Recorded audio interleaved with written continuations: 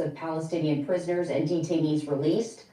Israeli forces would also pull back into a buffer zone inside Gaza, and Palestinians would be able to return home. And also that area would see a surge in humanitarian aid.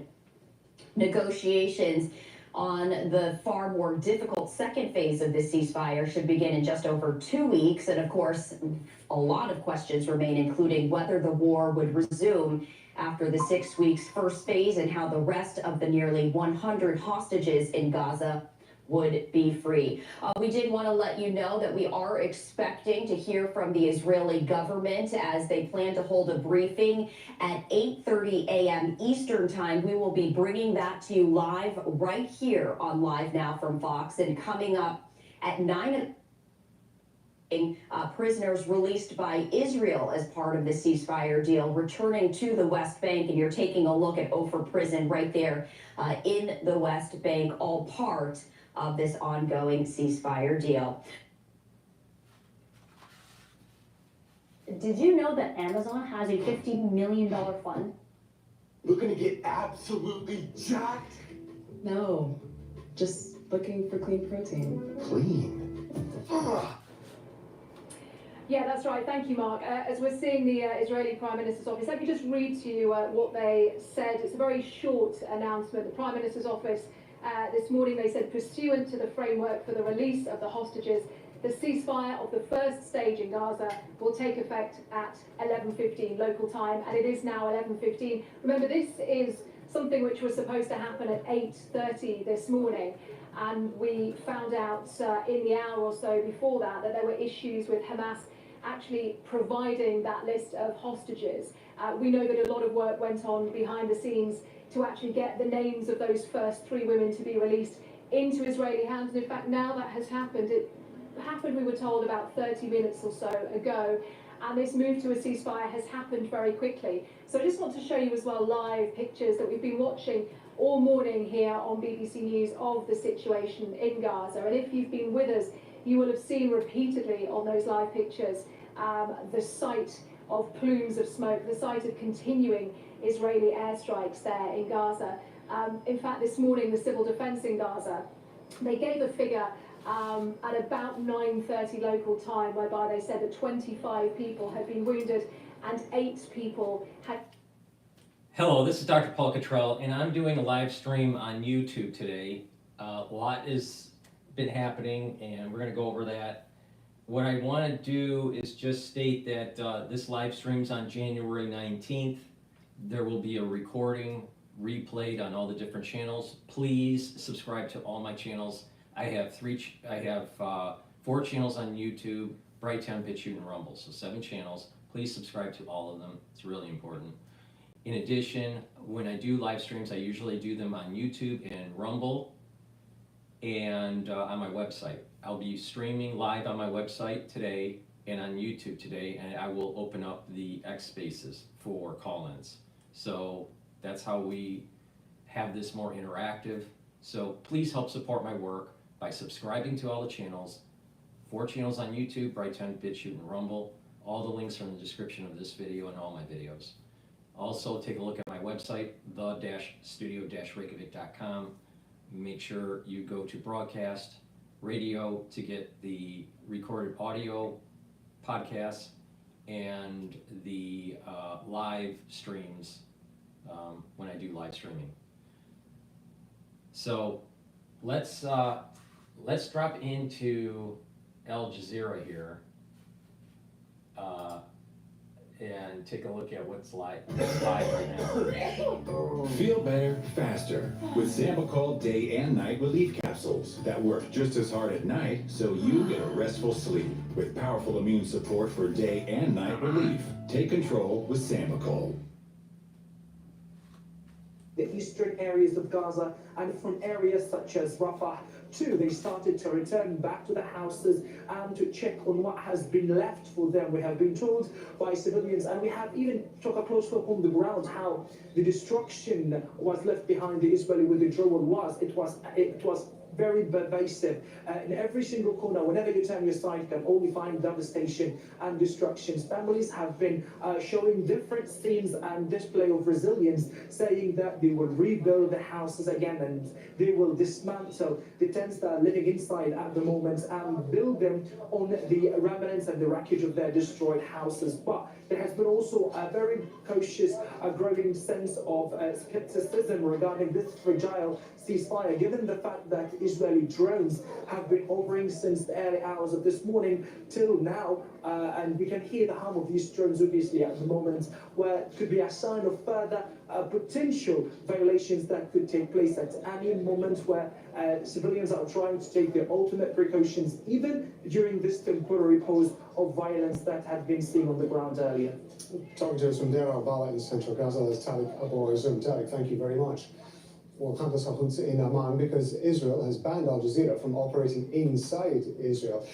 So we're getting some movement, as I understand it, with regards to the 3 captives that are being held by Hamas. I understand that the ICRC, the International Committee of the Red Cross, are to collect them, and of course that's going to happen alongside the release of Palestinian prisoners. Talk to us through the mechanism, the process that's going to go on over the next few hours, Hamdan.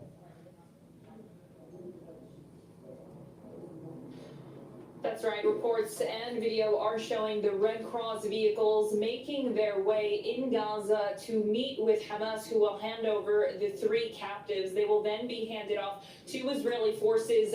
There are 3 different points in which the exchanges could happen. There will then be some sort of identity verification for those being released from Gaza, as well as a transport immediately to a medical facility in Tel Aviv. Now, when it comes to the Palestinian prisoners, Israeli forces have said that they are gearing up for the release of 90 prisoners today. They have released that list. Among them are 68 women and 22 children, many of which will be returning to the occupied West Bank, and the rest in occupied East Jerusalem. It's worth mentioning that the prison services has released a statement in the last 24 hours saying that they're trying to crack down on expressions of Palestinian joy once these prisoners are released, and putting measures and other sort of mechanisms in place to ensure that that doesn't happen. But if you recall what we saw back in November of 2023, there were celebrations both in the occupied West Bank and more muted ones in occupied East Jerusalem because of the heavy presence of Israeli police. So we can expect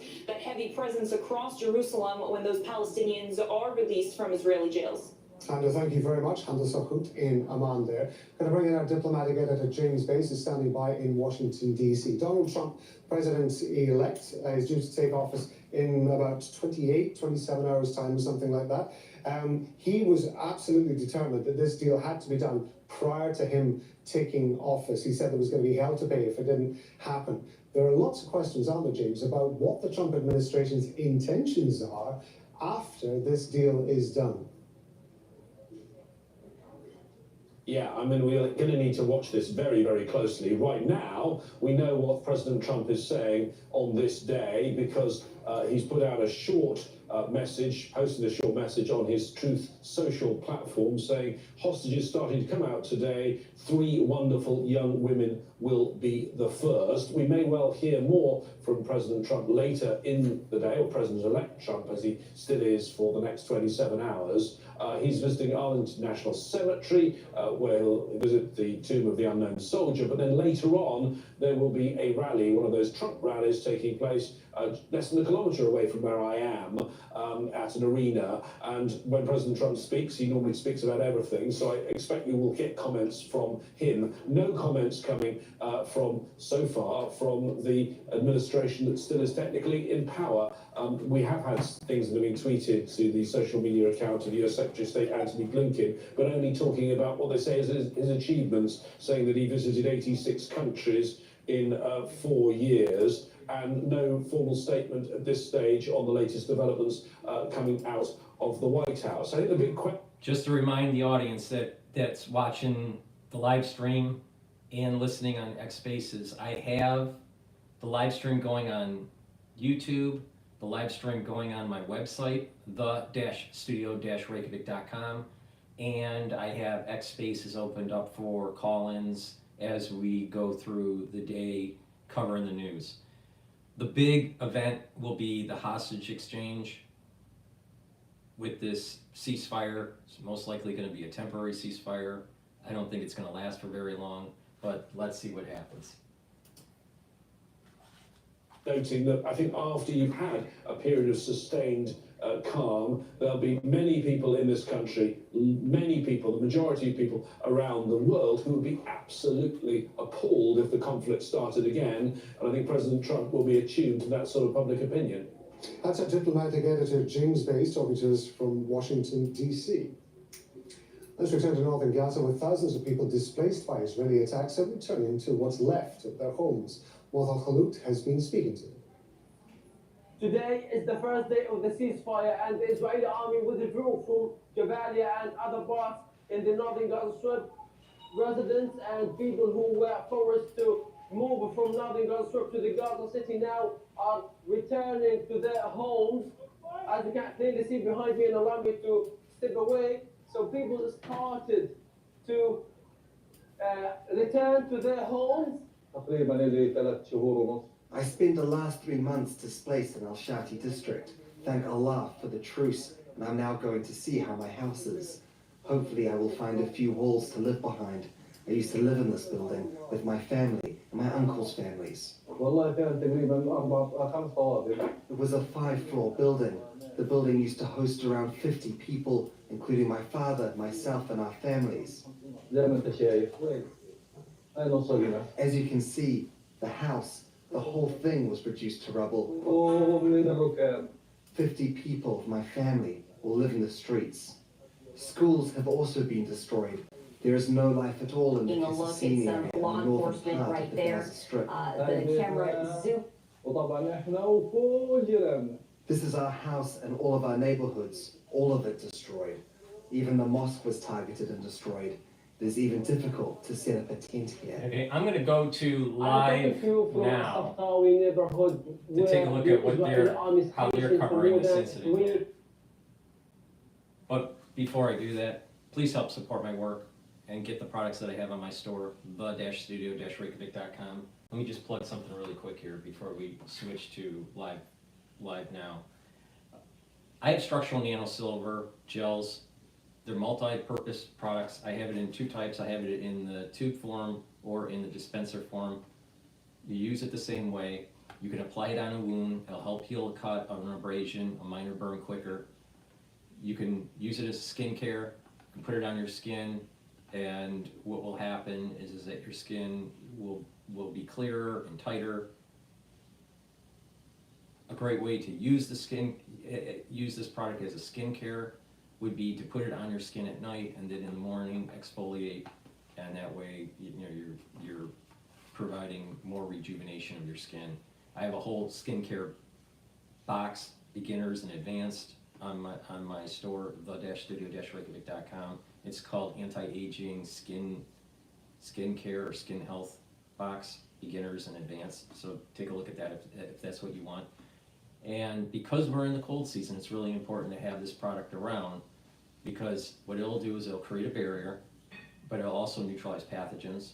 And the way you use it is you put it on your hands, put it around your mouth, your nose, around your eyes, around your ears, lightly coat your nostrils, and it'll stay active for 5.5 hours. So please go to my store, the-studio-reykjavik.com, get a couple tubes for your household, or a couple of the quick dispenser, carry it around in your backpack or your bag, have it at work, be ready when you need it, all right? A lot of people have been sick in dense areas like New York, so please pay attention. People are getting sick, and it just behooves you to be prepared. So please go to my store, the-studio-reykjavik.com, get the structural nano silver gels that I have, and have it ready at your house or at your place of work, and use it in the dual purposes that it's meant for. And lastly, structural nano silver toothpaste. This is the best toothpaste that you can get. All right, it has no fluoride, and this toothpaste is made from structural nano silver, so it's going to neutralize pathogens. It's going to whiten your teeth, freshen your breath, maintain a good gum line, help with the health of your gum line. And by having good oral hygiene, you're going to reduce the chances of cardiovascular disease and valvular disease. A lot of people don't realize bad oral hygiene increases your chances of cardiovascular disease and valvular disease. So please go to my store, get the best toothpaste that you can buy.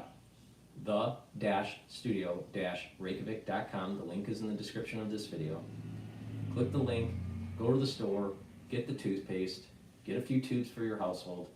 Again, this is the best toothpaste that you can buy, all right? And it has no fluoride. Fluoride makes you stupid, all right? I've been saying that for years.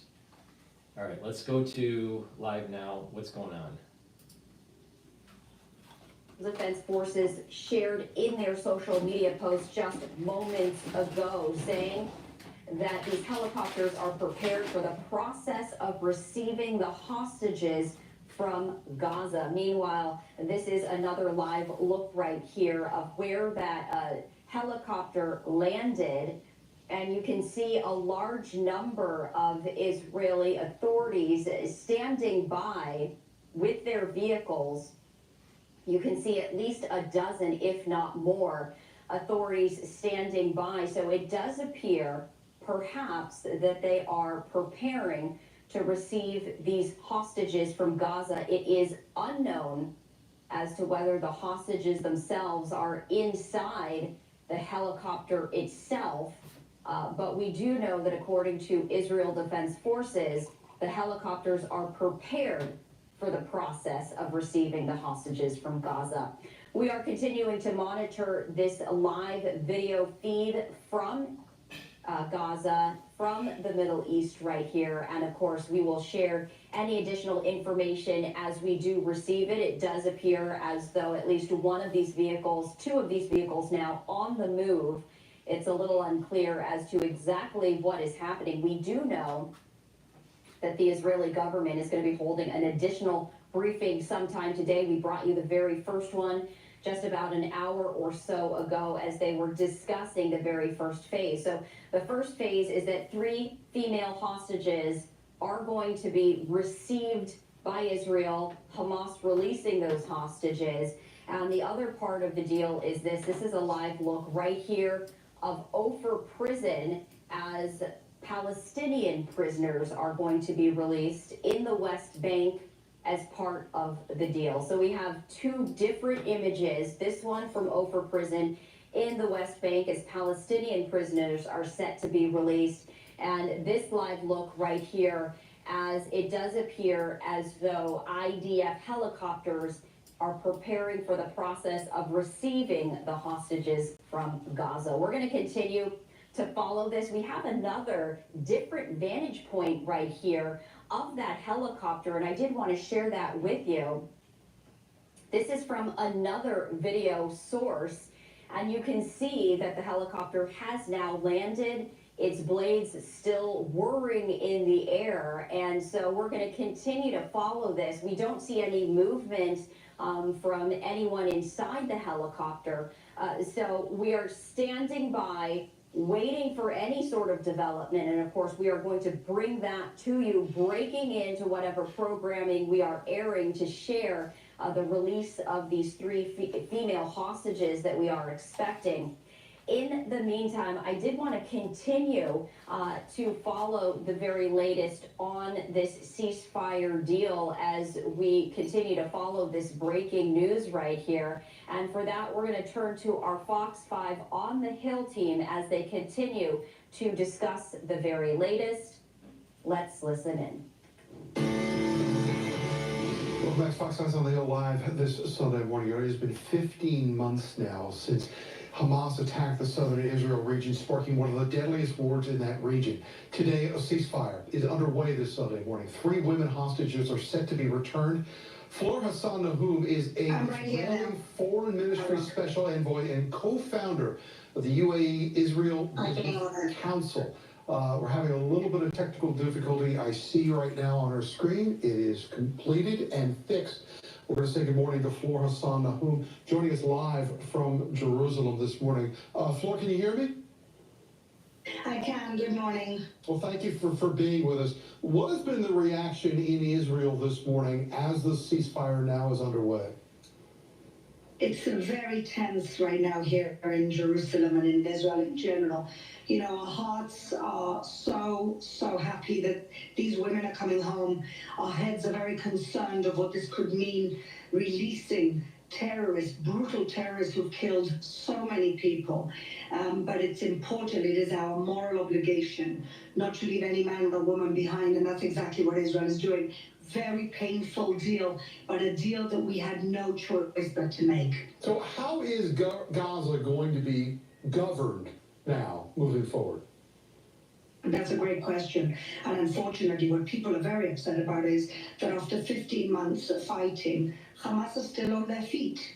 Ironically, you know, Hezbollah, we managed to get rid of a very good part of their military leadership, and yet Hamas somehow, they're so entrenched into the population that they still have a few battalions waiting to take over. And so this is going to be a very long-term struggle to ensure that they are not ruling for the sake of the people of Gaza as well as for the sake of Israelis. They pose an existential threat. They are celebrating and saying that they're going to commit the massacre of October 7th again and again. And so this is something Israel can no longer live with. So, Flor, is your sense, and the people you've talked to, that peace is an obtainable goal here after what we've seen over the last 15 months? Peace is a very big word, really big word. What we always try to do is manage the conflicts we couldn't resolve. And with that conflict management, we thought we had it under control. October the 7th showed us that it was not under control, that you can't buy off a jihadi extremist ideology, and that the only way that the region can move forward is for these jihadists not to be controlling the people of Gaza and the territory of Gaza. And in the end, that will only happen once we dismantle their infrastructure, which also means dismantling their funding coming from the Islamic Republic of Iran. And so a goal for the entire free world should be the regime change in Iran to allow the people of Iran to have the leadership they deserve. Flor, you may be familiar with the fact that we're going to have some change here tomorrow. What effect do you think Donald Trump's presidency is going to have on all this? Well, I think it's already had a huge change. Honestly, I don't think this deal would have gone through if Witkoff hadn't come over here and made it, encourage the Israeli government to strike the deal, even though it was a bad deal for us, in the hope that American deal would have happened without the Trump administration. And let's see what happens when President Trump is actually in office. Flor Hassan Nahum joining us live from Jerusalem this morning. Flor, thanks for dealing with the choppy waters on our bandwidth this morning. We do. All right, I'm going to go to Al Jazeera right after this plug on the products I have on my store. Please go to my store, the-studio-reykjavik.com. Help support my work. A great way to do it is to help support your health. These are products that I use on a daily basis to improve my health and wellness, longevity, and slow down the aging process and boost up my immune system. So one great product that I have that you should get for your household are the structural nano silver soaps that I offer on my store. So please get a few bars of the soaps that I have. I currently have in stock the charcoal tea tree. In a short while I'll have the other variants on my store. But go to my store, the-studio-reykjavik.com, and get the structural nano silver soap, charcoal tea tree. Get a couple bars for your household. It's a very high quality product. Another very high quality product that's dual purpose is the deodorants. I partnered up with Rainbow Herbals and we've developed these deodorant bars. You can get it in peppermint, lavender, in tea tree, and citrus. These are dual purpose. You use them as a deodorant for males and females, but also it will slowly help to detoxify your body because of the ingredients that are in the bars. Again, these are made from essential oils from the Himalayas. Extremely high quality. No aluminum, no baking soda, very high quality deodorants. So please go to my store, the-studio-reykjavik.com, Get the citrus or the peppermint, lavender, and tea tree. Get a couple bars for your households for males and females. It's a dual purpose product. It's going to be the best deodorant bar that you can get, because a lot of people don't realize that most deodorant bars out there have a lot of chemicals, and these chemicals that are in some of these products that you use on a daily basis from your grocery store or from your drugstore have a tendency to be endocrine disruption. So please go to my store, the-studio-reykjavik.com. Get the products that I use, help improve your health, and move forward with improving your immune system and your longevity. And lastly, I take Max 35 daily, all right? I take a teaspoon a day, I swish it in my mouth, I gargle it 20 seconds or so, 30 seconds, and then swallow. They'll neutralize pathogens, improve your oral hygiene, maintain a good mucosal barrier for your epithelial lining in your oral cavity and your oral pharynx. And by doing that, you're boosting up your immune system. All right, so I take this, again, every day, teaspoon a day. If you're not feeling well, let's say it's the cold season or the allergy season or whatever, and you're just kind of under the weather, take a tablespoon or two a day. Just swish it in your mouth, gargle, and then swallow. So please go to my store, the-studio-reykjavik.com, and get the Max 35.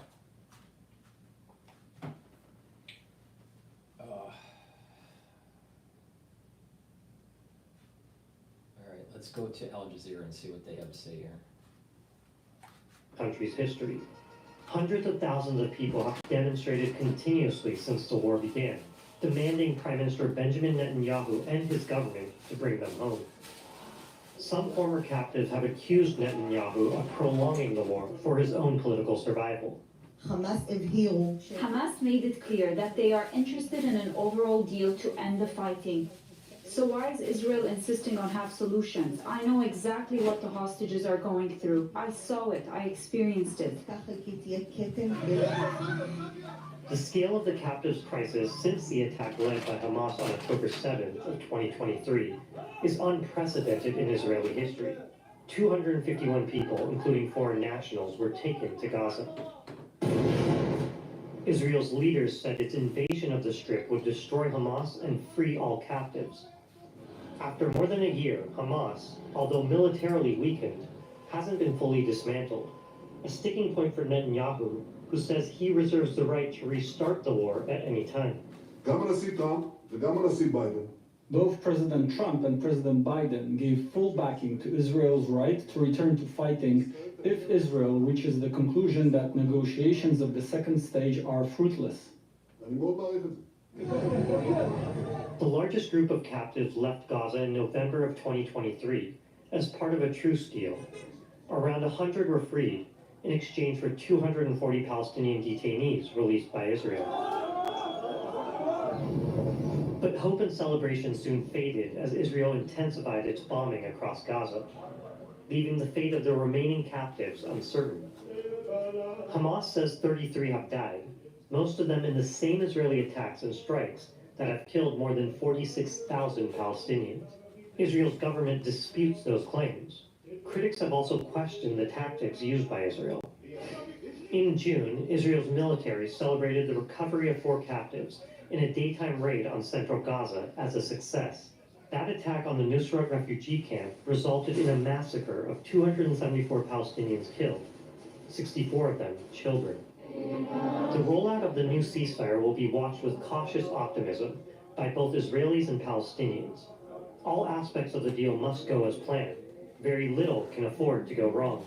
As Israeli families await their loved ones, questions surrounding why their government missed so many opportunities to free them may never arrive. Imran Al-Khan, Al Jazeera.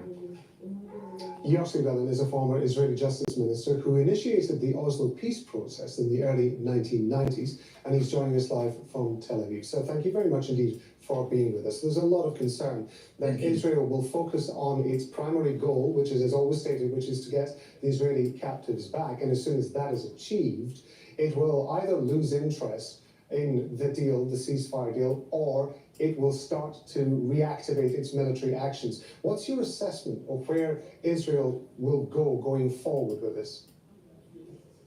Well, first of all, the plan includes the release of people from both sides, the hostages and the perpetrators. So in that situation, it is in the interest of both sides to get to the end of the implementation of this agreement. Nevertheless, on the Israeli side, you have the pressure of the extreme right. Part of it already left the government, another is threatening to leave the government if it doesn't return to Gaza and continues the war. So Netanyahu may be under this pressure.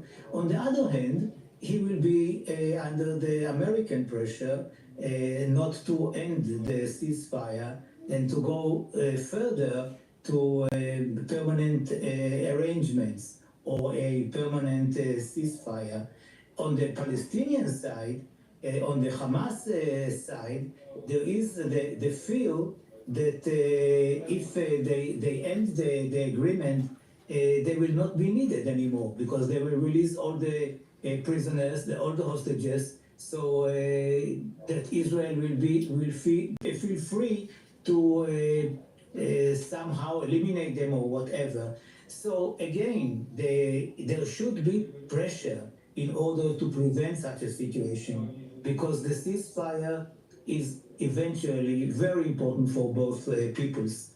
And the main question for me now is not necessarily the implementation of the immediate steps, because I believe that even if there are some difficulties, eventually this phase will end successfully. The question is, what about the morning after? If we don't begin to plan it now, both on the Palestinian side and the Israeli side, we may find ourselves in a very deep crisis. When you say the morning after, that's interesting. Tell me how you see that. Tell me what you think the main concerns are. Well, I believe that the morning after should be a kind of an Arab trusteeship on the Gaza Strip, and something which will be not far from being a permanent one, an interim Palestinian Arab trusteeship with the PLO as part of it, while Israel is out of Gaza.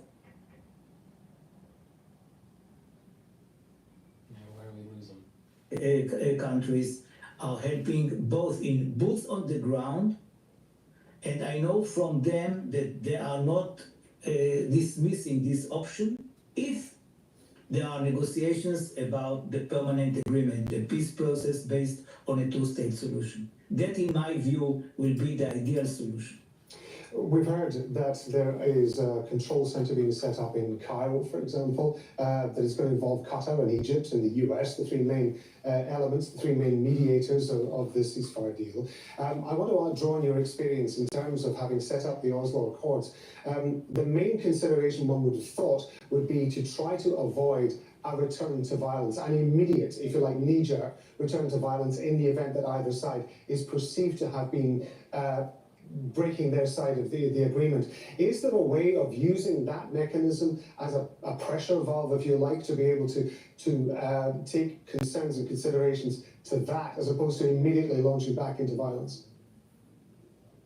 Exactly, this is what I feel. I can compare it not to the Oslo process, because in Oslo there was much more a kind of a alignment of the willings. I mean, on both sides we wanted to have an agreement, we wanted to have peace, and even if we did not say it publicly, both of us believed that the two-state solution was the only solution. Here it is something different, which reminds me much more the grapes of wrath of 96.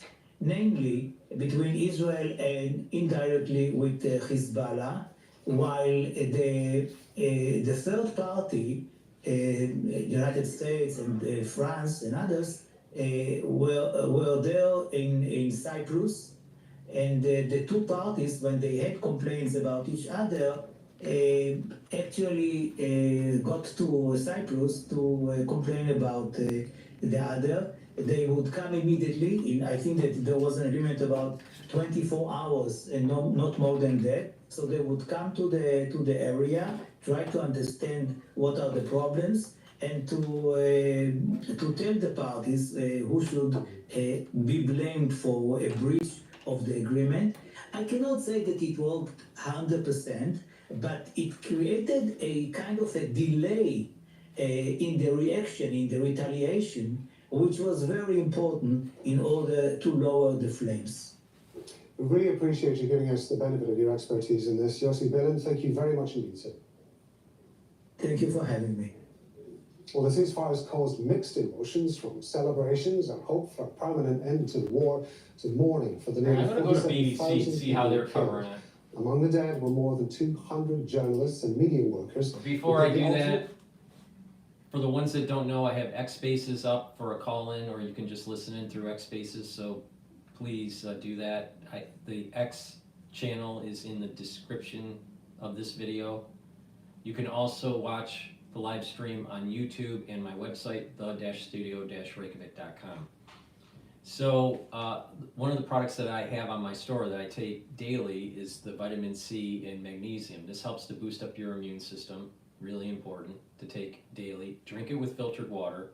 If you're not feeling well, you know what? Take a double dose of it and drink it with filtered water. Really important to get the vitamin C and the magnesium in your body to boost up your immune system. I also have structural nanosilver lozenges in the elderberry zinc lozenges. Get a couple bags, a few bags for your household. Really important. Lozenges and the drops that I have work really well during the cold season and the allergy season. You want to neutralize the irritant, create a barrier for your mucosal lining, improve the mucosal lining, improve the epithelial cells that are lining your oral cavity and your oropharynx, and by doing that, you're reducing the chances of further problems with the irritant, either during the cold season or during the allergy season. So it'll neutralize and help with the barrier. So please go to my store, the-studio-reykjavik.com, and get the elderberry zinc lozenges. I also have manuka honey lozenges. So please go to my store, the-studio-reykjavik.com. Get the vitamin C, the lozenges, and the drops. Be prepared for the cold season and the allergy seasons. Really important. During the allergy season, you know, if you get a reaction, many people know this, that you create these histamines, the mast cells start to have a histamine release, and you start to have problems, runny noses, irritation with the throat, start having, some people get some sort of asthmatic response to irritants, so you want to mitigate that, right? So if you have an irritant during the allergy season or during the cold season, and you need to neutralize it, take the drops and the lozenges that I have on my store, the-studio-reykjavik.com. All right, so let's go to BBC, see what's going there.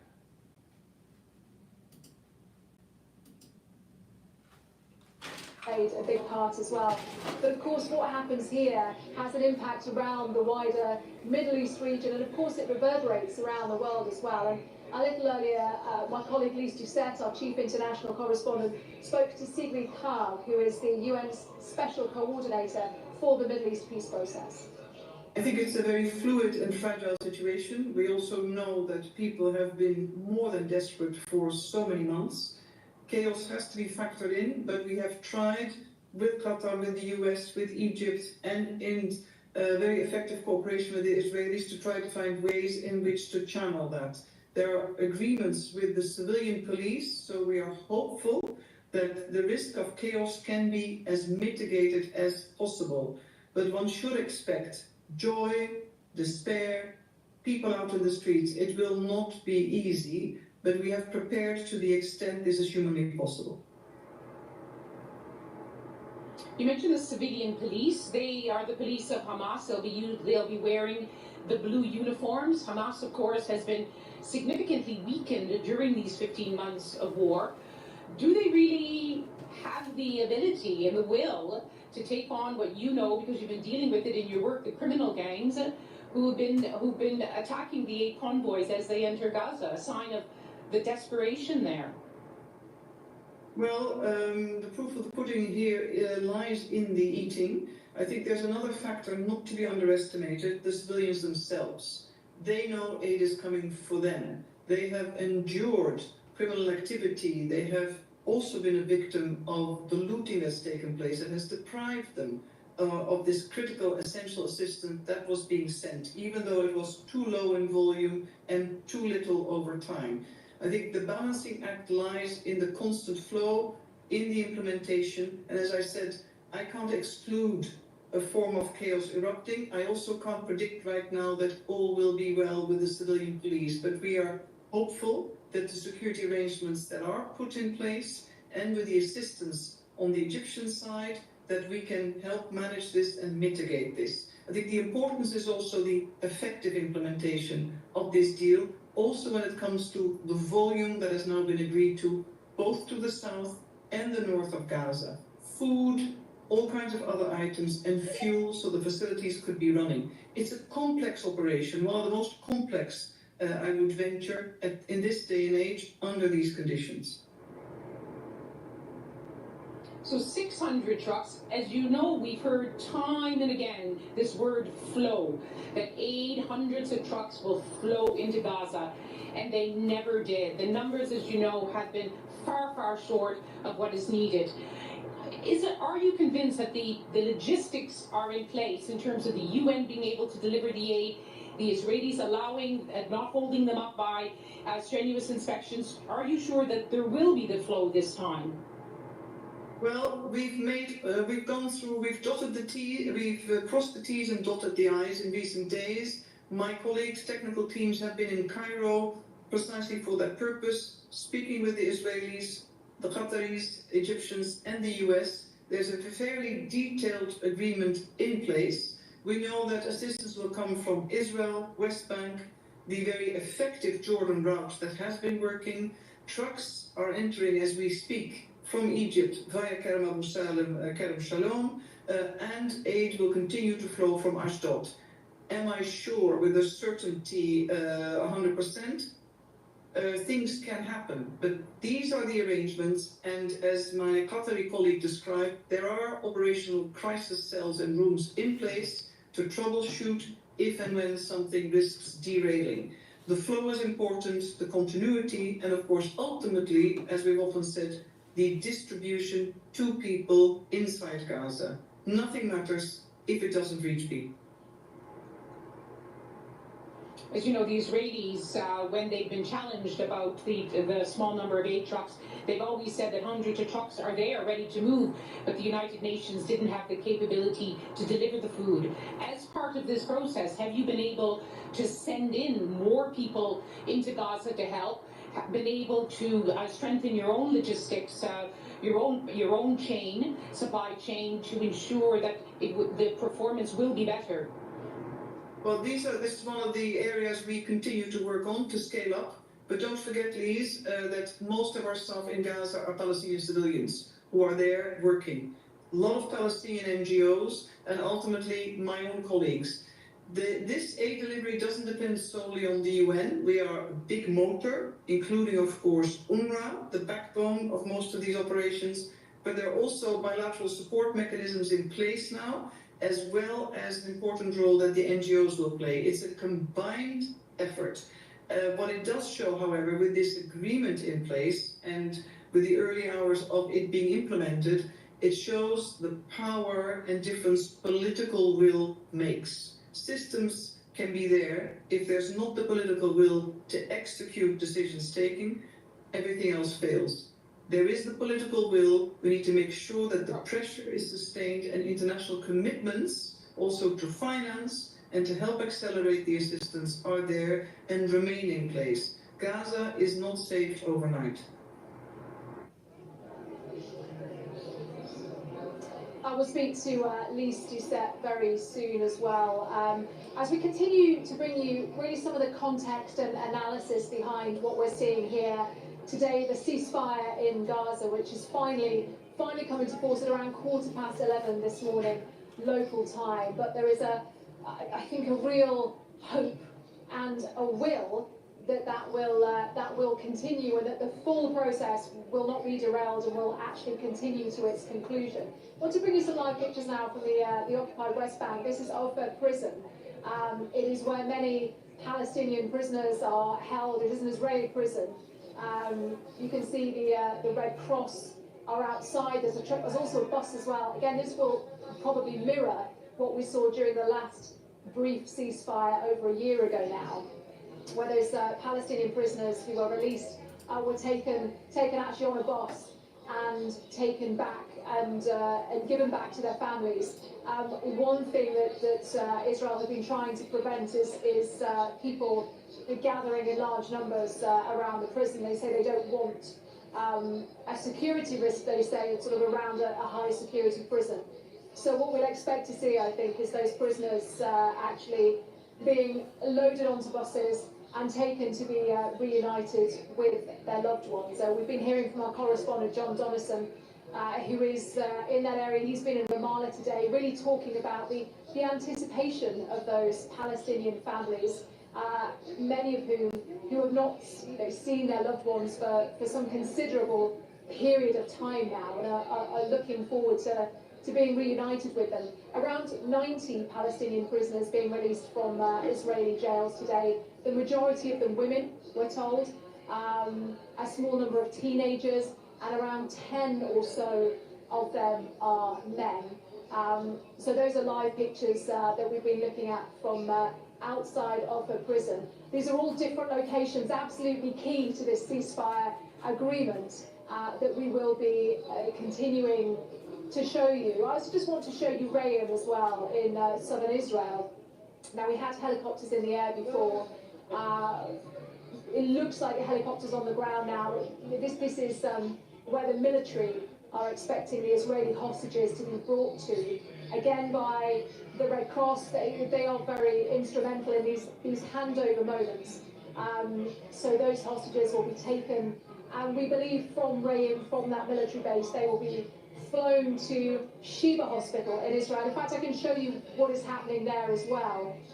This is where the 3 female hostages will be received, will be physically checked over, will be given some mental health support, but also will be reunited with their families in what is a moment filled with nerves. I think until, when you speak to hostage families, they say until they're actually back together with their loved ones, they still believe it could slip away right until the very last moment.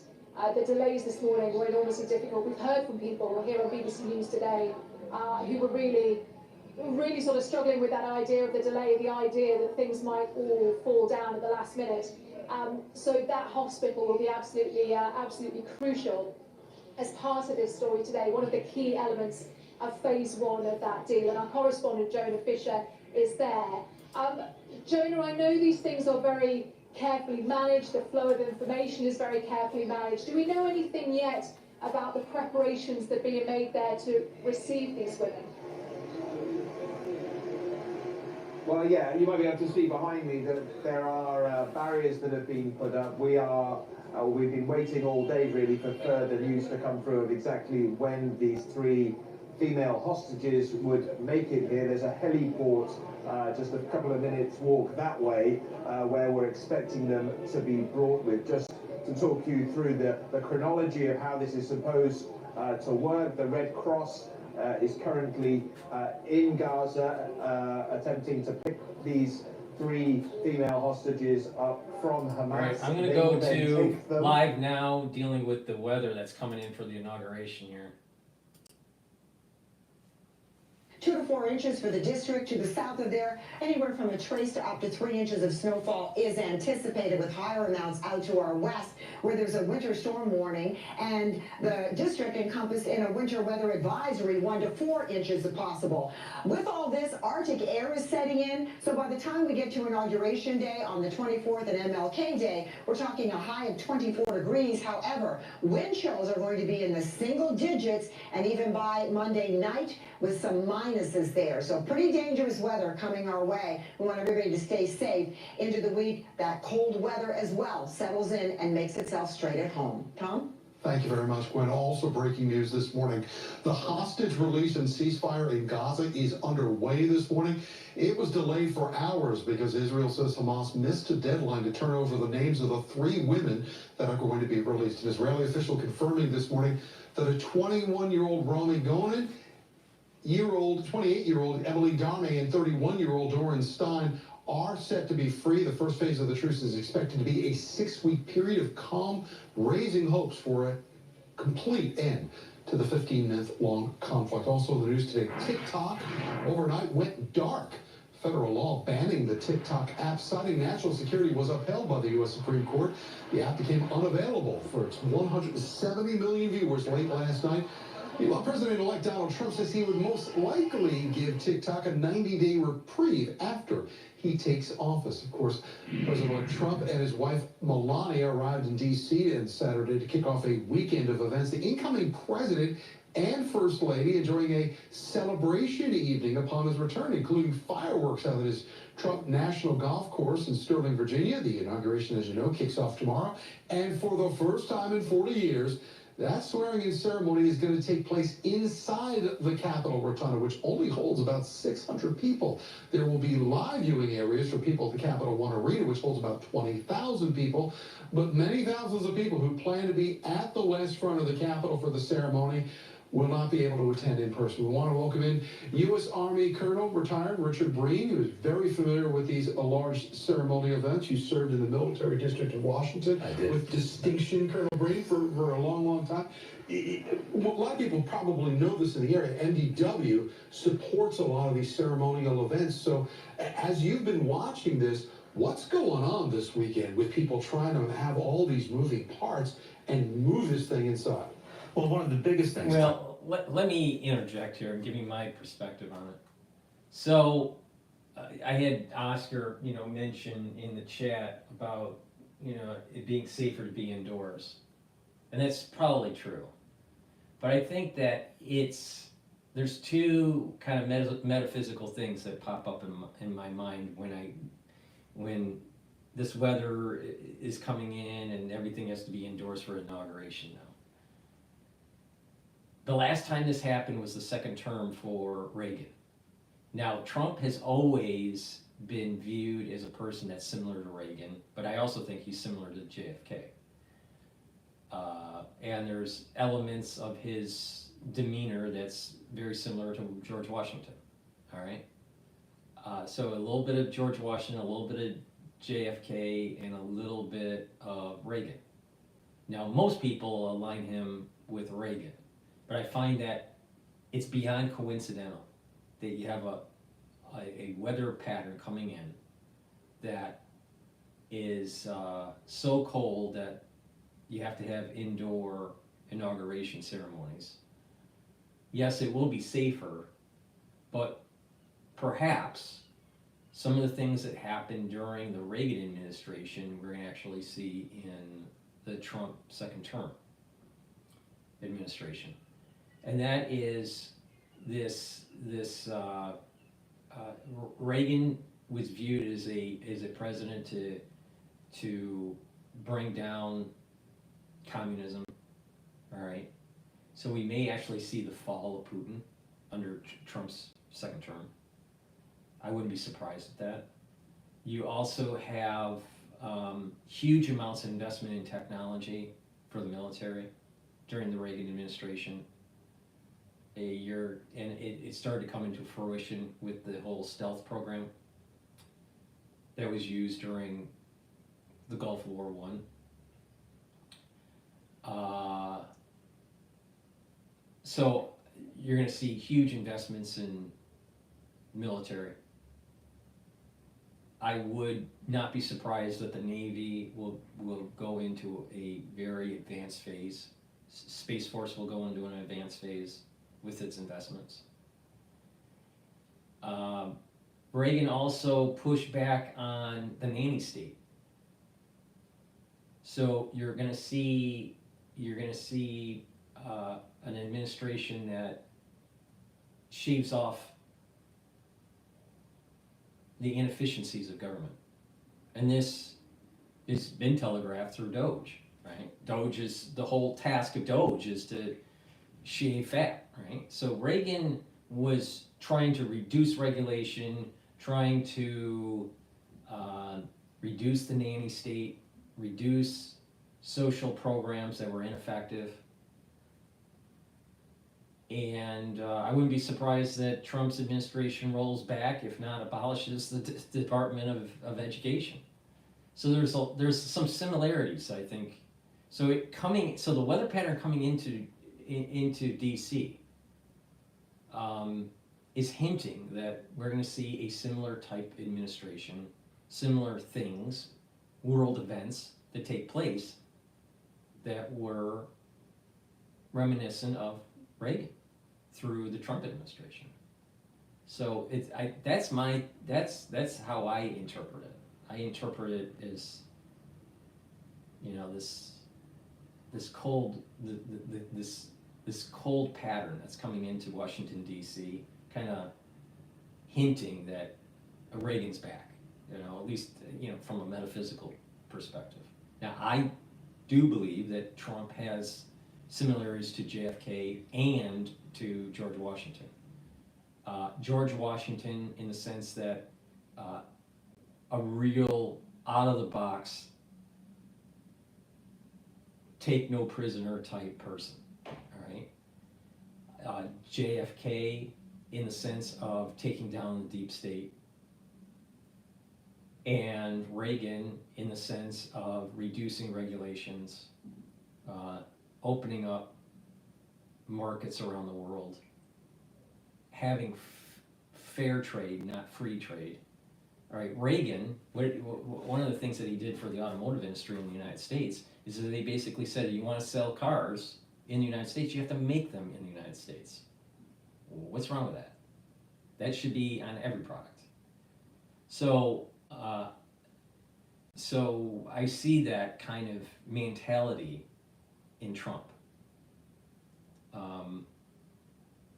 But of course, Trump is his own person. He's different than these individuals that I'm comparing him to. But there's similarities. There's a little bit of a Reagan in Trump. There's a little bit of a George Washington in Trump. There's a little bit of a JFK in Trump. All right? So I'm not surprised that a weather pattern coming into DC, and the last time this happened where it was indoors was the second term for Reagan. We're probably going to see the fall of Putin's regime in Russia end under the Trump administration. Now, how much of it is the doing of Trump and his administration? I don't know. But, I mean, Putin is not healthy, all right? He's declining. He could be worse in terms of health, but he's declining in health, it's obvious.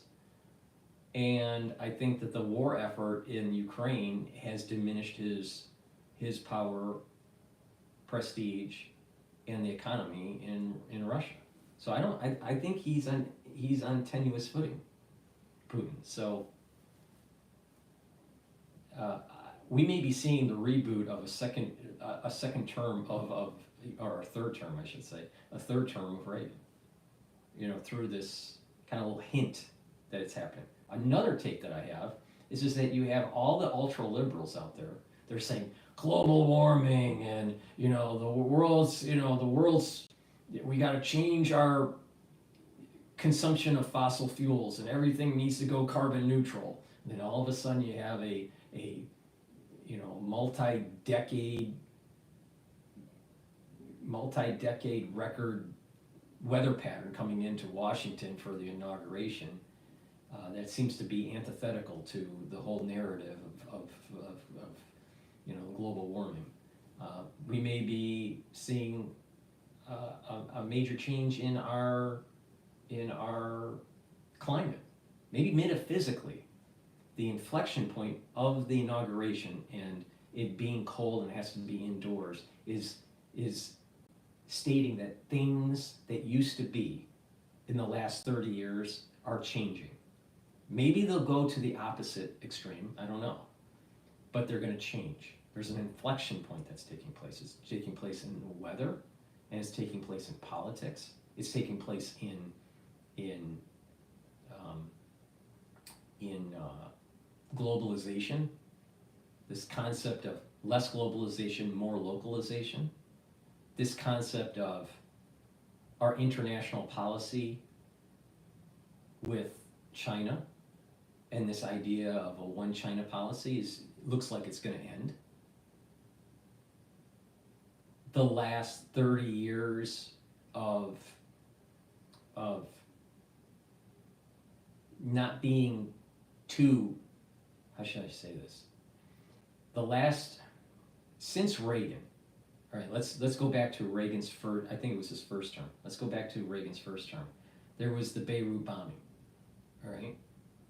The Marines were bombed in Beirut, and Reagan didn't do too much about it. There was a lot of jawboning at the podium, but Reagan didn't do much about that bombing. And the United States, that was the beginnings of kind of like this new age of terrorism. All right, you had terrorism that was going on in the 70s, but this kind of newer thing that was starting to take hold with the PLO in the Middle East and other factions, other jihadist factions, all right? But that Beirut bombing was an inflection point that showed weakness by Reagan. And that set in motion further problems in Europe and in the Middle East with bus bombings, cafe bombings, all right, throughout the 80s and part of the 90s. And then you fast forward after Reagan leaves office and Bush gets in, we have the Gulf War, all right? And through that whole process, we've had this kind of war footing to try to restructure the Middle East. And then 9/11, and then the wars in Iraq and in Afghanistan, in Syria, in Lebanon, in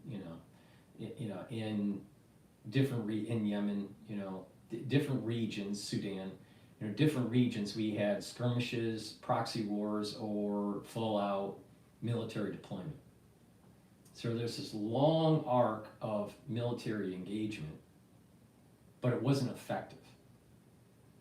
This inflection point of the cold weather coming in, and Trump coming in to his second term, gives me this feeling that it's going to be different.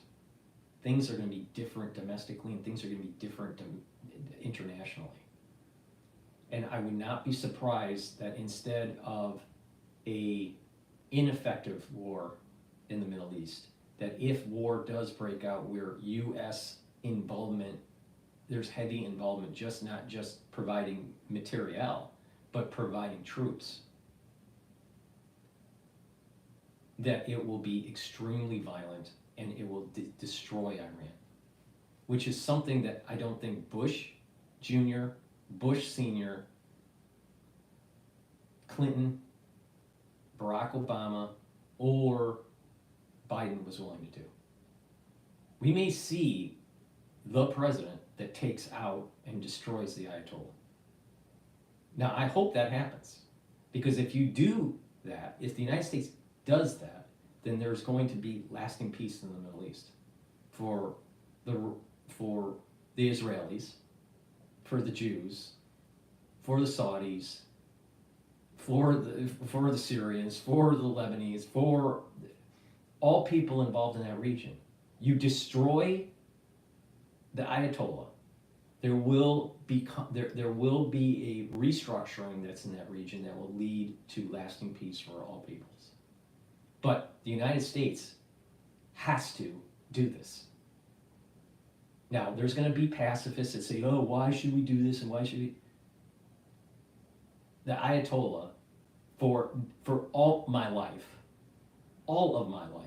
has caused havoc in that region. It's time to end it. Now, this is where that leadership part of Trump may kick in, where it's that Washington leadership element. Now, people would say, well, Washington during his farewell address warned the people not to get into foreign engagements. Well, he was talking about Europe. He wasn't talking about the Middle East. But that's true. I agree with, in most part, by not getting involved in the entanglement of other foreign wars in Europe. That's why I think we should not be involved in Ukraine. But when it comes to this Ayatollah issue, if you keep on kicking the can down the road, the collateral damage is going to get worse. It's going to be more costly, and it will become unconventional. Could be radiologic, biological, chemical, whatever. But destroying the Ayatollah is like the main mission of the United States. If we don't do that, the United States is going to have serious problems down the road. We're never going to have a president in our lifetime like Donald Trump. Just like we haven't seen a president like George Washington for a very, very, very long time. Maybe someone could say George Washington and Lincoln were similar.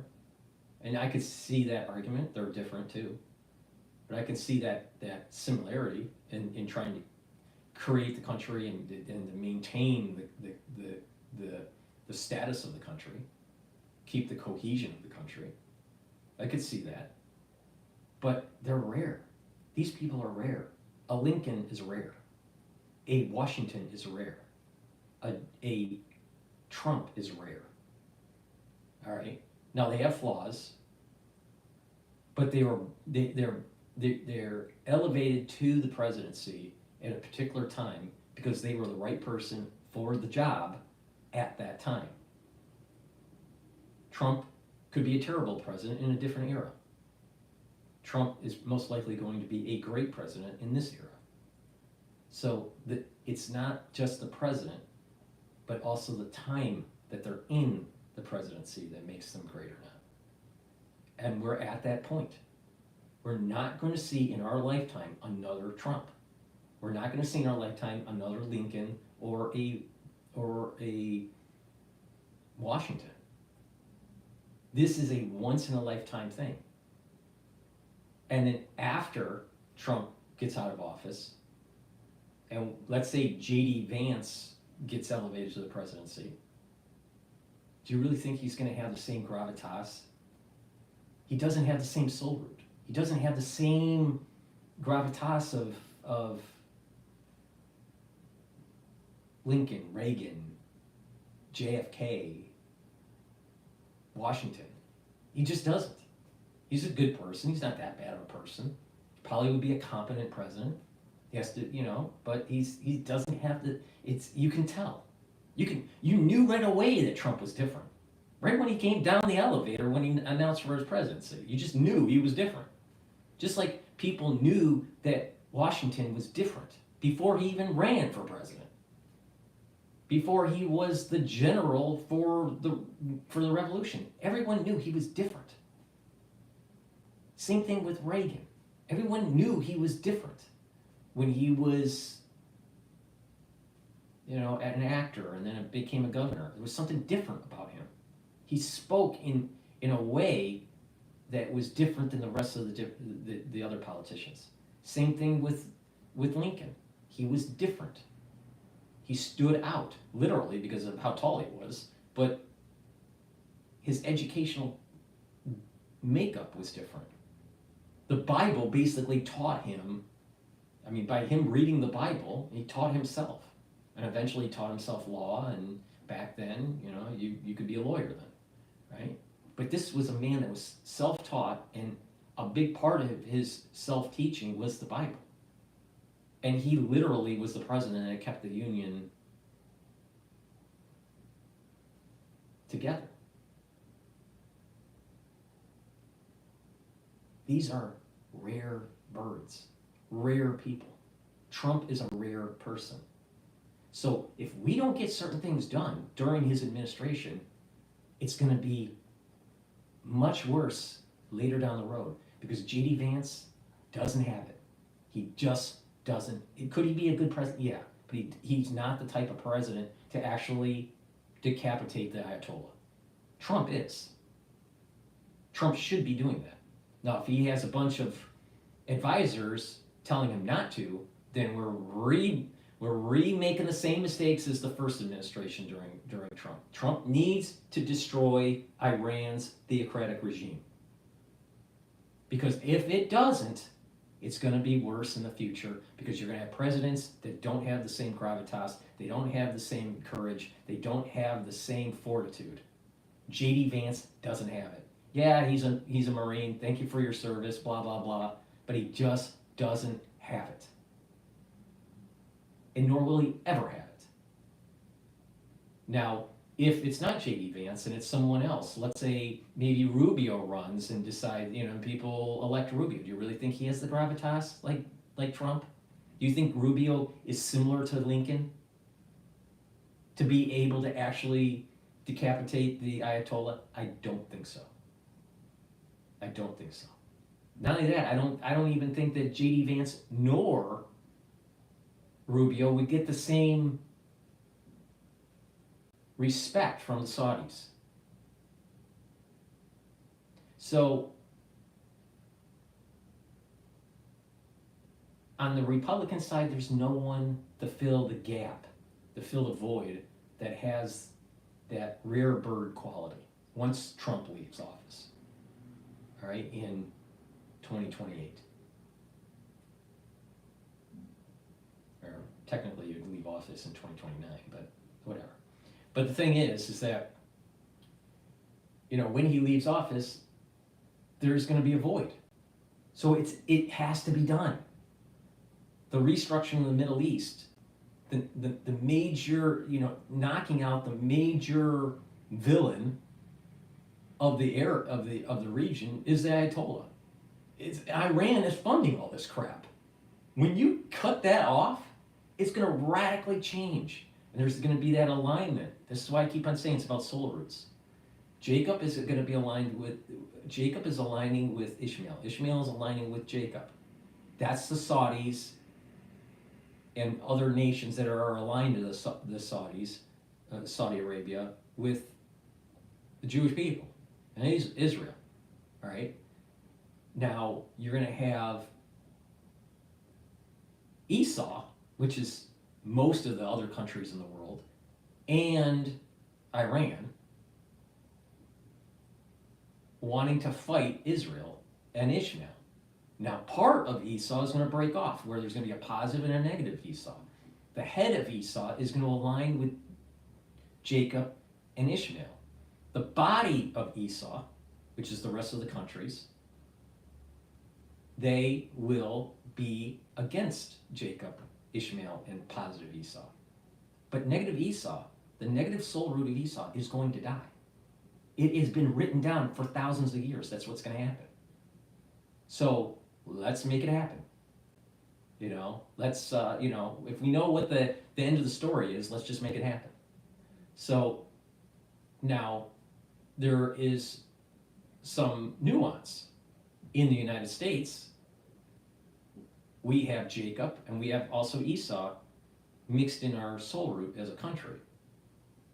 And there will be ones that are more have more of an affinity towards Esau, where they will repent and they'll become positive Esau. The ones that don't and want to be pacifists or want to demonize this restructuring in the Middle East and try to, you know, think that their way of life cannot change, then that negative Esau, the body of Esau, they're going to be put into the bucket with Iran, and they will be punished. There's going to be a great punishment that's going to be taking place. So in just looking at it from the United States perspective, United States is not lily white, but there's a big part of the society, the people in the United States and in the United States as a country, and the soul root, the energy that feeds the country. It's a mixture of Jacob and Esau. And because it's a mixture of Jacob and Esau, there is conflict within the country on how to align itself. That's why there's a big part of it wants to be pacifist. Some of it wants to align. So once this great alignment takes place in the Middle East with Jacob and Ishmael, and Jacob's soul root within the United States, when that happens, it's going to be very strong. One part of the strength is basically the military prowess of the United States and the manufacturing base, but also its religious affiliation because of the Christian Judaic affiliation to the region. Now the Esau part of the soul root in the United States is going to have friction. The positive Esau, the head of Esau, wants to be with Jacob. It wants to repent. And so when it does, then it's going to shed its ways and realize that this way of life is going to change. And it will be better once that change takes place. But to say that our life is going to continue on, our lifestyle is going to continue on like this, that's a fallacy. The American lifestyle is going to change. Now, it will get better by aligning with Ishmael and Jacob.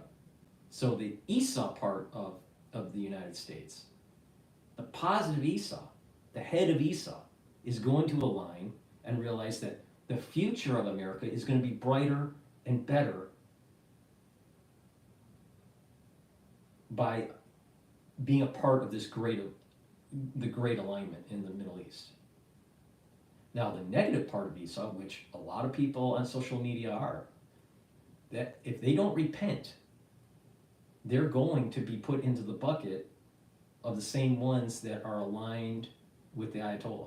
Now, they would say, well, they're not aligned with the Ayatollah. Let's say that they're just Christian. All right, this is the way a big part of the pacifist movement in the United States is like this. They're Christian. They're isolationist, and they think that they could just stay out of the whole Middle East conflict, and they'll be just fine, and their way of life will be just great, because of just the United States has such an economic prowess and lots of resources that they can have an isolationist kind of policy. That American exceptionalism can support an isolationist policy. They don't realize that the blessing to the nation, to the United States, is through the soul root of Jacob and the positive part of Esau, not the negative. So when the great splitting takes place, where Jacob is aligned with Ishmael, and Jacob is aligned with the positive of Esau, and Esau splits, all right, and Esau repents, and the positive part of Esau wants to be part of the great alignment. So there's reward for the repentance. That means that what's left is the negative part of Esau, the body of Esau, the animalistic instincts of Esau, not the intellect. That's why it's the head, not the body. And so that animalistic instinct is a trap for the pacifists that are in the United States, and that the soul root that they've attached to will no longer get the blessing. And so they think that they'll be a pacifist and they'll still get blessing. But the reality is that the soul root that they have attached to, the negative part of Esau, when it splits, they no longer get blessing. It's a curse. And so people will go, oh, and then there's just some sort of great cabal that's happening with Judaism or with Zionists and all this. Well, let's take a look at that, from my perspective. There's a difference between Judaism and Zionism. All right? You can be Jewish and not a Zionist. You could be a Zionist and not Jewish. You could be Jewish and a Zionist. Right? So there's lots of different types. All right? Zionism, in its purest form, all right, was really an orchestrated effort to reduce religious affiliation within the Jewish community. Let me repeat that. Zionism, in its purest form, was to reduce religious observance and make the Jewish people more secular. So religious people, yes, they want the state of Israel, they want a homeland, but Zionism, in its purest form, wants to secularize Judaism. That means make it reform, make it, some sort of reconstructionist kind of religion. And so over time, the thought was, you move people that are religious, they move into a secular pattern, they learn things that are secular, they go to secular universities, and they no longer follow the Torah. That was the goal of Zionism. Now, what has happened is that there's kind of been a negative feedback because of an emergent property. This is chaotic, all right? And what has happened is the religious community has been growing. And some of the religious community is for the state of Israel, and some of the religious community is Zionist, but not in its purest form. They want the state of Israel, but they don't want the Zionism that is trying to water down the religion. So it's a lot more complicated. So within the soul root of Jacob, the soul root of Jacob isn't pure. It's going to get a blessing, but there's going to be infighting that's taking place, just like there's infighting taking place within Esau. Esau is having infighting now between the positive and the negative. All right? And a big part of the world is Esau. And there are many areas around the Middle East that have a soul root of Esau. Within Jacob, there's infighting. And when there's infighting within Jacob, Jacob doesn't get the blessing it deserves because of the infighting. So it's a problem for Israel, right? And there is this battle between secularism and orthodoxy. Are you going to be more heterodox or are you going to be orthodox? It's a big problem. And if what has been written down for thousands of years is true, which I think it is, then that means that the heterodoxy is going to end and that the orthodoxy is going to continue, and that there's going to be a rebuild. There's going to be a reboot of the temple. Now that doesn't mean that Zionism stays. No one has stated in the Old Text that Zionism stays. It just states that the Jewish people will have this land. The land will be the boundaries that have been circumscribed in the Bible, and there's going to be a reboot of the temple. And there will be a Jewish people on the promised land. But the concept of Zionism could die. It never states that that Zionism is going to, in its purest sense, because how could these reboots take place? How can the strength of Jacob get the full blessing if you have pure Zionists that want to water down the religion? So that means that there's going to be infighting within Jacob. And even before October 7th of 2023, there was infighting. And that's what's going on with the cabinet. That's what's going on in the judicial branch. That's what's going on in the Knesset. That's what's going on in the public schools or their school system in Israel. There is this battle between secularism and orthodoxy. And as long as the Jewish people are fighting each other, there's going to be a curse on Jacob. Now, some of that is even happening in the United States between orthodoxy and heterodoxy. But this is what I'm saying is very deep. And I'm not the only one that sees this. This was written down thousands of years ago about soul roots of countries and soul roots of individuals. And at the individual level, if you align more with Jacob in the union of Jacob and Ishmael, you're going to be blessed. If you align with Esau before the splitting, what's going to happen is that you get blessed for 6 months of the year and you get cursed for the other 6 months of the year. I'll go into it a little bit further. So they just released the hostages. They're going to keep on replaying it, so it doesn't really matter. So missing it. But the thing is that so Esau, positive and negative, are together, but they're going to be starting to fight each other. The intellect and the body is going to fight each other because they start seeing that there's a blessing that's coming to Jacob and Ishmael. So the positive leaves the negative, and the negative's left. So at the individual level, if you're negative, you're going to get totally cursed. And you're not going to see this undulation between every 6 months. At 6 months of blessing, 6 months of curse. Because the reason for the blessing was the positive part of Esau. The reason for the curse on Esau was the negative part of Esau. But when the positive leaves and attaches to Jacob and Ishmael, the negative of Esau only gets the curse and no blessing. So if you're a pacifist and you're aligning with Esau, you're not going to have a good life on a spiritual level. I'm 100% sure of this.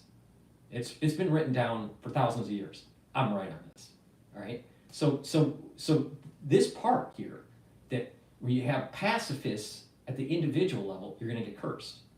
But you would go, well, they have a soul root that is aligned with Esau, but they seem to get some blessing. That's because the positive is already still attached to the body. It hasn't split yet. All right. Now, at the countrywide level, what is the aggregate? The aggregate aligning with Jacob and Ishmael, or is the area aligning with Esau negative? We'll find out. We'll find out. But if a country that is aligning themselves to the negative, the way it's been told for thousands of years is that Esau dies. The negative part of Esau dies. Esau repents, aligns with Jacob and Ishmael, and there is a restructuring and peace in the Middle East. That's how it's supposed to happen. So be careful when you think, well, America is surrounded by a bunch of oceans and we'll be fine, and we have a strong military and a strong economy. That's only because we've been blessed. Why have we been blessed? Why have we been blessed? Because we have a major part of our soul root is aligned with Jacob. A part of our soul root is aligned with Esau, but our composition in Esau is more on the positive side, not the negative. And that's why the United States gets so much blessing. Now people would say, oh, that's, well, we'll see. We'll see, all right? We'll see. That's my long-winded take on this. Now, let me briefly talk about the 6 months curse, 6 months of blessing. The soul root of Esau and Jacob undulate. When Jacob is blessed, Esau's cursed. When Esau's blessed, Jacob is cursed. Until the great alignment. All right? And that's what's happening. Now, like I said, February, March, April, May, June, July are months that bless Jacob. Jacob's strongest blessing is in April.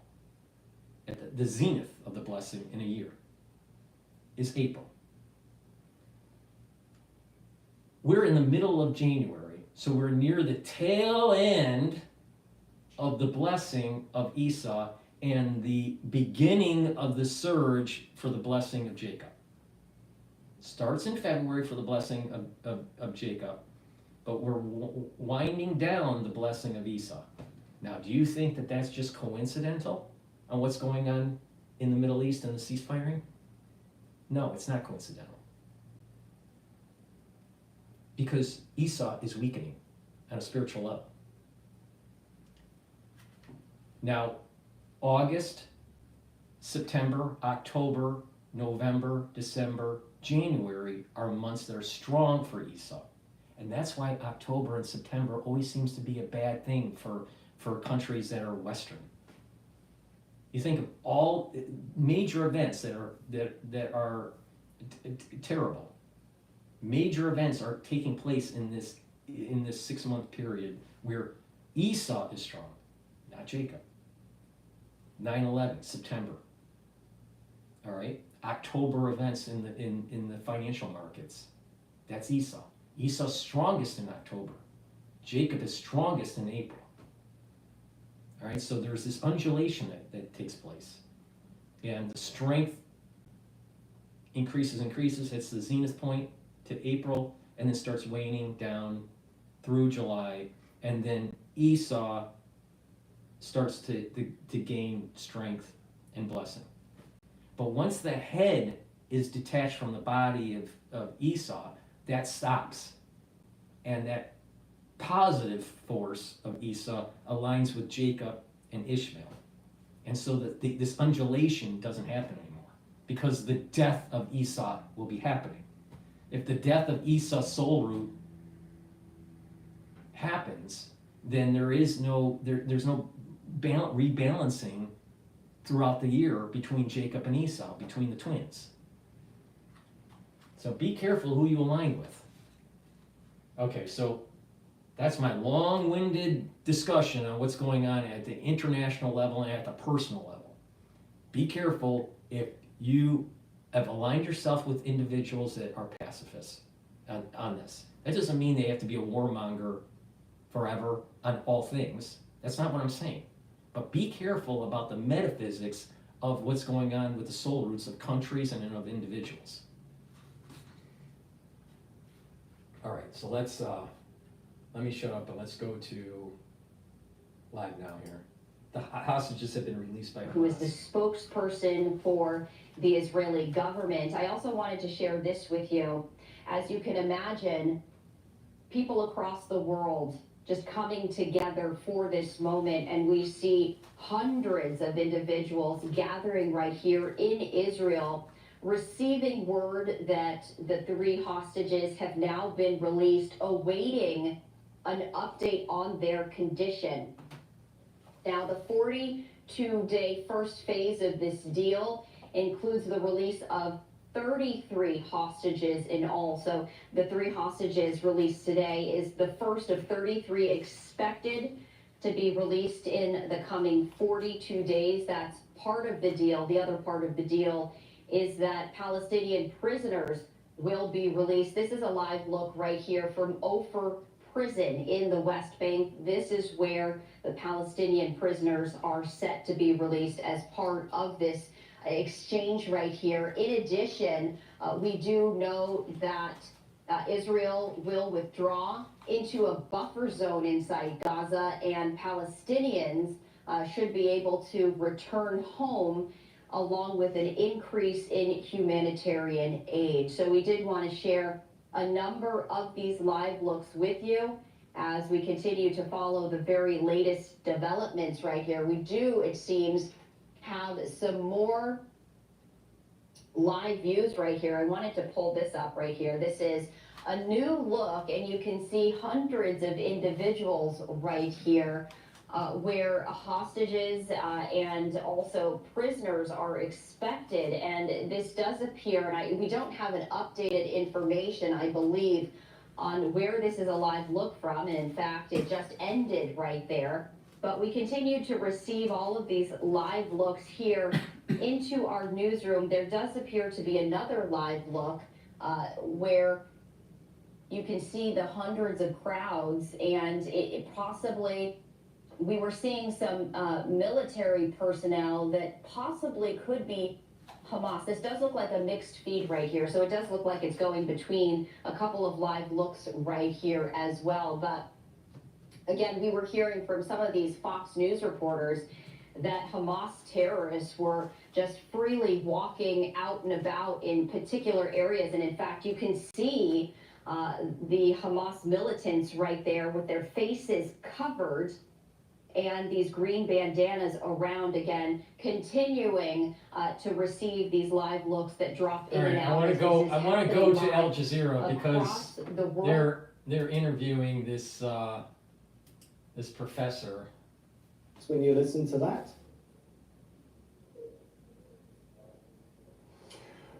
No, but once we enter after the 16th day into discussing the second phase, and Netanyahu will bring by then. He's not a professor. I thought he was a professor. He's a senior political analyst. Right. Corridor, then we're gonna start probably having some problems, and that will take time. Meaning he will say, I want to maintain the forces. The Palestinians, and not only the Egyptian. Why the Egyptian?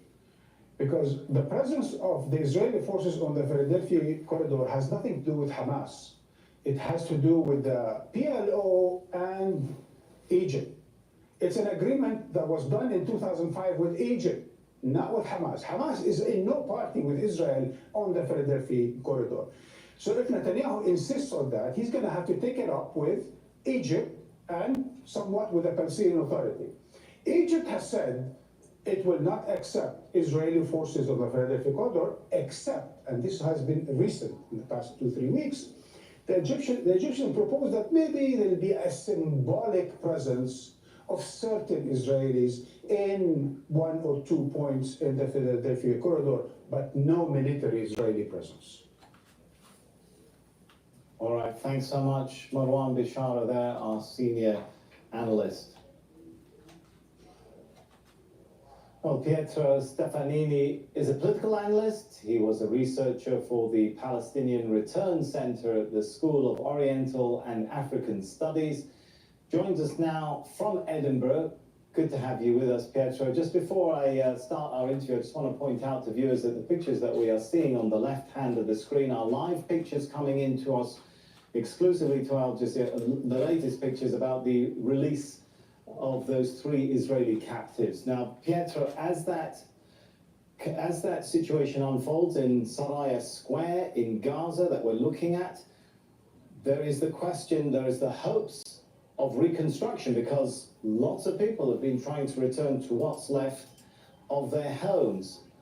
Given that one of the UN statistics said by UNOSAT that 163,000 buildings, 66% of all structures in Gaza have either been destroyed or... Just a reminder, I have X Spaces open if you want to do a call-in. The ones that are watching on YouTube live stream or on my website live stream, you can join the X Spaces call-in. Just request the mic and I'll let you on. The end of the structural genocide that has been in place since 1948. And we are entering uncharted territory. It has really been one of the most intense genocidal wars in recent history. And we're now at a point where over 90% of housing units have been destroyed or damaged, which means that at least 80,000 homes have been rendered uninhabitable. Schools, universities, hospitals, health centers, no sector has been spared from the almost total destruction. So the situation is beyond catastrophic, and there's really, at the moment, little to return to.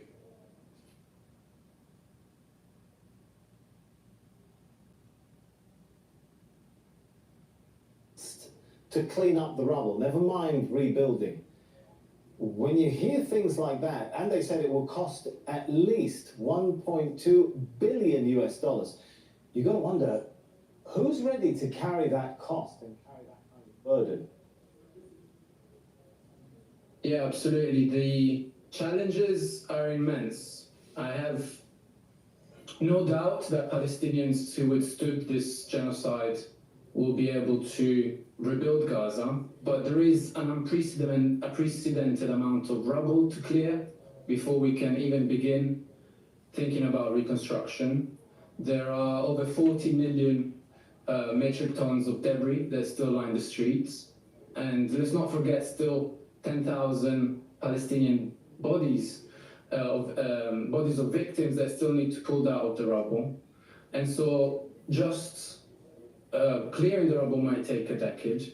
Once the rubble is removed, the cost of rebuilding will be prohibitive. In previous rounds, the most prominent feature was the lack or absence of donors. If the donors step up this time, it's difficult to say. Some estimates put the cost of rebuilding as more than $80 billion US. In one best case scenario, rebuilding just destroyed homes could be done by 2040, and that is assuming it will be going at a faster pace than in previous rounds. And also construction sites will have to be empty of people to operate, which could mean creating more waves of displacement. Not to mention a lot of that, just listening to you, a lot of logistics, construction, workers, equipment, cement needs to start flooding into Gaza. Can any of that happen when, as far as we know, this deal does not end the state of occupation, the years of siege in which Israel controlled every item that was allowed into Gaza, the state of, in all the Palestinian territories, which international and Israeli human rights groups were... That's why the ceasefire is not about an end of the war. And this will not reach homeostasis until certain biblical precepts are met. It's really simple. It's been written down for a long time, and what it is you got Esau whining, Esau's whining, saying there's occupation that's going on in the West Bank. Guess what? And some people that are listening to this channel aren't going to like what I have to say. That's not what was written in the Bible. The Bible didn't say that the land was going to the Palestinians. Period. Full stop. This whole Westphalian modern construct of the Palestinian state and even Zionism and the state of Israel, that's all a modern construct. What is happening with these wars, what's happening radically in the Middle East, is something that's biblical. Not something that has been written down in some peace agreement, some sort of document in the UN. It's the UN, the Rothschilds, all of it doesn't mean a hill of beans. All of it. There's something bigger happening. It has nothing to do with what we want as people. It's what is going to happen. It's independent of what we want. And this is this is hard for people to get into their head here. And so they're going to keep on pushing, there's occupation in East Jerusalem, there's occupation in the West Bank. You really think the West Bank is going to be going to the Palestinians as we approach the Messianic era? You really think that's going to happen? You really think that the Temple Mount is going to be, of the ownership of the Palestinians? You really think that? I don't think so. Look at what's going on at the northern front and how Lebanon and Syria just melted away. Well, Scott Ritter thinks that, Israel was right on the edge of destruction. Really? Really? Because that's not what the Bible said. That's not what these old 2,000-year-old texts are saying are happening. See, you can't use just military prowess and international policy systems to fully understand what's going on here, because it's beyond us. It's something much bigger, much bigger. But you'll have Esau, before his head's chopped off, you'll have Esau that continues to say, this doesn't solve the occupation. So it's just a ceasefire. It's going to get worse. It's going to get worse. And there's going to be more destruction and more turmoil and more loss of life because the job wasn't done in the 80s. Going back to Reagan, when the bombing of Beirut and the Marine barracks happened, the United States kind of retreated from the Middle East. And then it started to ramp up all the way to 92. and, Gulf War. And then really it ramped up after 9/11. But we kind of retreated during the first term of Reagan in the Middle East. My memory is it was his first term that the Marine barracks was bombed in Beirut. So, well, that was a pacifist strategy, and it was wrong. And this would have been all cleaned up with a lot less effort, a lot less death and destruction, with a lot less money, if it was cleaned up and fixed in the 80s. And the Ayatollah was knocked out in the 80s. But we didn't. And we kicked the can down the road. And again, and again, and again, and again. Every single time the can is kicked, it costs more, there's more destruction, and there's more collateral damage and death.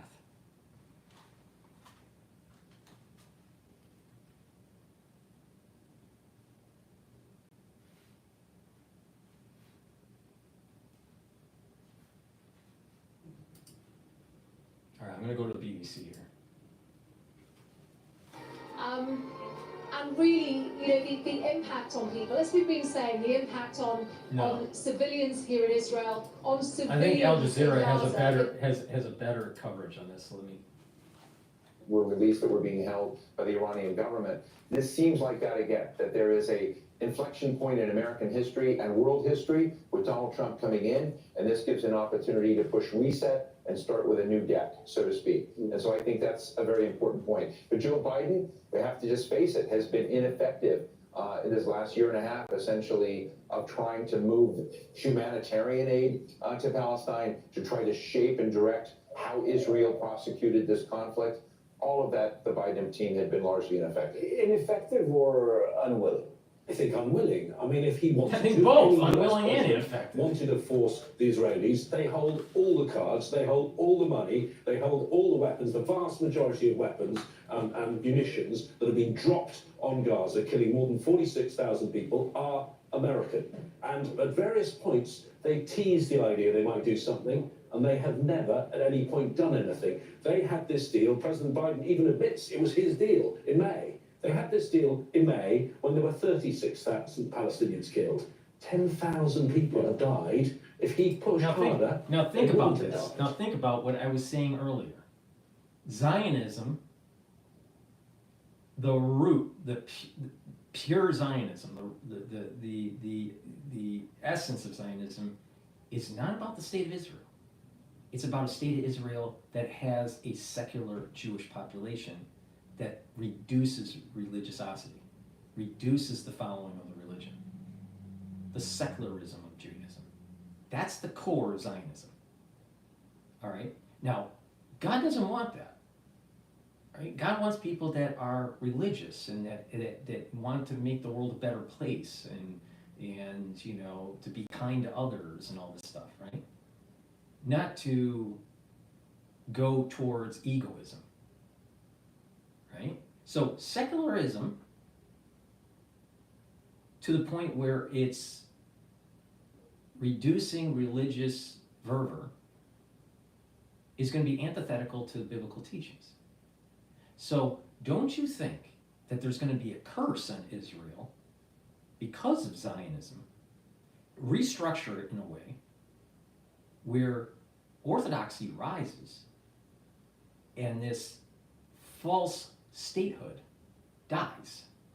That doesn't mean that Israel dies. That doesn't mean that the Jewish people don't get the land. It just means that Zionism in its purest form dies. So you got this kind of like mixture of complex perspectives and misunderstandings of really what's going on in the world today.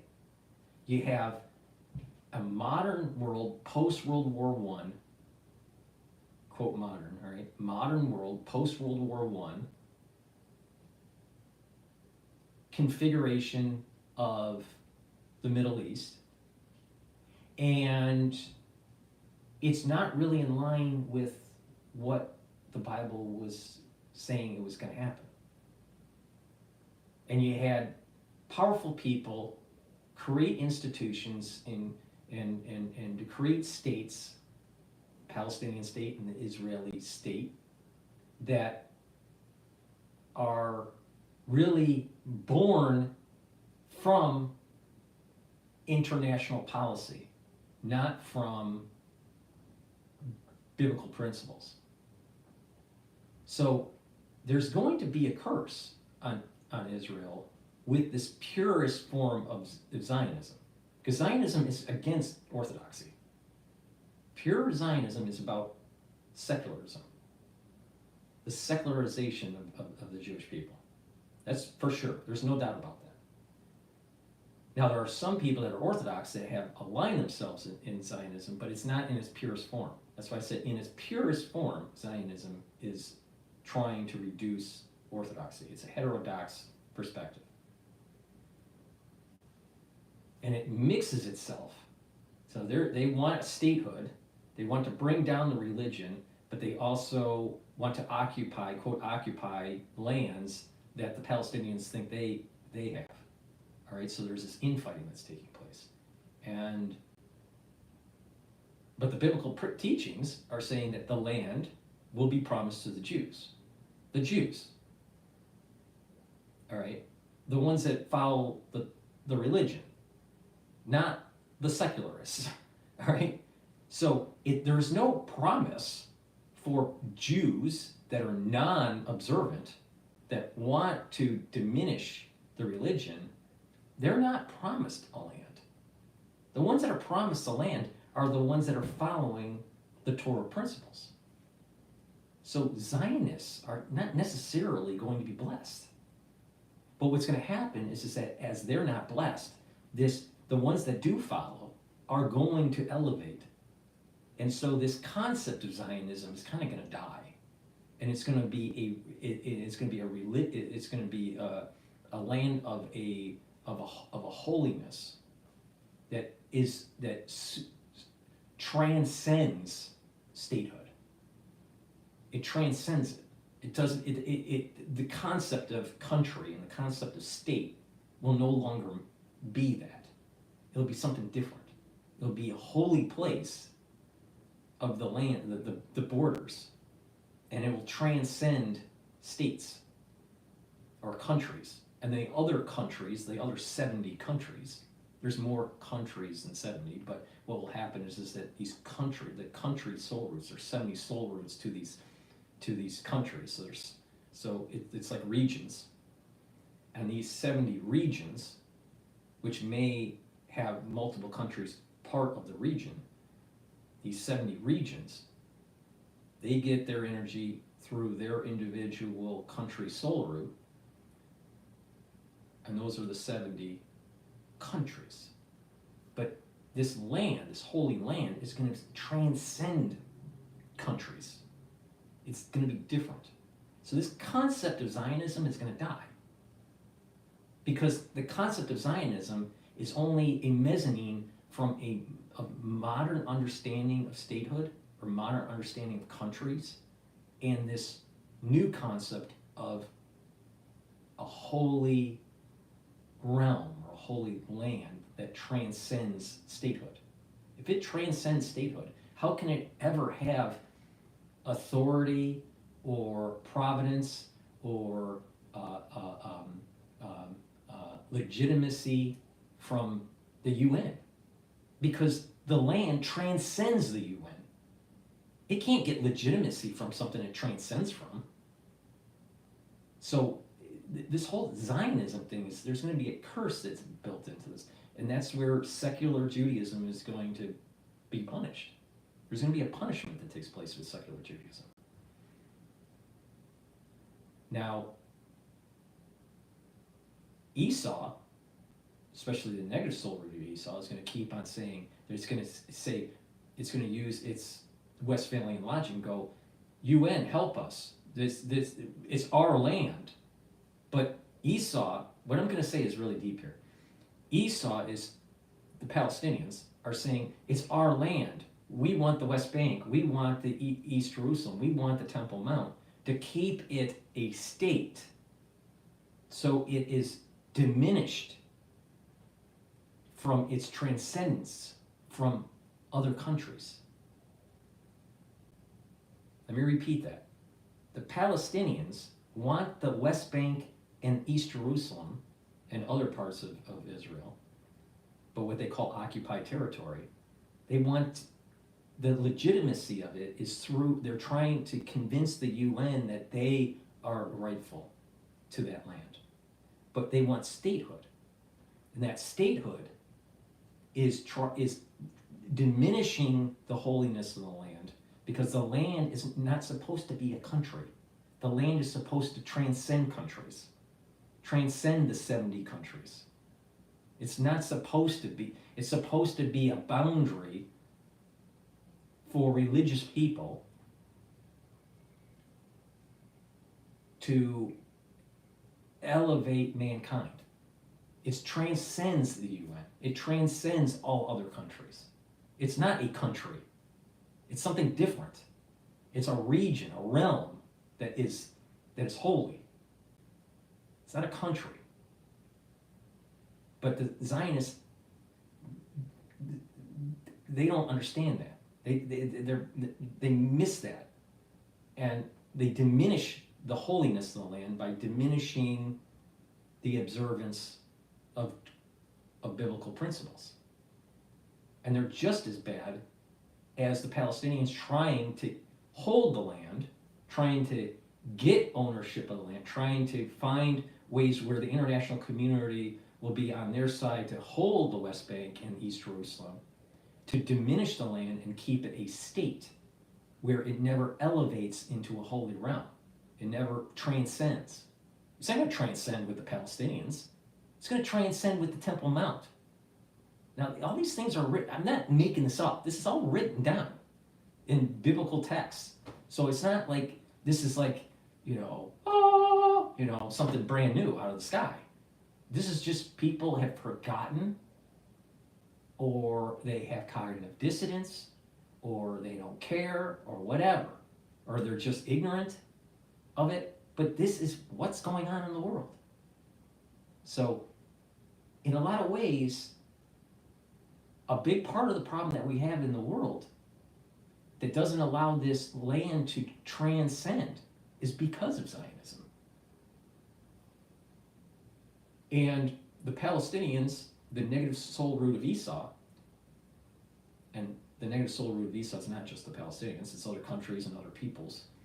But the thing is that they're trying to bring it down, because negative Esau can't allow for Jacob, Ishmael, and the positive soul root of Esau to elevate.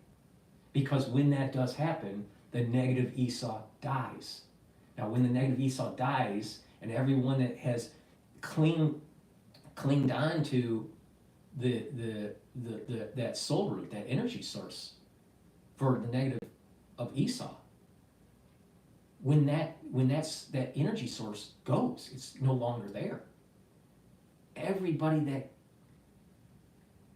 had an affinity to that negative Esau soul root will die. But that only happens when Esau positive Jacob and Ishmael elevate with the restructuring of the Middle East. So you have a Palestinian on this plane. Satan is saying the Palestinians use this as a means to try to hold on to the West Bank, to hold on to the Temple Mount, to prevent the elevation of the Holy Land by Jacob, Ishmael, and positive soul root of Esau. Because Satan knows that when the negative soul root of Esau is severed, doesn't get the energy source, Satan no longer is in power. It's done. And the whole region elevates. And there's peace in this world, and the 70 nations come to provide peace offerings to allow for the blessing to flow in to the realm and dissipate around the world. But that can't happen if Esau negative is still alive.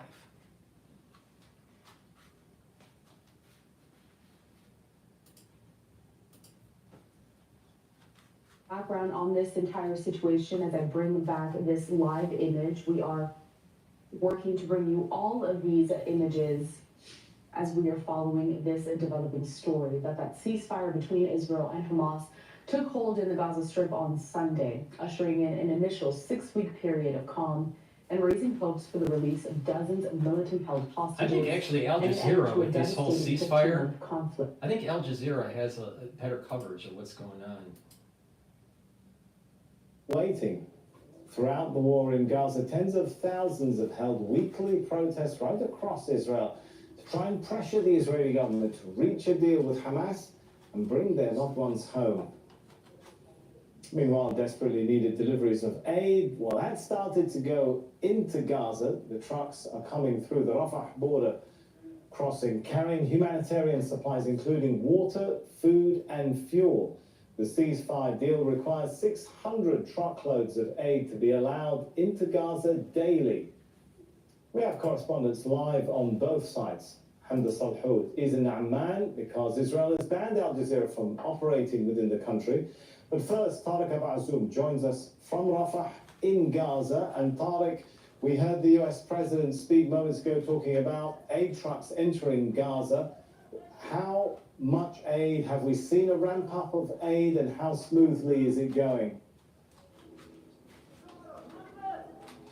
Well, Sammy, based on the agreement terms, it's expected that 600 humanitarian aid trucks will be allowed to access the Gaza Strip on a daily basis. We are right now in Rafah City, and we still seeing the flow of the humanitarian aid convoys that are marked with the signs of the international organizations, including the UNICEF, the WFP, UNRWA, and different organizations that are operating at the moment in the Gaza Strip. We saw also a few convoys were delivered to the Strip in the course of the past 2 hours. Until now, we can see also on the horizon more humanitarian aid trucks are coming. That could be a part of the agreement that was brokered by regional mediators, and these sorts of humanitarian aid convoys aim to mitigate the aggravating humanitarian crisis that had emerged as a part of very devastating consequences from the Israeli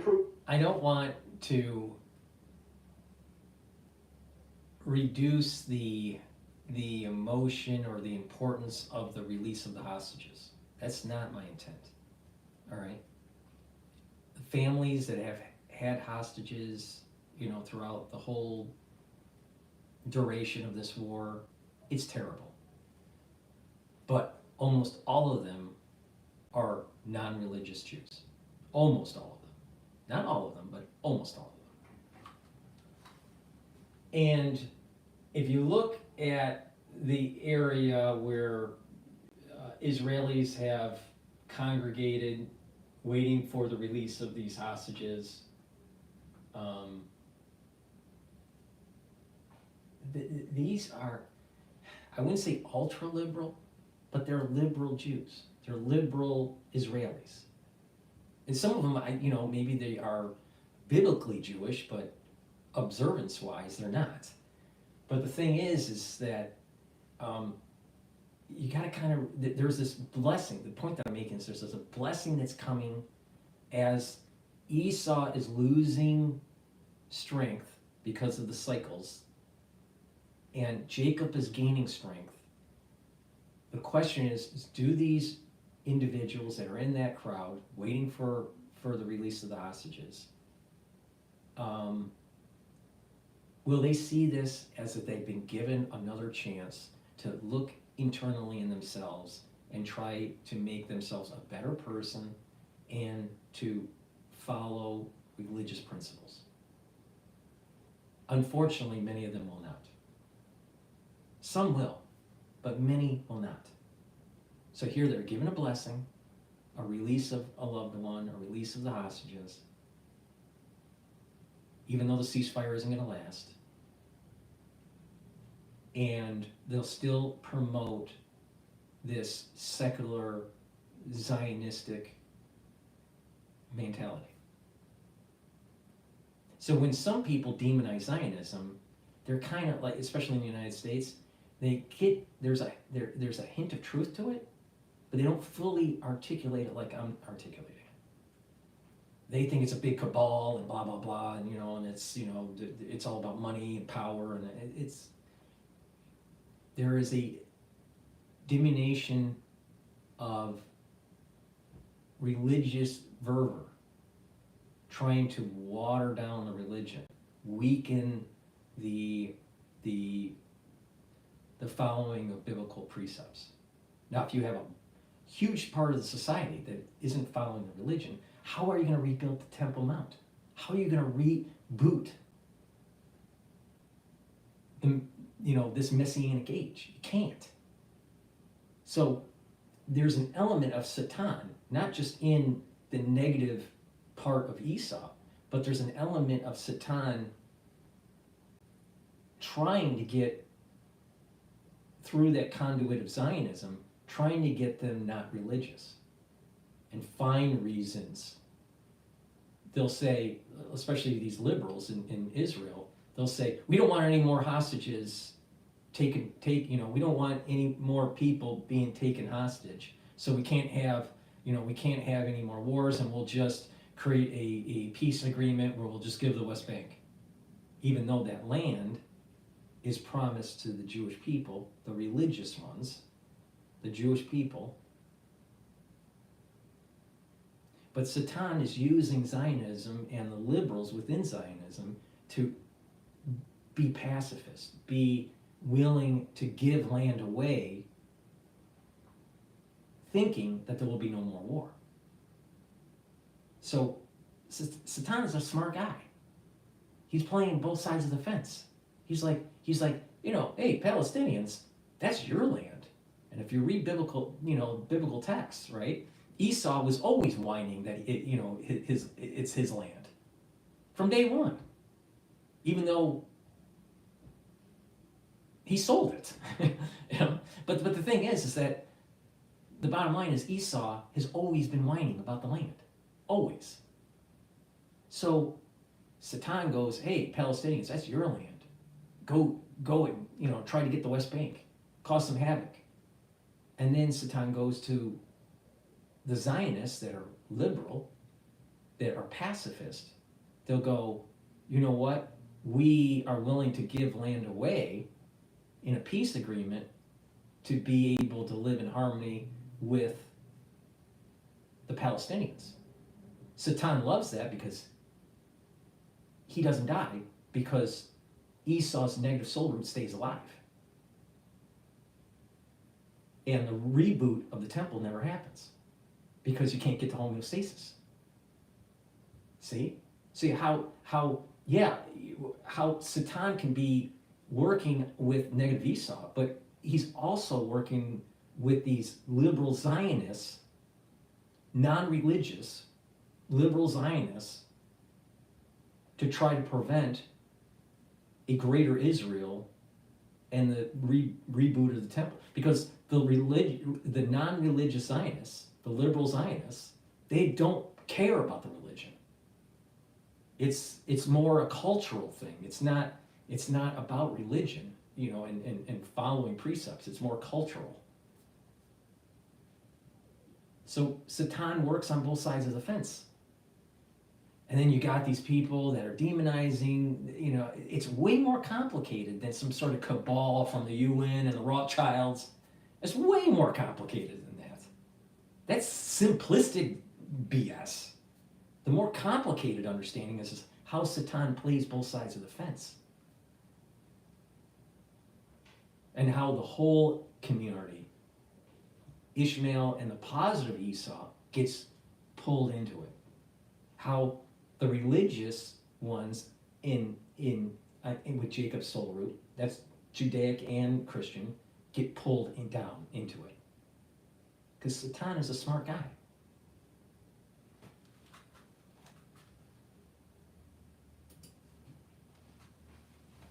Greatness of this battle shows best. Okay, so this guy is Hamas armed wing spokesman.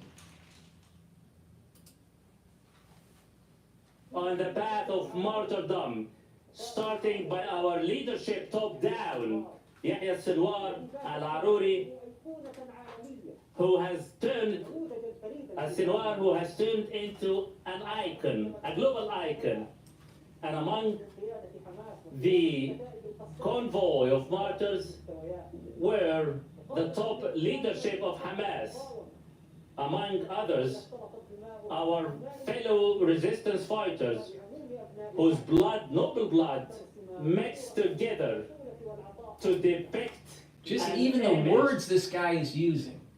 Like I said, Hamas is aligned with Esau, negative soul root. Now, Esau hasn't split yet. Hasn't split yet. The positive soul root of Esau and the negative soul, it's all one together. So, but the point here is that Hamas, Hezbollah, Iran, and many other people around the world are aligned to the negative soul root of Esau. And Esau was about murder, mayhem. He was animalistic. He was a hunter. He had physical prowess. He was hairy. He was red. There was a fire in him. These things that this guy is talking about are about blood and fire and anger. And Esau was also always thinking that he was smarter than everybody. All right? That was another trait of Esau. And what does it say here? We fought with creativity, yet the enemy targeted its own people. We fought with creativity. See, what's coming out of the spokesman's mouth from Hamas is literally something that you could imagine Esau saying to Jacob on the battlefield.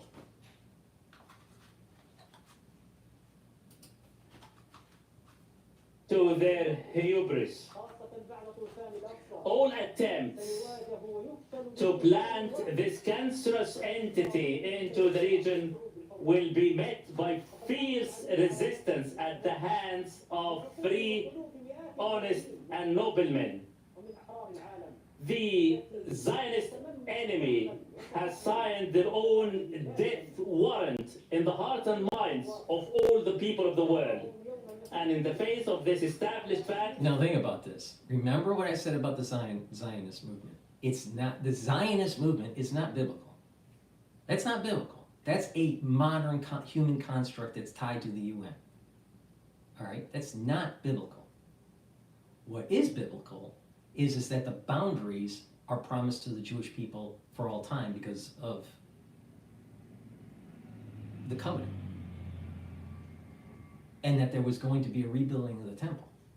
Now this guy, the Hamas spokesperson, is trying to blame the Zionists, right? Now the Zionists, remember, the purest Zionists want statehood, but also less religion.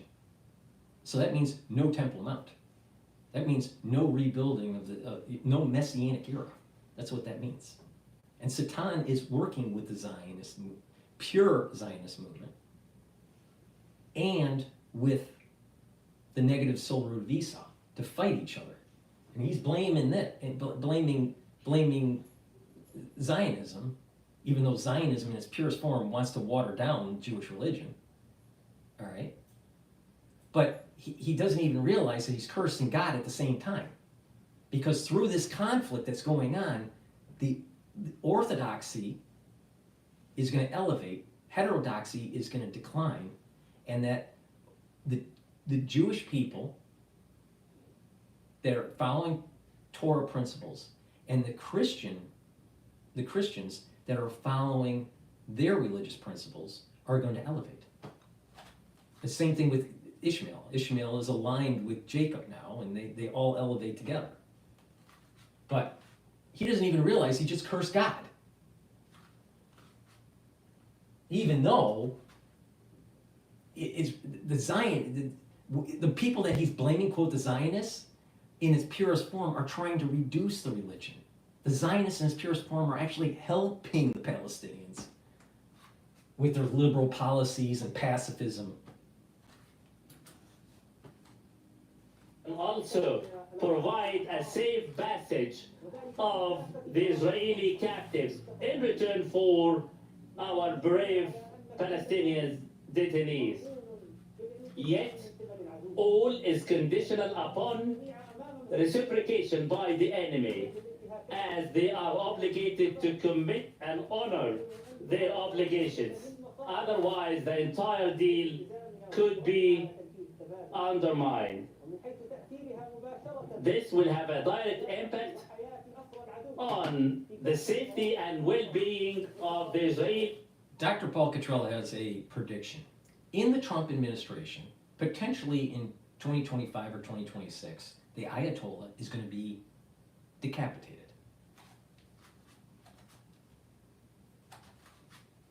The Ayatollah is going to no longer rule Iran.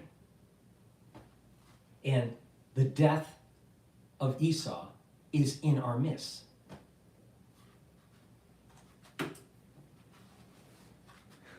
Yet they extend all appreciation to all the free people worldwide who supported them and expressed solidarity with them, namely the honest resistance fighter of Ansarullah and the great Yemeni people who we felt to be similar to Gaza and the Gazans in terms of fortitude, dignity, and pride. They dictated a new reality on the ground. We're literally seeing the battle of Jacob and Esau now. It's literally happening right now. But it's through, so what happens is that when a previous soul dies and they haven't done everything that they should, what happens is that their soul root sparks get divided up, and then some of those sparks of their soul come back down and are reborn. And there are many people. So this is the reason why there are many Esau's and there are many Jacobs, because the soul roots, the soul of Jacob and Esau split into many sparks. All right? And so we're literally seeing the battle of these sparks in our plane, in our three-dimensional and time plane. We're literally seeing the battle of Esau and Jacob. Now, I'll be honest, I'm on Jacob's side. I'm not on Esau's side. But it's fascinating to see this play out in real time. Appreciation to the free resistance fighters in Iraq and Jordan who penetrated the border lines and raised their arms in the right direction.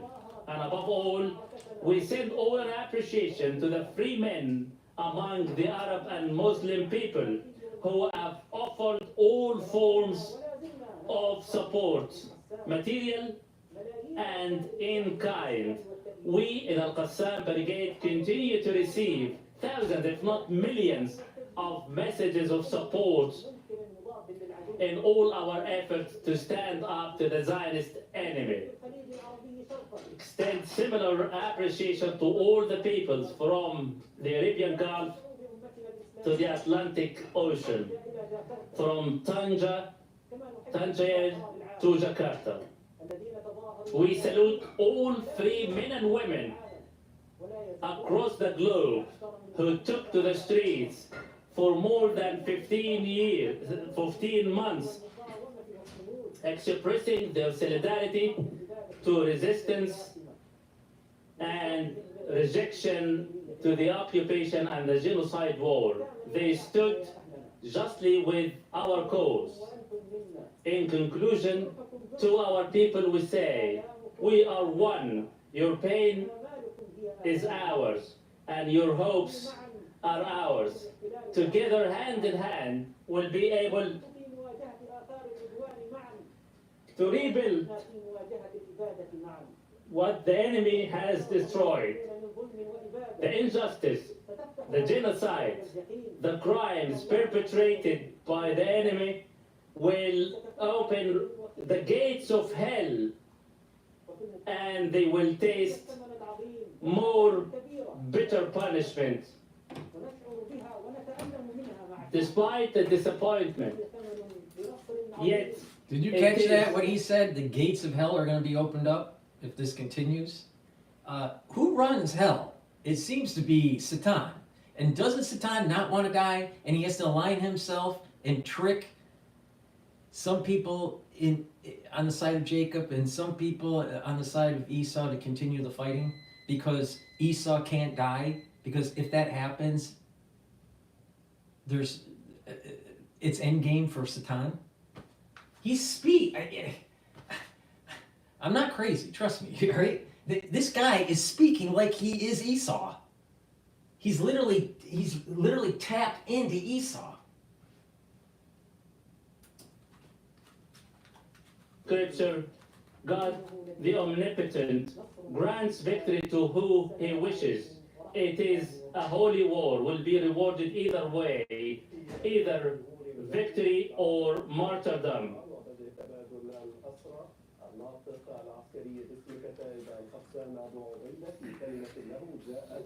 The Al-Aqsa flood operation started from Gaza, but its ripples were felt far beyond, shattering the myth of Israel being the invincible army. The announcement, or the words there, by Abu Ubaidah, spokesperson for Hamas, who went on to say, war criminals will continue to be.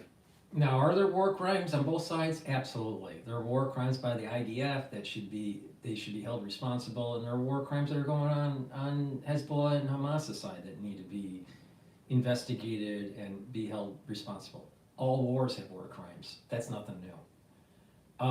But what is interesting is that we're seeing this play out, where you can see this battling that's taking place between Jacob and Esau, and their progeny.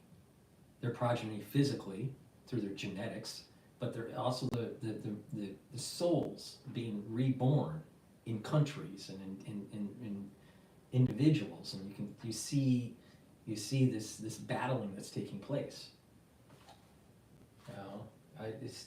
Let me plug a couple products and then we'll continue on. Please help support my work, all right, and follow my lead with improving your health, all right.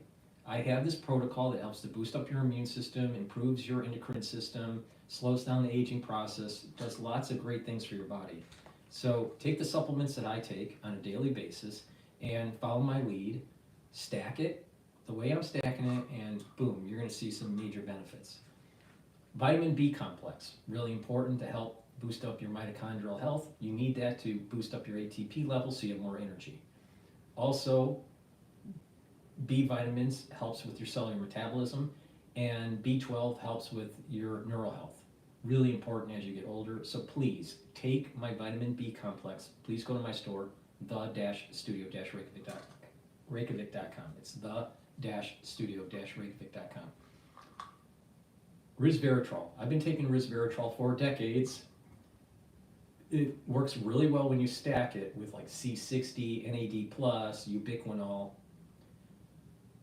Resveratrol is an antioxidant, so it's going to soak up free radicals. It's going to help with mitochondrial health. It's going to get rid of cells that went into senescence.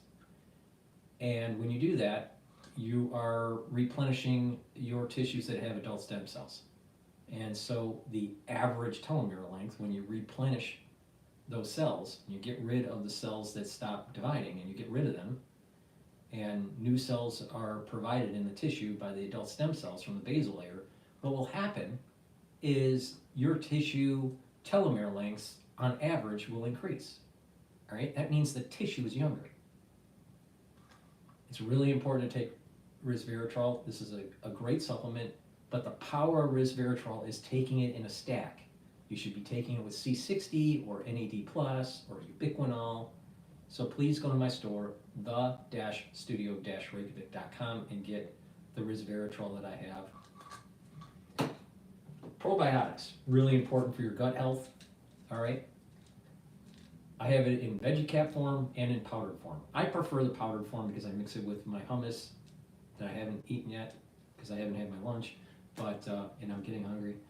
But the powdered form or the veggie cap form, both are very high quality. You want to take a good probiotic every day to bring down inflammation in your gut, to improve the metabolism of the gut, to improve the communication between your gut and your liver. Your liver is a major detoxification organ, Also, your mood will improve.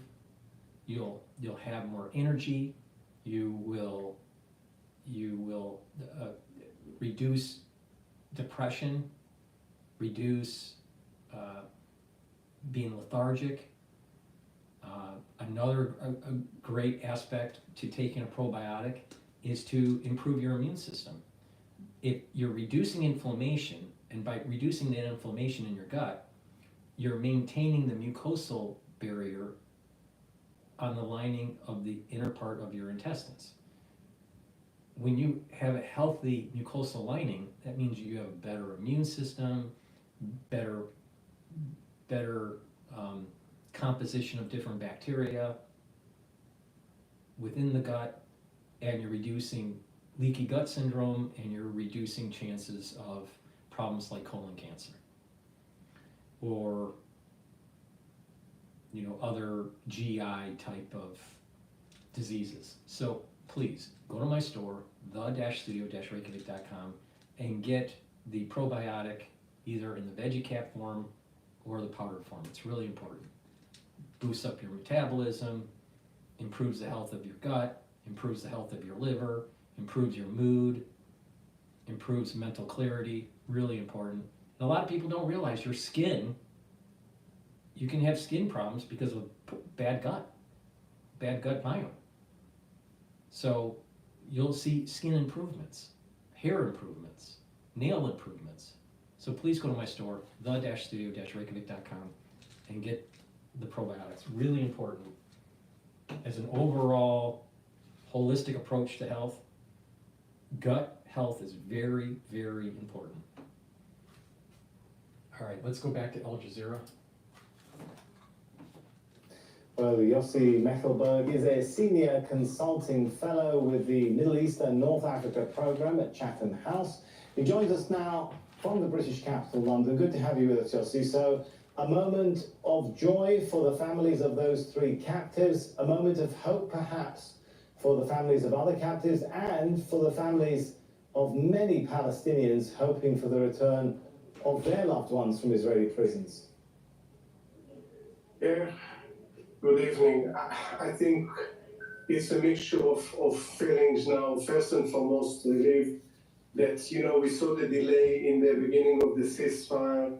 We were for days now cautiously optimistic, but when it started in the wrong way this morning, then creeps in some real worries that it won't happen. But now the guns went silent. The first hostages are back, then the release of prisoners, and hopefully we'll start seeing the entire truce agreement, the first phase implemented, and moving to the second phase. Really early days, but at least it started, and we can be a little bit more optimistic that the sides are committed to continue. How optimistic are you that we will see phase 3 of this deal go through? I think it's so early in the process, and we know that there are those who oppose this agreement altogether.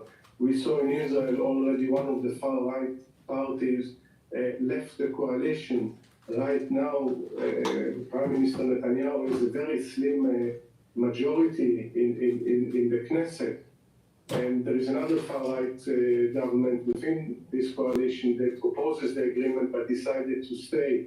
As we move to second phase, which they oppose the idea of end of war, I think this will become even more difficult.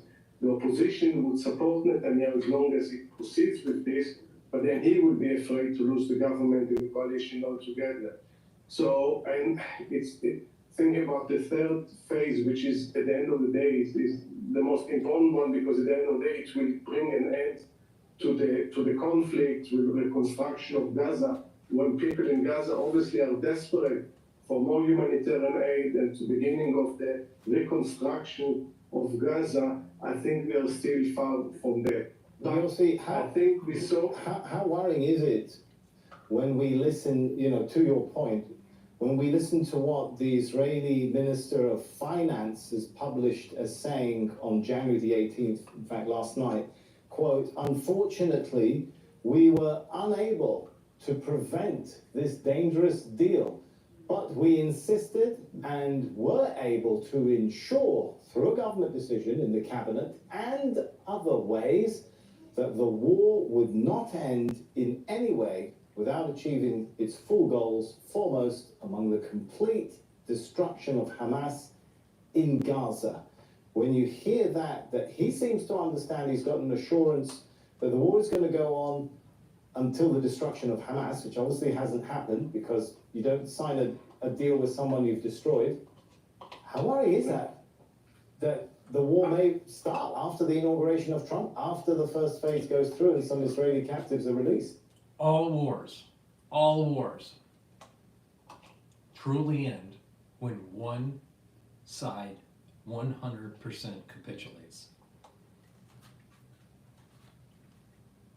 Ceasefires don't work. Ceasefires never work. Tweets today which full of contradiction between why he stayed and why he's against it and why he got commitments, but whether he believes these commitments or not.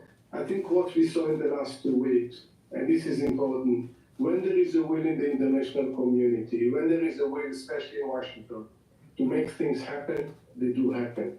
And we saw this with this agreement. So now it's down to a large extent to Trump as a president to continue with this kind of pressure that any step of the way, any step in this phase is going to be fulfilled by everyone, by Israel and by Hamas. And I think at the end of the day, if Israel won't be able to implement this agreement to the letter, since there is a support for this agreement in the Knesset, because the opposition support it, and there is support among the population, then Israel will have to go for new election and elect the government that is ready to make this three-phase agreement a reality. All right, thank you very much, Yossi Meckelberg, there for your analysis of this very fragile stage in the ceasefire deal. Now, Dr. Mads Gilbert is an emergency medicine doctor who's provided health care for over 30 years in Gaza. He joins us now from Norway. Good to have you with us. So I know you're in touch with people in Gaza. First of all, I want to get your assessment of what sort of medical assistance has come in today to people who need it badly. Well, we don't really know exactly what has passed in, and as has been said previously in your program, the most important now is, of course, water, food, sanitary stuff like soap, the very basic preconditions for life for the many families who are now returning to the ruins of their homes. So the massive effort now to get in at least 600 truckloads per 24 hours with food, water, and fuel is paramount. As for the medical equipment, we know that we are in desperate need for fuel and food and water. In addition, drugs like antibiotics, there is a lot of infections in Gaza now, anesthetics, and medical equipment to fix the broken arms and legs, and surgical equipment. So the massive needs for the hospital sector has to be met. And until now, as you know, the Israeli army has been taking out a lot of very needed medical equipment from the few trucks that entered. Let's hope that is reversed now and that the hospitals can start to function at a normal level. We know that, you know, some of the medication, for example, that people desperately need for their life-threatening conditions, things, medicine like insulin and so on. I mean, this requires storage in special conditions, refrigeration and so on. Do those facilities even still exist in Gaza for, you know, for people to send stuff in? I recently spoke to the Minister of Health in Gaza, who is a better source than me to answer the question, Dr. Youssef Aborish. And his point is that the most important thing now is not to think that all the hospitals and all the primary healthcare centers are completely destroyed. They are not. About half of them are actually functioning, albeit at a lower level.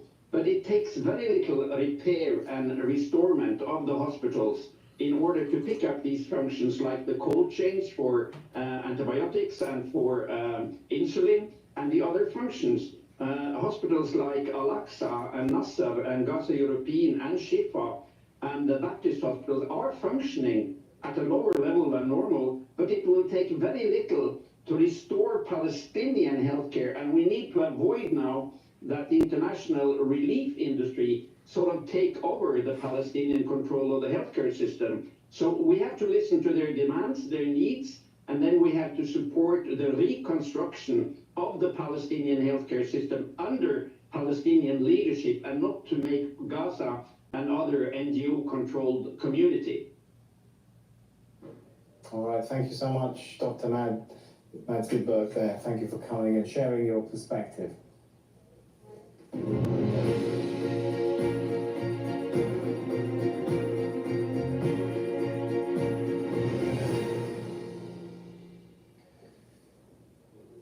This is a historic day for more reasons than one. We're just about 24 hours away from the inauguration of Donald Trump as the 47th president of the United States. So let's bring you more on that and cross over to Al Jazeera's Cyril Vanier and the team there in Washington, D.C. Cyril.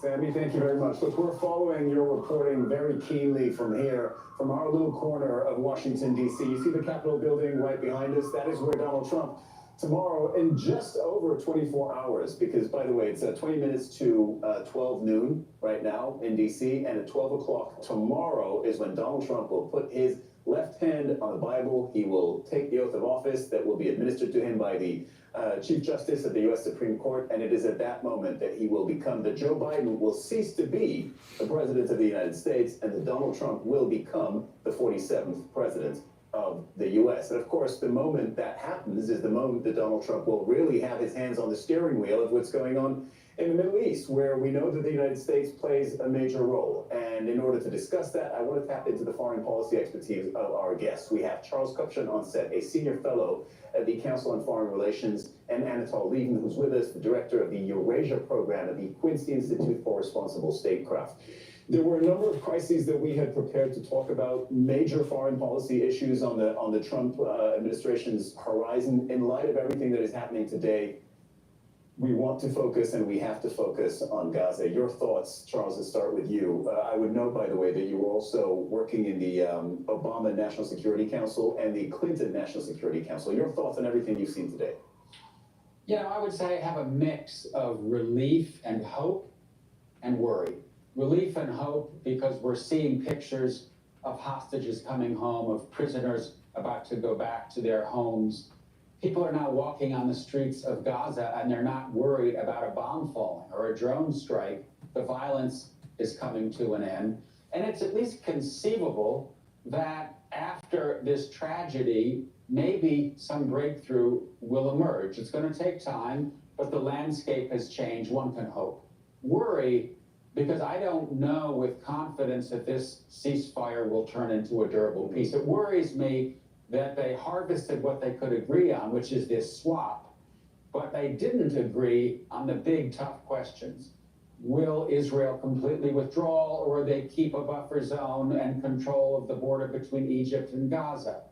Will there be a plan that Hamas and Israel can agree on about post-governance? Or is this going to fall apart and the war begin again? We don't know at this point. And so your early thoughts on what we're seeing developing? Well, obviously, I mean, tremendous relief and joy that the killing has stopped.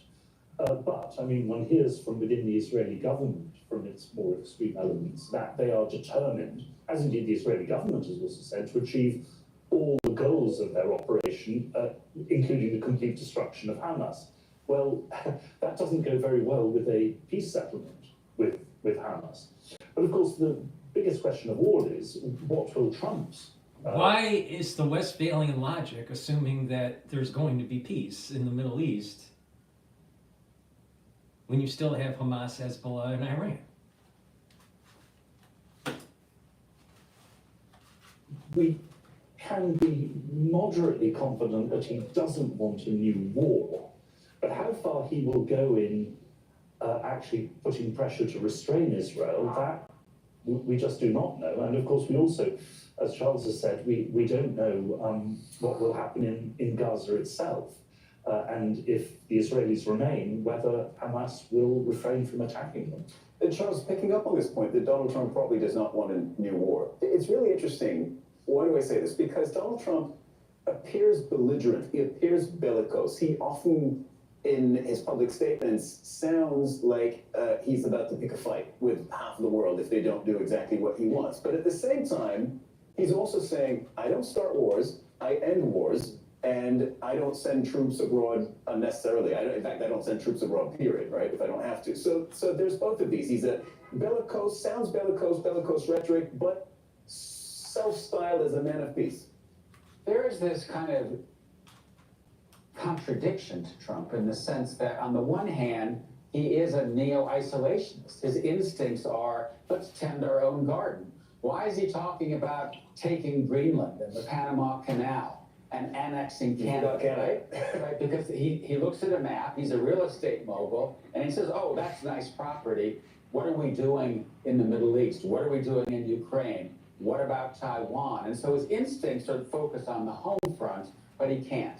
And that's because we've got wars going on in the Middle East, we've got wars going on in Ukraine, and so he's looking to sort of end these wars through bold American leadership. You know, I think one of the lessons that we learned from the last year and a half of the bloodshed in Gaza and the broader Middle East, the U.S. doesn't have final say. We've seen that Biden didn't have the juice that he expected, because I really think he tried to end the war. Oh, well, that's what I was going to pick you up on. He didn't have it, or he didn't want to use it? No, I think going back to earlier administrations, Obama, the Israelis listen to the United States, but they don't do what they're told. I think Trump's going to find the same thing. Netanyahu wants to have a good relationship with him. That's one of the reasons that we are talking about a ceasefire today. This international policy guru, right? He doesn't mention that the Rebbe in the 1980s told Netanyahu specifically, when you have the war, you cannot do what the international community is telling you to do, because they're not going to be telling you things that are in the best interests of solving the war.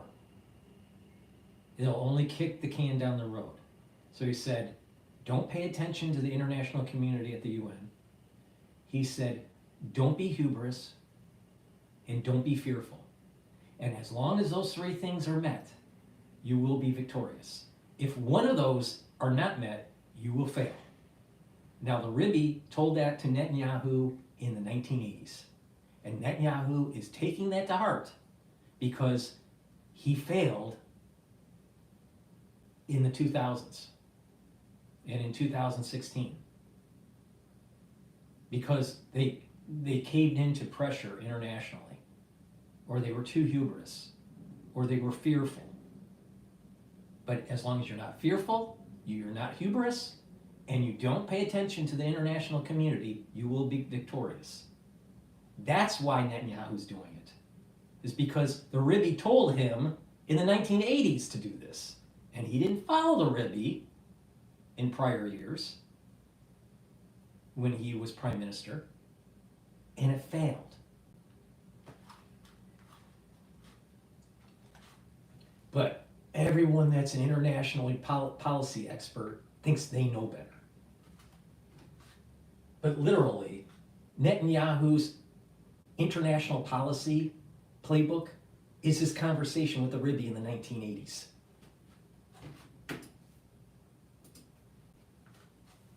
The principles of extraterritorial jurisdiction or universal jurisdiction. And that goes not just for the Israeli leaders, the architects of the genocide like Netanyahu and Smotrich and others, but also for the soldiers that enforced and executed the genocide and who filmed themselves in many cases gleefully carrying out the destruction of civilian homes and targeting Palestinian civilians, but also as well to the countries that were complicit with this genocide, including in particular, first and foremost, the United States. Joe Biden, Antony Blinken, and others as well must also be held accountable for their role in this genocide. And this process of accountability is going to continue for many years now. There's no statute of limitations on international crimes of this nature. And so we're going to see this process unfold over a number of years to come.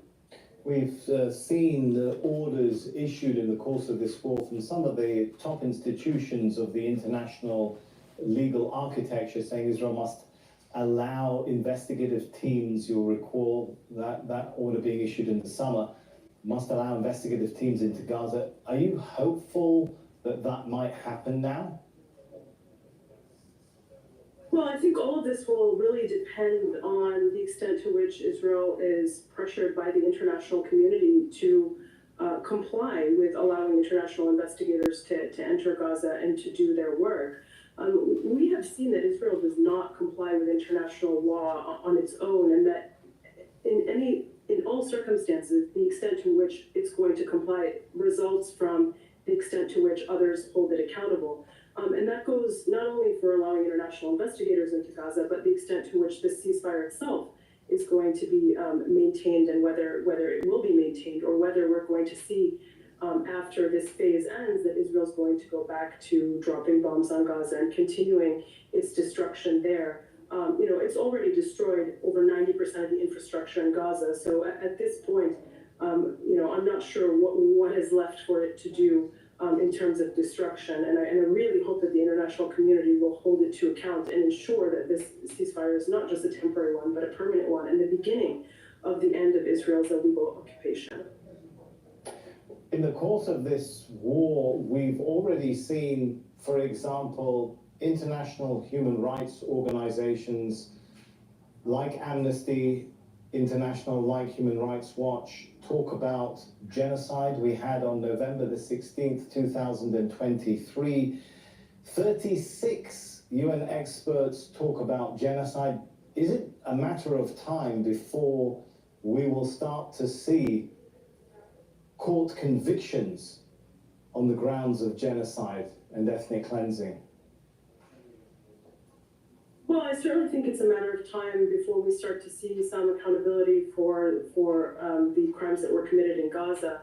And, you mentioned Amnesty International and some of the other human rights organizations that are now coming to this conclusion that Israel's conduct amounts to genocide, a conclusion which, by the way, Palestinians as early as October 2023 were naming their experience. Just imagine if the Mexicans shot thousands and thousands of rockets into Texas.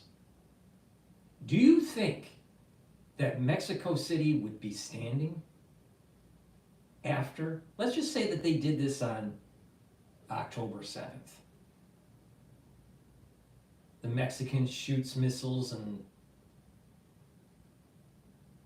takes hostages from Texas. Do you think Mexico City would be standing? I don't think so.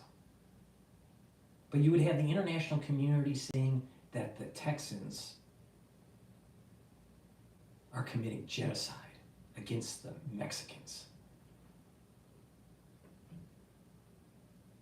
Now, people would say, Paul, how could you make such a comparison? The Mexicans think that Texas is being occupied, that it's their rightful ownership. Oh, so if it happens in another place of the world, it's different when it comes to the Amnesty International.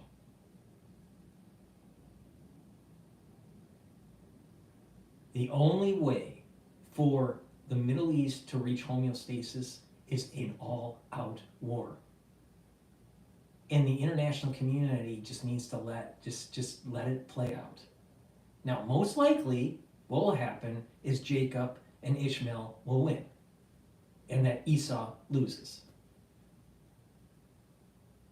But every time the international community comes in, and they're like, well, that might be a war crime. All wars have war crimes. All wars have war crimes. All right? But to say this is ethnic cleansing, that's totally BS. Because if if they really wanted to do ethnic cleansing, all of Gaza would be dead. But they didn't do that.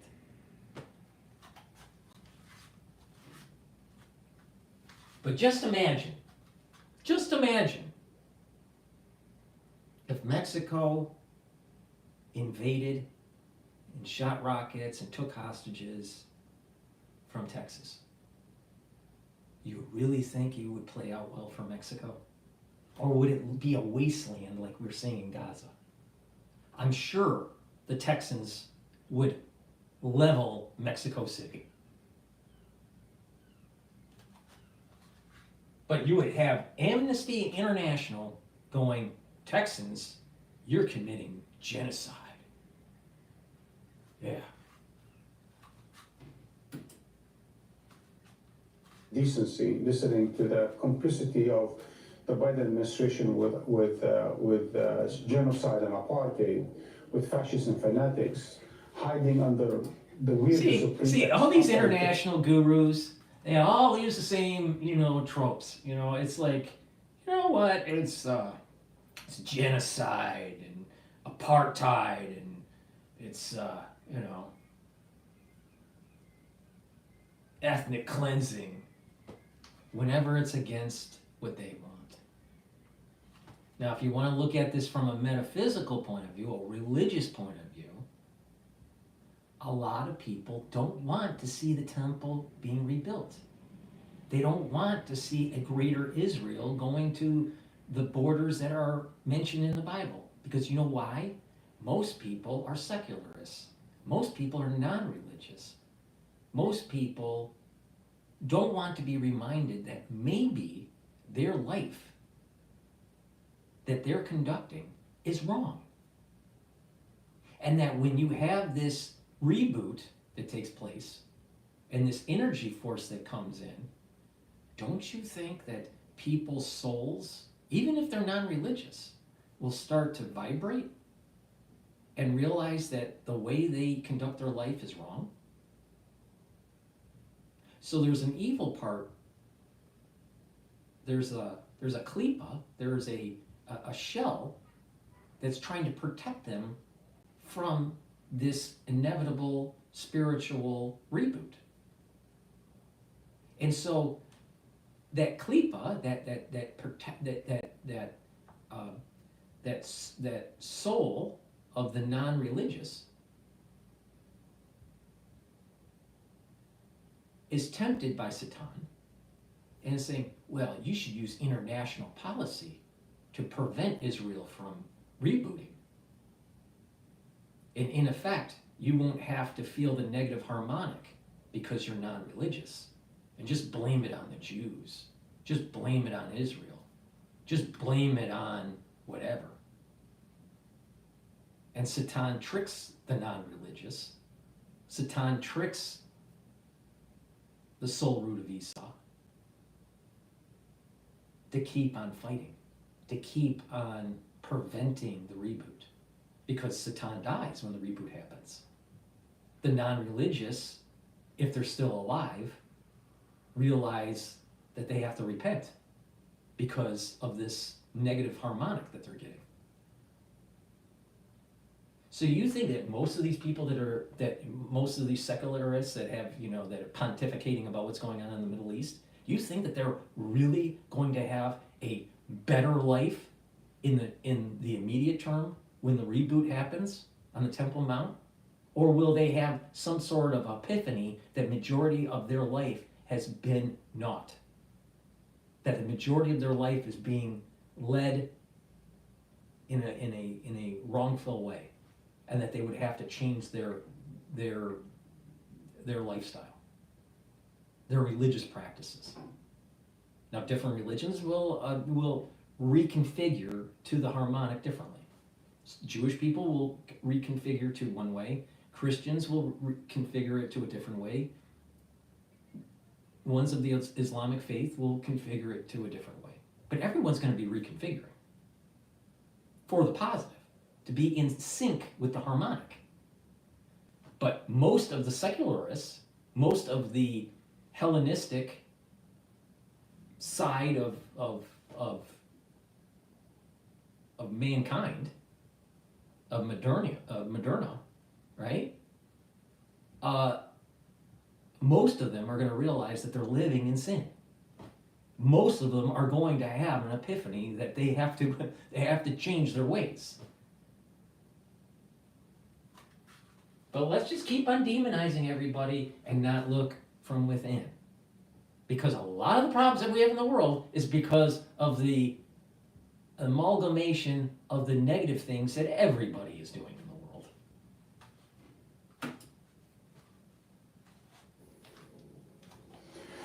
This is, by the way, this is an incredibly important question, because I think as we cover the news today in Gaza, and we just covered Abu Ubaidah, the Hamas spokesperson, boasting, proud, defiant, even celebrating the sacrifices of the Palestinian people for what they will accomplish for the Palestinian cause, and so on and so forth. And as we cover the tears and the celebrations in Gaza as well as in Tel Aviv and so on and so forth, one gets the sense, passionately, emotionally, that maybe this is on the right track. But to your question, I think as fear moves away, as people slightly less or more free of fear in Gaza, they start thinking more rationally, and they go back to their destroyed neighborhood, and they figure out, now that the bombing stopped, they have nothing. That they have nothing. And not only they have nothing in terms of physical belongings, in terms of memories, in terms of pictures, in terms of furniture, in terms of food, in terms of everything, they have nothing. They lost everything. They also had, on top of that, they had newly acquired diseases and sicknesses and suffering and loss of loved ones. And the uncertainty that there's some 10,000, 11,000 people missing in the debris under the destroyed homes and hospitals and schools and so on and so forth in Gaza. And then the wounds will start getting bigger, and the consciousness of the suffering and the pain will be... And all of this wouldn't have happened if there wasn't October 7th. And all of this wouldn't have happened if the international community didn't keep on kicking the can down the road, decade after decade after decade, going all the way back to the 1950s, 1960s.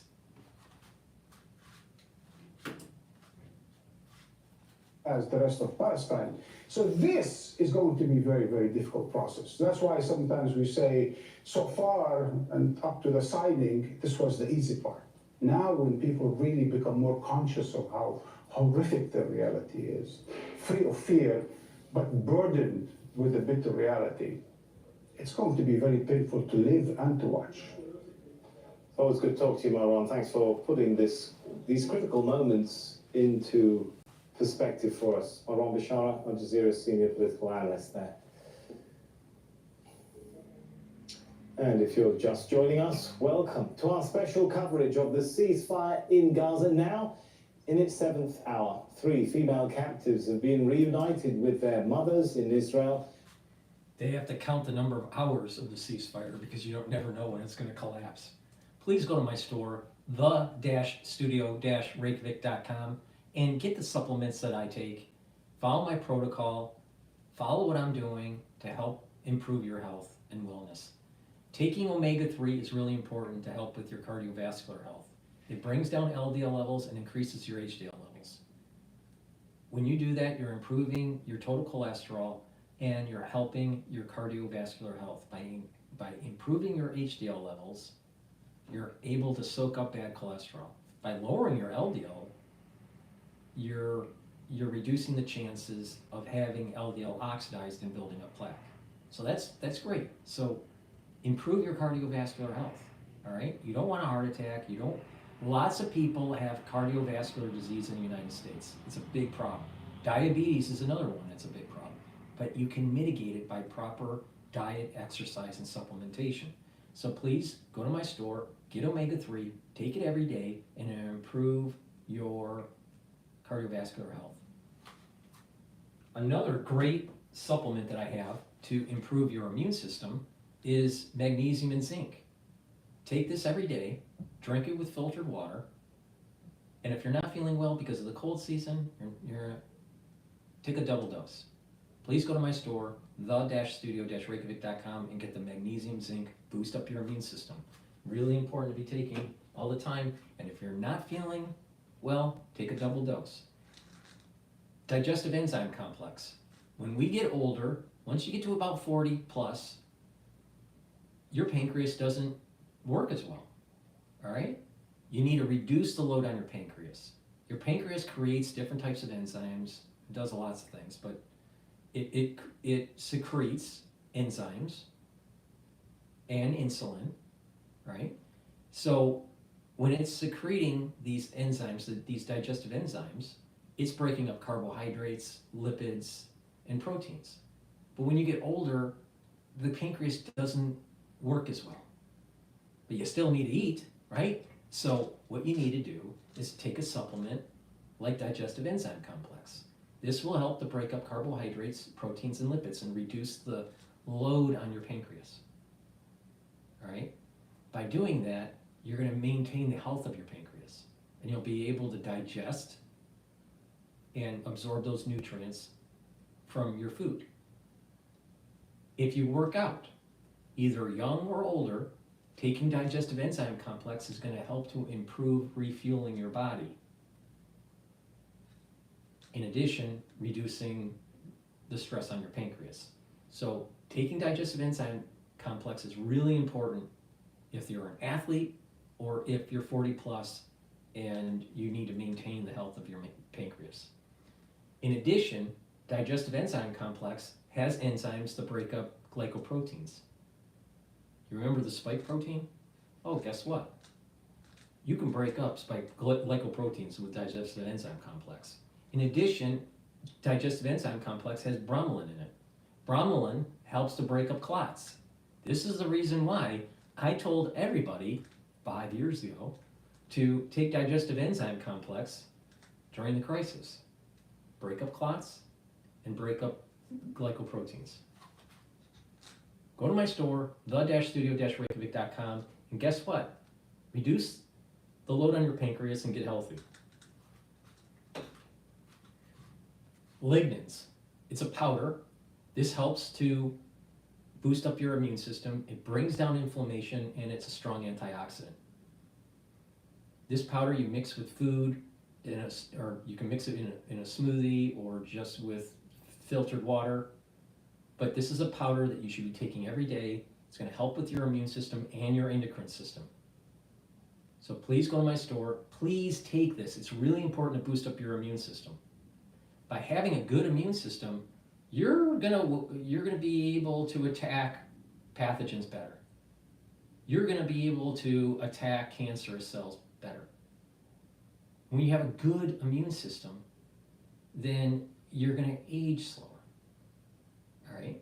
When you have a weakened immune system, then your body gets into a disease state easier, and it takes longer to recover, and there's lots more oxidative stress on the body, and you age faster. So by slowing down the aging process and boosting up your immune system, you're going to have more longevity when you get older. So please go to my store, the-studio-reykjavik.com, take the lignin powder, take it every day. I put it in soft foods like yogurt or hummus, but some people just put it in filtered water, or you can mix it in a smoothie, or just mix it with other foods that you eat. But it's important to take every day. Improve your endocrine system and improve your immune system. Take lignans every day. All right, let's go back to Al Jazeera, because again, I think their coverage is probably the best. The war, that's something the right wing has been protesting. Itamar Ben-Gvir said that he also wanted those assurances that Israel would go back to war, to full-scale war and a siege of Gaza. Ben-Gvir was arguing that he didn't want any humanitarian aid to go into Gaza. This is rhetoric we had been hearing from the right in Israel since the beginning of the war. But nonetheless, Benjamin Netanyahu's coalition for now still remains intact, because you have to remember there's a new party that's been brought into the coalition, the New Hope Party of Gideon Saar, who is now the country's foreign minister. So with the inclusion of the number of parliament members in his party, Benjamin Netanyahu still has a majority within the Israeli Knesset, which means that he is still going to remain in power. All right, we'll leave it there. Thanks so much, Hamda Salhoud. Now, the ceasefire deal was proposed in May of last year, but the parties wrangled over several clauses before reaching a consensus. Bernard Smith breaks down what was finally agreed to. Phase 1 of the ceasefire deal will see the release of some Israeli captives, Palestinian prisoners, the gradual withdrawal of Israeli forces from central Gaza, a surge in humanitarian aid, and the return of displaced Palestinians to the north of the Strip. 33 Israeli captives will be released over a 6-week period. Israel will free almost 2,000 Palestinian prisoners and detainees. 600 truckloads of humanitarian aid a day will come into Gaza. Israel will withdraw from the Netzarim corridor. Palestinians living in northern Gaza will be able to go to what's left of their homes. Now, when the last of the 33 captives are released on day 42, Israeli forces will begin withdrawing from the Philadelphia corridor. This is a contentious part of the deal for the Israeli government. Negotiations for phase 2 will begin on day 16 of phase 1. It's expected to lead to the release of all remaining Israeli captives and more Palestinian detainees, as well as a permanent ceasefire and the complete withdrawal of Israeli forces. Phase 3 will address the long-term reconstruction of Gaza. Qatar, Egypt, the United States will supervise the implementation of the deal, which could falter at any time if either side accuses the other of breaking the ceasefire. Al Jazeera correspondent Nida Ibrahim was in the occupied West Bank covering the Palestinian prisoner released during the November 2023 ceasefire. She joins me now here in the studio. So you've been following this, right from the beginning, Nida, and tell us how tense and complicated is this process for releasing Palestinian detainees? Now, as you have been seeing the pictures from Al prison, the waiting game begins. Yes, the Palestinians, families have had the list of names of who's going to be released tonight. 90 Palestinians, most of them are women, and we have 12 Palestinian young men and children under 19 years of age. But so it must be very nerve-wracking, nevertheless. Indeed, because you don't know when they're going to be released.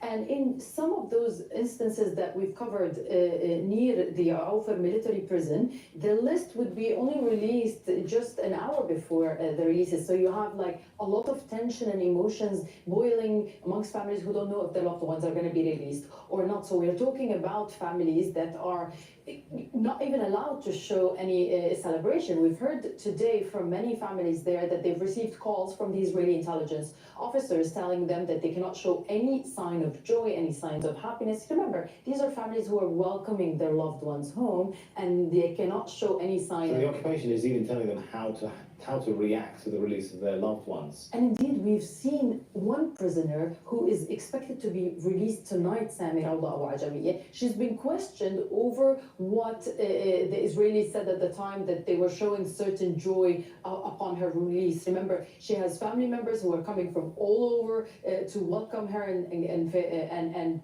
welcome her. So, and then you see her getting arrested again. She's going to be released again. But we know that the Israeli military soldiers are all over the Al military prison, in and around it. And in the last ceasefire deal, we've seen a lot of them chasing Palestinians who are welcoming their loved ones with tear gas, making it harder for journalists even to cover the story. So it's a very tense situation. And some of those nights that we were staying near the Al military prison, we stayed until 2 and 3 a.m. local time, Sammy. And just to clarify, we talk about these people as prisoners. There have been plenty of international and Israeli human rights groups which have talked about prisoners being held. I think Beit Salam talked about it. Prisoners being held helpless in conditions of administrative detention, with other international human rights groups calling this administrative detention system as a tool of the occupation and apartheid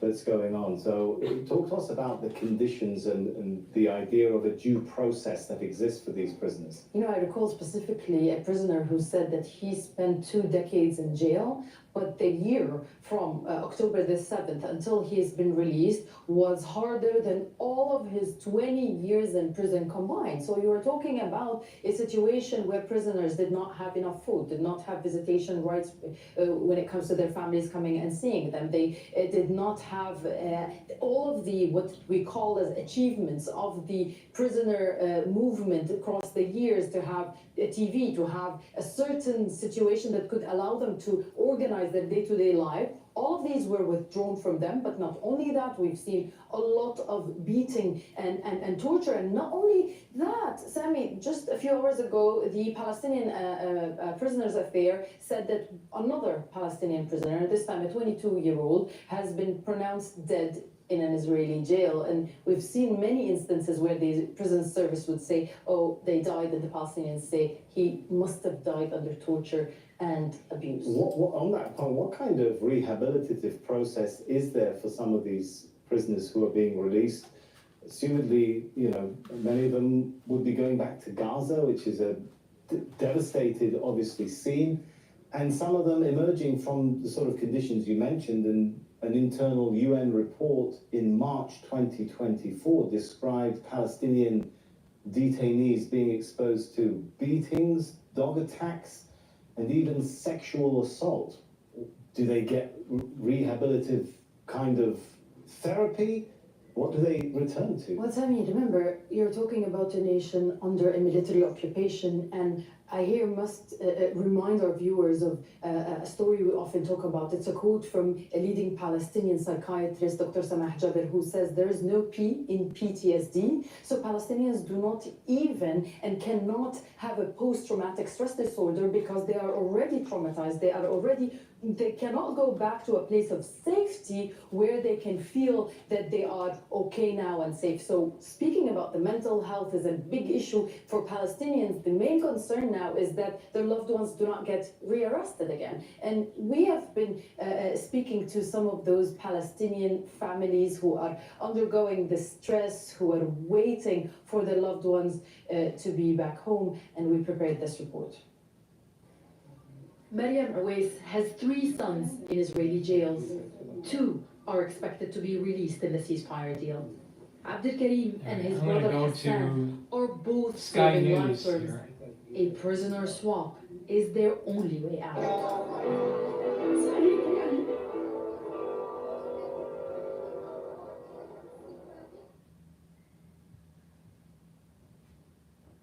What's going on with Sky News? Come on. All right, let's go to live now. It's not a deal which we're delighted about because we're releasing terrorists with blood on their hands. Well, a young teenager is one of them, to be fair. I doubt if that person is and most of them are women. So perhaps not in this first phase. Indeed. There's been a corresponding and some of them have been picked up, sitting in their cars, waiting at a checkpoint. You know, so has there been, as the Palestinian Prisoners Society told me yesterday in Bethlehem when I went there, has there been a policy of revenge against the Palestinian people in the West Bank and East Jerusalem because of October the 7th? So frankly, that's an offensive assertion. This is a democratic government that lives by the rule of law. We have an independent judiciary. You might have heard that this is there's a big issue here in Israel. So frankly, that is an offensive comment. We have a police force, a legal system where we take law and order extremely seriously. So look, when Israel apprehends people on suspicion of terrorism or after having committed real crimes, then they go through due process. Okay, this is the only democracy in hundreds of miles in any direction.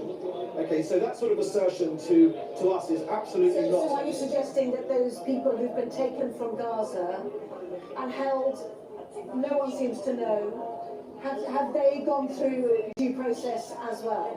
Well, look, we've taken a lot of people a lot of Hamas people, suspected Hamas people, as prisoner. But that's been very, very important because they've shared with us a lot of information. We wanted to get information out of them to see when is the next terrorist attack, where our hostages are, give us the strength of Hamas. And so that's been very, very important. And also, let's not forget, Israel did not expect this war. Okay, we weren't ready to take on tens of thousands of Hamas prisoners. So each of them will go through due process. It's our duty as a democratic country, the duty we take very, very seriously. So we're watching pictures of a jail right now where there will be that release as part of this prisoner exchange. You are confirming that those who have been taken from Gaza, we've seen some of them stripped naked, sat in the streets, have we not? You're confirming they will go through due process. So if they've been stripped naked, it's because we worry that they have a suicide belt on them. Okay, we've got no interest. You know, Gazans are not going anywhere, Israelis are not going anywhere. Ultimately, we will have to live together. But it's our duty to make sure, it's our duty to the Israeli people to make sure that terrorists are apprehended and arrested and there's due process. Yes, we're just watching pictures now of the Israel-Gaza border. It is at the Reykjavik crossing, I understand, so we're expecting to see perhaps some of the pictures as the women are handed over. And how important is it that they managed to meet their mothers who've flown down to see them so quickly? Look, Israel has been waiting for this moment for many, many months now, 15 months now. I've been in touch with some of the hospitals, Beilinson and Sheba Hospital. Both of them have been doing everything they can to get the system ready to receive them and to give them every possible care. That's psychological care, medical care, and of course to facilitate their families as well. Let's show you then the pictures of those mothers waiting at that reception point that the IDF has set up. There they are crowding around. Let's just watch that moment.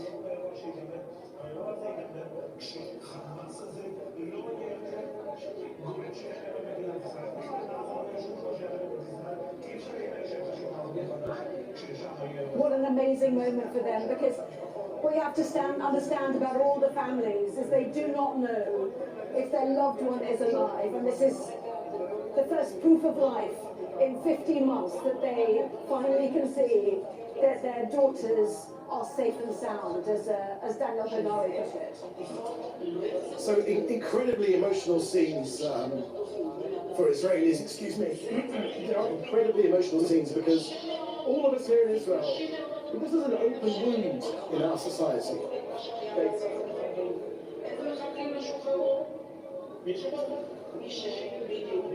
Look, Israel's government, to its credit, have done everything in our power to bring these people home. You know, let's not lose sight for a moment that they were taken by jihadists, a jihadist terrorist organization that, to be honest, hate their own people, maybe even more than they hate Israelis. They tried to maximize the number of deaths amongst their own people. They say it very, very clearly. But also, their ambition... Now think about what I was saying about the negative and positive part of Esau. The Palestinians are Esau, all right? And Esau negative is willing to take down Esau positive to stay alive. Because it can't keep, it can't allow for the positive Esau to align with Jacob and Ishmael, because it knows it will die. So it will try to bring down its own society. I'll tell you, these people are something else. The only way to get rid of negative Esau is to completely kill them. All right, the negative Esau. All right, so let's go back to Al Jazeera here. On the struggle between the outgoing and the incoming presidents over who can claim this for their legacy, and where does that leave, do we think, Donald Trump's position towards ensuring that this deal goes through to the end so that he has a legacy?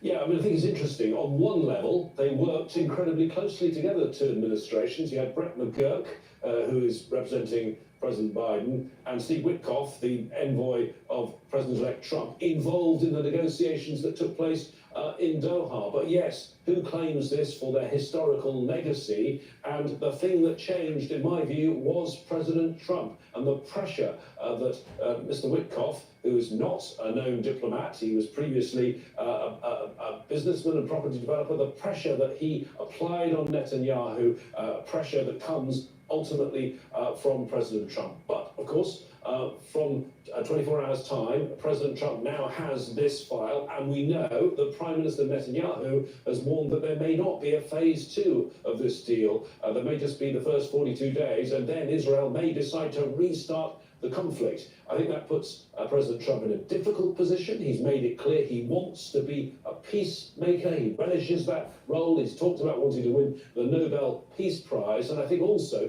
President Trump will come under a great deal of public pressure, internationally, of course, but among the American public, now seeing scenes of joy on the streets of Gaza after so many people dead. If that changed to another bombardment, how would President Trump, if he supported Israel, how would he sell that to the American people? All questions for the new US president taking office under 24 hours from now. Good stuff there from James Bays, our diplomatic editor. Thanks so much, James. Let's take it to Daniel Levy now. He's a former Israeli negotiator and president of the US Middle East Project. He joins us now from London. Daniel, I'm sure you follow the polls in Israel that even before this prisoner release and ceasefire deal, the polls showed that a majority of the Israeli public wanted a ceasefire deal, wanted to see the captives returned home. What do these images now do to the public opinion, to the support base for the government? And how does that impact any inclination any cabinet member might have to try and scupper this before we reach the end?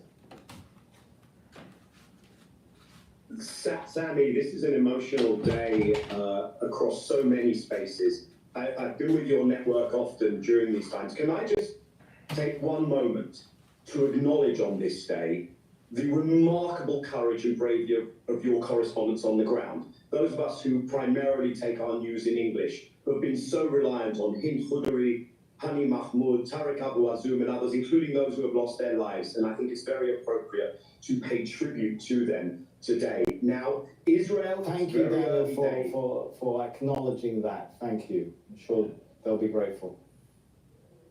Thank you, Sammy.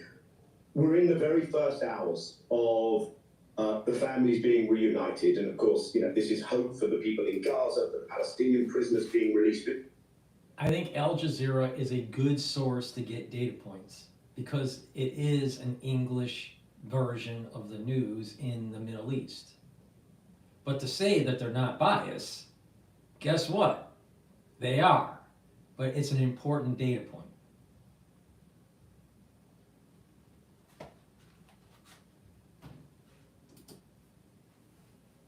The hostages have almost become household names in every family. How that will play out in terms of whether it really makes it difficult for Netanyahu to wriggle out of the rest of this deal, I think is one of the biggest unknowns. And it's one of the reasons that Netanyahu was so reluctant to get to this moment, because what has been set in motion today, as we all know, is extremely fragile. But we also know, and this is really rare, Sam, the reason for that fragility. There's incredible transparency and clarity to what has prevented a deal, and that is Netanyahu, the Israeli governing coalition. You have factions. One faction has left and said, we'll rejoin if you restart the war. Another faction has said, we're staying, but we'll leave if you don't restart the war. So Netanyahu's coalition stability depends on him breaking the accord. And so we know that he will do everything to bring this down. Let me jump in, Daniel, because this is what, to your point, this is what the Israeli Prime Minister had to say last night. It was a key point. Let's listen in. I want to ask you about it. And the third principle is to maintain the Philadelphia axis and the security buffer zone. When I say maintaining the Philadelphia axis, not only are we not reducing the forces there, we will even increase them a little. Everything that's being reported, Daniel, about the agreement says that Israel will ultimately fully withdraw from the Philadelphia corridor. That is contradicted by what Netanyahu said last night. How should we interpret that? Is that an escape route already being planned from the implementation? Right, so Netanyahu throughout the negotiations, and we know now, without a shadow of doubt, that a deal was there to be done. First of all, we could have just stuck with the deal in November of 2023. Netanyahu chose to break that. We know that for several months, under the newer circumstances, there has been the possibility of reaching a deal. Netanyahu continued to both change the reality on the ground and throw new spanners in the works, throw new obstacles in the way of a deal. One of them was this issue of Philadelphia. So if one goes into the granular detail of that, there is some uncertainty because there are security annexes and there are maps that were drawn up between Israel and Egypt in terms of Israel's redeployment. But we know one thing for sure, and that is that on day 50, if the deal continues beyond this 42 days, Israel has to be fully out of the Philadelphia corridor. Therefore, Netanyahu is signaling his intention to ensure that beyond the first phase of the deal, there is no further ceasefire. And you know what? If you strip away all the propaganda, all the deceit, all the lies from Washington and Israel's other allies, the best guide to understanding what has been going on is to actually listen to the stated intentions of Israel's leaders, from the president and the prime minister down to cabinet ministers and members of the Knesset. And they have told us of the fact that they will draw no distinction between civilian and combatants in Gaza. They have told us of their genocidal intentions, and Netanyahu is telling us now that he does not intend to see this through, so his feet will have to be held to the fire. All right, Daniel, we're out of time, but thank you so much for your thoughts and analysis. That's Daniel Levy, former Israeli negotiator. Let's bring you up to speed with some of the live pictures that we're monitoring right now. Historic moment. We've seen 3 Israeli captives released and returned to Israel. And a moment of joy and celebration for some of those families of the captives, a moment of extreme hope for those Palestinian families waiting for 90 of their relatives to be released from Ofra prison. We'll bring you more updates on this ceasefire at the top of the hour. All right, let's take a look at what Sky News is playing here. The latest news. And this is divided. And I think this is the lesson to be learned. As for counter-terrorism and counter-radicalization, yeah, this will have to take place too.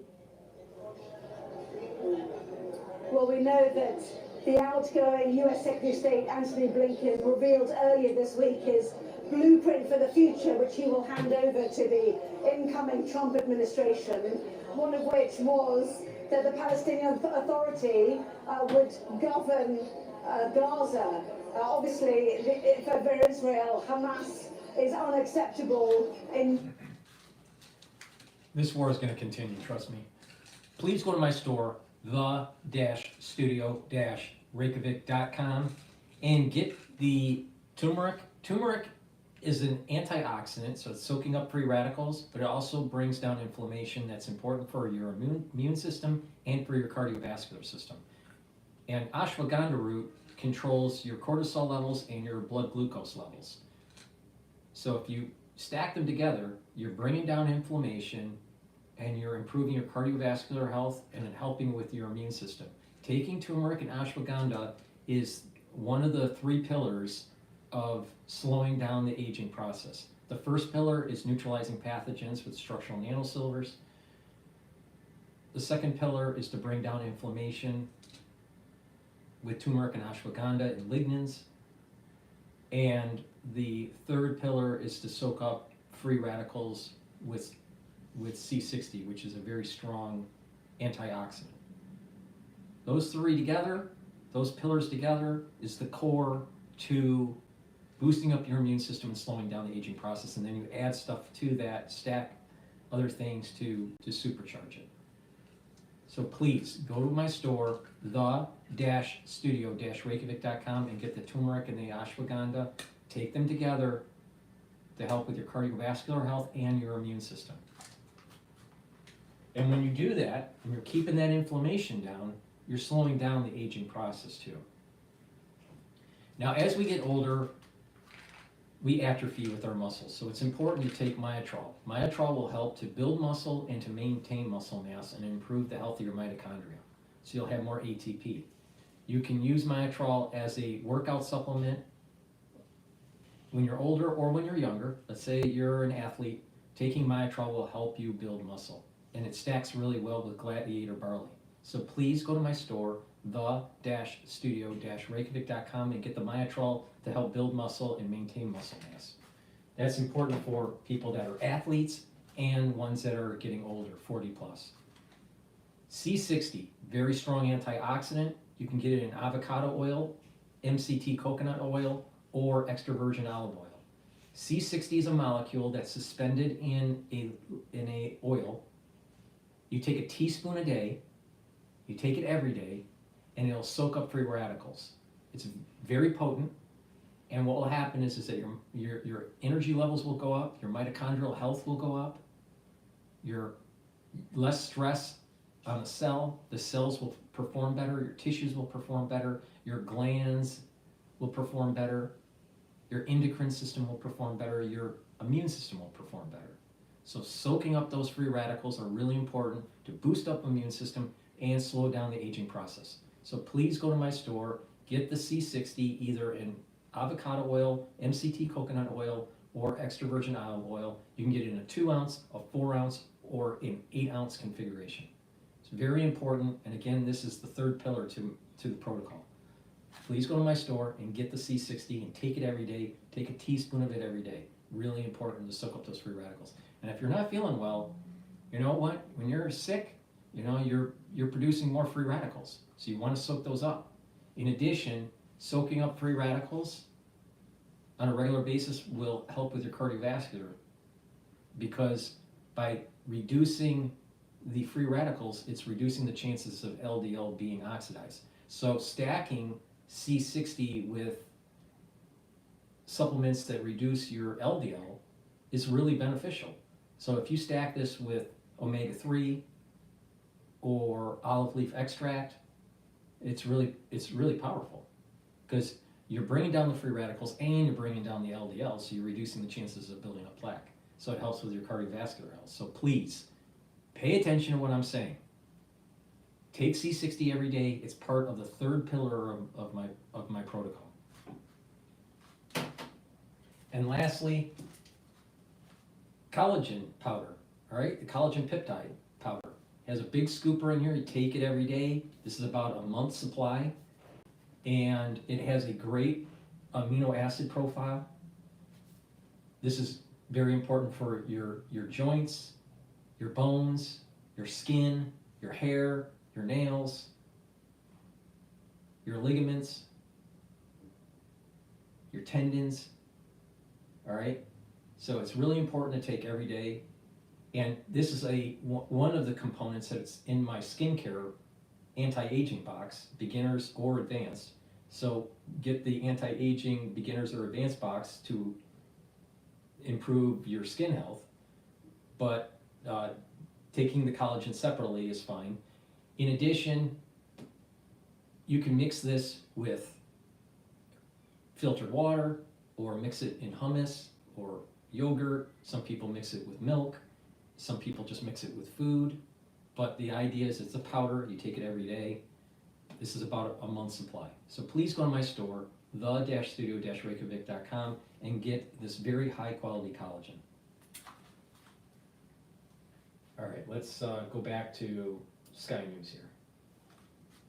Has been taken.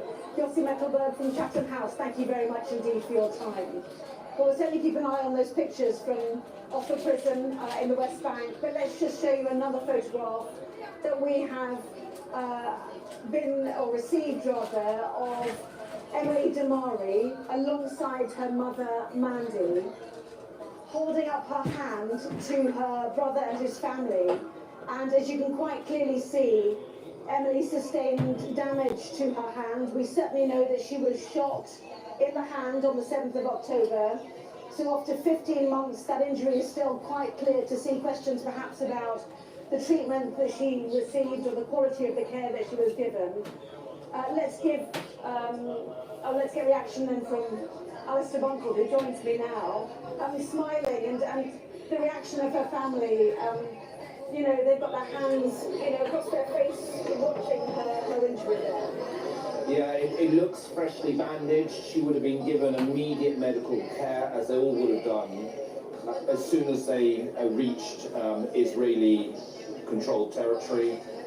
They would have been met by doctors, so I'm guessing, but it looks as though she probably immediately had some medical attention on her left hand. It looks from that image as though two of her middle fingers are missing. As you say, we know that she was shot when she was taken on October the 7th. We do also know from the past that hostages taken into Gaza, some of them were taken to hospital in Gaza on October the 7th or the days afterwards.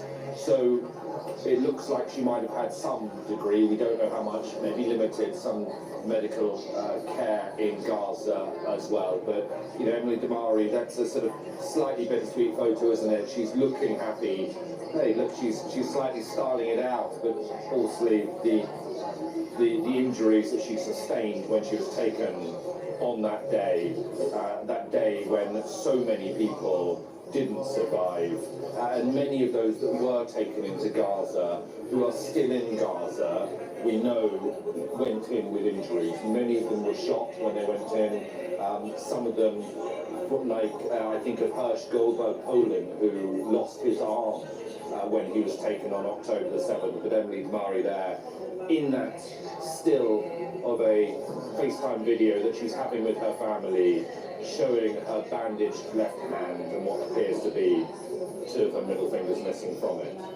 And indeed we know another of those who was freed today, Robbie Gunnen, now 24 years old, was also shot. She was on the phone to her mother, trying to flee the Nova Music Festival. She was in the car with friends we know. She told her mother at 10:15 in the morning that they'd been shot and she was bleeding. They shot me, Mom, and I'm bleeding. Everyone in the car is bleeding. And when the car was later found, it was empty. And clearly, only one of those taken hostage. So two of those freed today, we know, had been shot on October the 7th. And those phone calls to their parents, to their relatives, the last time that anybody had heard from them, their pleas for help and to be saved as gunfire was going on and explosions were going on around them. And that would have been the last time that her mother would have heard from her before she went into Gaza on October the 7th until today. And they come out, and we've seen them come out walking from one car into another car, into a car controlled by the International Red Cross. They are now, as we've said, receiving that medical attention. We haven't had confirmation that they have arrived at the hospital near here in Ramat Gan, but they will be taken, we understand, airlifted to hospital here for further medical treatment. We've been looking at pictures of offer prisoners as well on the West Bank, the process of the Palestinian prisoners being freed. The activity is strong, though we don't know what point that will happen. It is mainly women today, and some younger people as well, we understand. It looks like vehicles are moving. Yeah, finally, because this is a really important part of the day and a really important part of the entire ceasefire process. We must not lose sight of the fact that this is an exchange. Hostages for Palestinian prisoners. Many of those prisoners being released today, young, women, children in many cases. A lot of them have been taken into Israeli prisons. They haven't yet been charged. They've been denied access to lawyers. They've been denied access to their family members. But they are now part of this swap deal. And if this ceasefire is going to continue beyond its first day and into the weeks ahead, then every step of the process needs to work. And this is a major step of the process.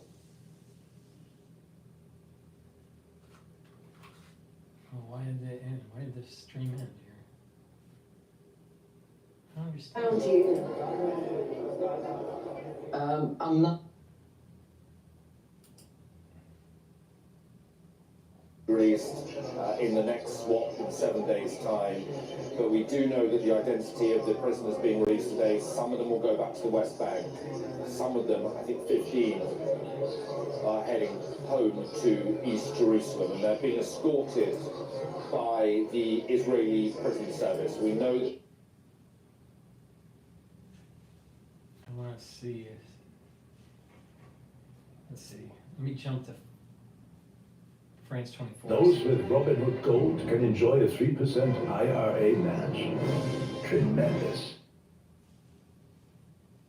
For the ones who rise to every challenge, there's Granger. For the ones who get it done. Your safety, securing your basic fundamental needs and belongingness, and also maintaining your basic needs. It's never about, you know, the luxury of living. It's never about the. I'm not really sure why Sky News stopped with its live stream. Hold on.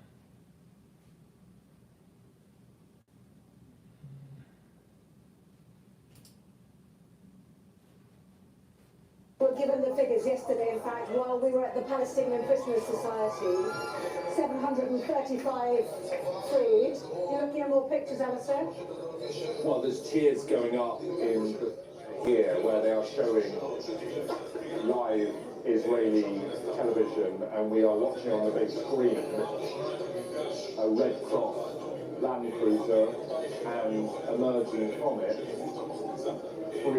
the three Israeli hostages there. I can see in the middle Emily Damari wearing a green tracksuit. And that was the moment. It looked as though it was the moment when they were transferred from the care of the Red Cross, who received them from Hamas, and then passed them on to the Israeli military. There are hugs from one of the hostages with an IDF soldier, it looks like, but more images. I think images, in fairness, that we didn't expect we would see. We thought that by the time they got to this stage in the release process, it would be more tightly controlled by the Israeli military. The Israelis would be very conscious of the condition that the three hostages would be in. You know, I always come back to how it must have been for them. We here have known, this are the pictures I was just looking at and describing, we have known what's been going on. The world has followed every twist and turn of the ceasefire negotiations. The world knew that at 8:30 this morning the ceasefire was due to start, then it was delayed, then it came into force. But for the hostages inside Gaza, it's very likely that they knew none of this until only a few hours ago. Hostages released in the past have spoken of their day of release being the most terrifying day for them in captivity, because they didn't know what was happening when they were suddenly removed from wherever they'd been kept and they were driven through the streets of Gaza. Some of them thought they were being taken to be executed.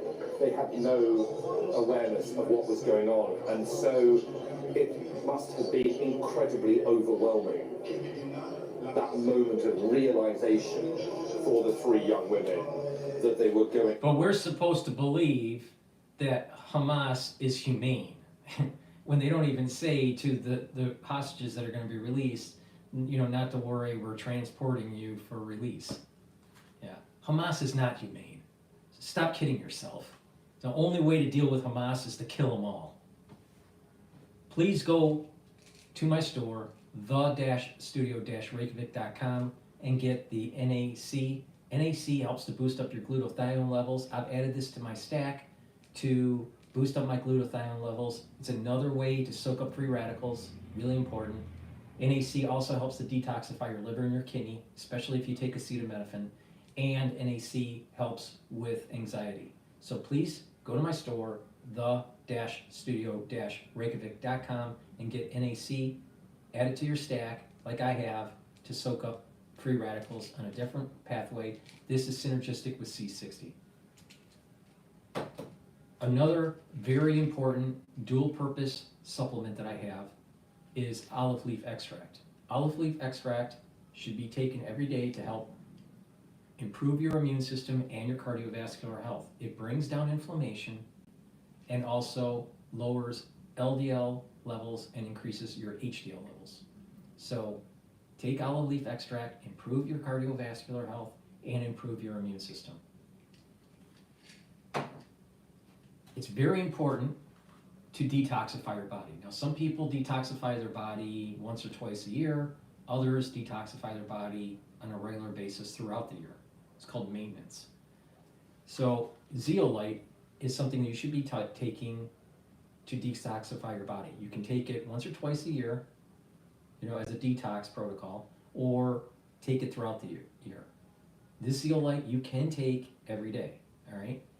If you're gonna take it every day, take 2 drops, small drops, underneath your tongue and drink filtered water. This will remove heavy metals, toxins, and chemicals, including forever chemicals, all right? And taking it every day.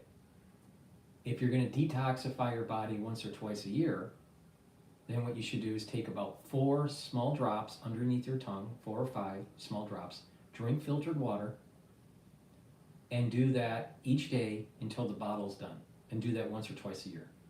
But it's better if you take it every day, all right? So please go to my store, the-studio-reykjavik.com, take the zeolite, remove the heavy metals from your body, toxins and chemicals. And it's very important to filter your water, drink filtered water, and also reduce eating processed foods. Processed foods have a lot of chemicals in it. Unfiltered water has a lot of chemicals in it. And when you reduce the amount of ingestion of these toxins, of these chemicals, you have less problems with your endocrine system and your immune system. So if you want to boost your immune system and your endocrine system, you should be detoxifying your body and filtering your water and eating higher quality food. So please go to my store, the-studio-reykjavik.com, and get the zeolite, detoxify your body, and get healthy.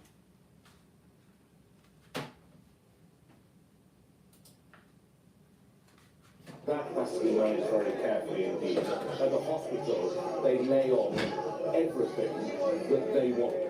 So last time, back in November 2023, they had people there to do manicures. If the women wanted their nails done to feel human again, they had people there to do that. Anything that they want, they make sure that that is catered for, but they do it in a very slow, gradual and deliberate process, so that the freed hostages are not coming back into freedom, all of a sudden. It is bit by bit a reintegration into society, a reintegration with their family, and these days now there'll be euphoria. They are free, but in a couple of days, they can come crashing back down to earth, and the realization of what they've been through will suddenly hit them, and that's when it can get very difficult. Alistair, thank you very much indeed. You mentioned just briefly Marwan Barghouti, the person you see as you head towards the West Bank, lauded really amongst Palestinians.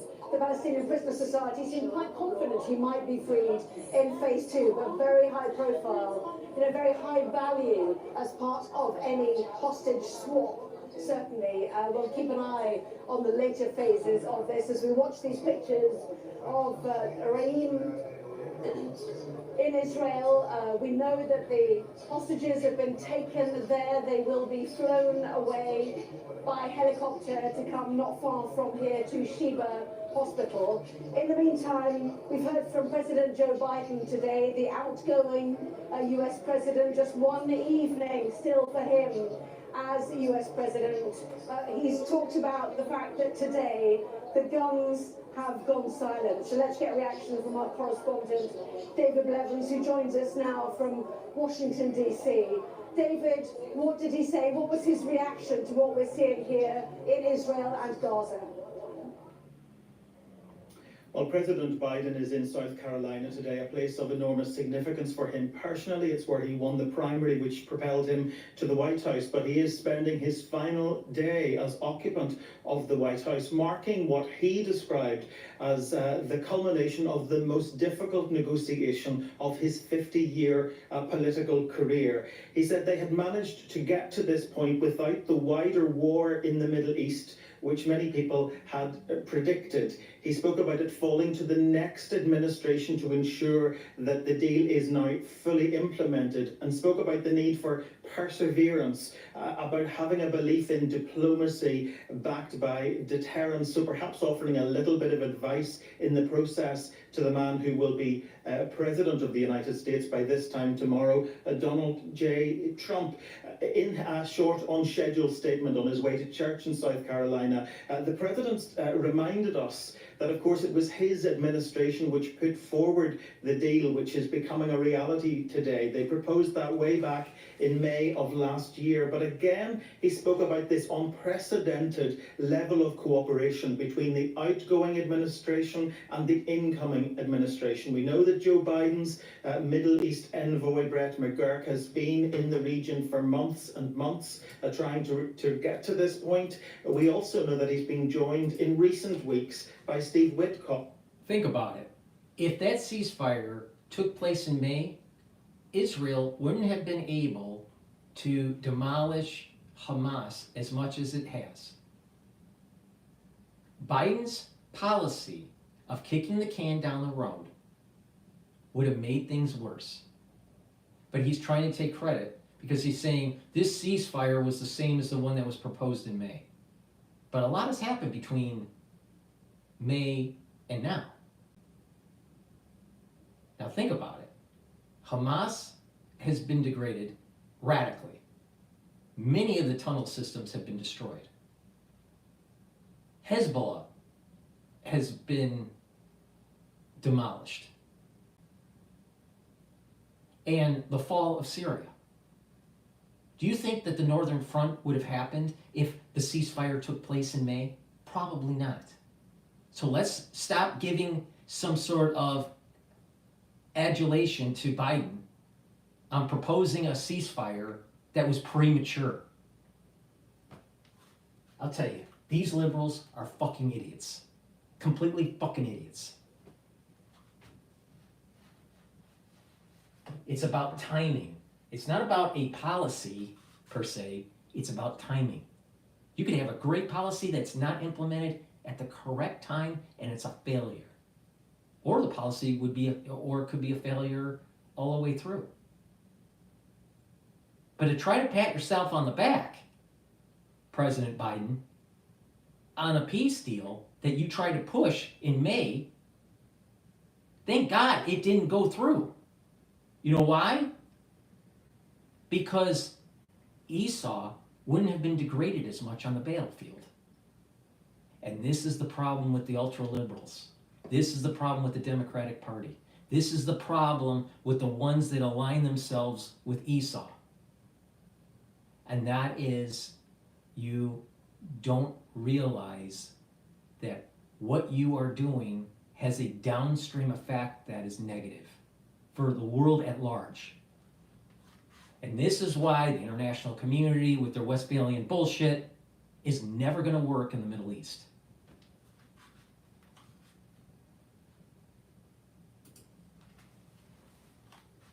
Who had to go into Gaza, obviously, to collect them from Hamas, hands over 3 hostages to the Israel Defense Forces.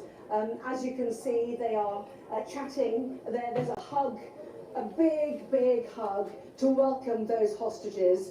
Pictures we didn't expect to see. In fact, we thought privacy was really what they were aiming for, but quite clearly these pictures from the Red Cross handing over 3 hostages free today to the Israeli military. Our coverage continues.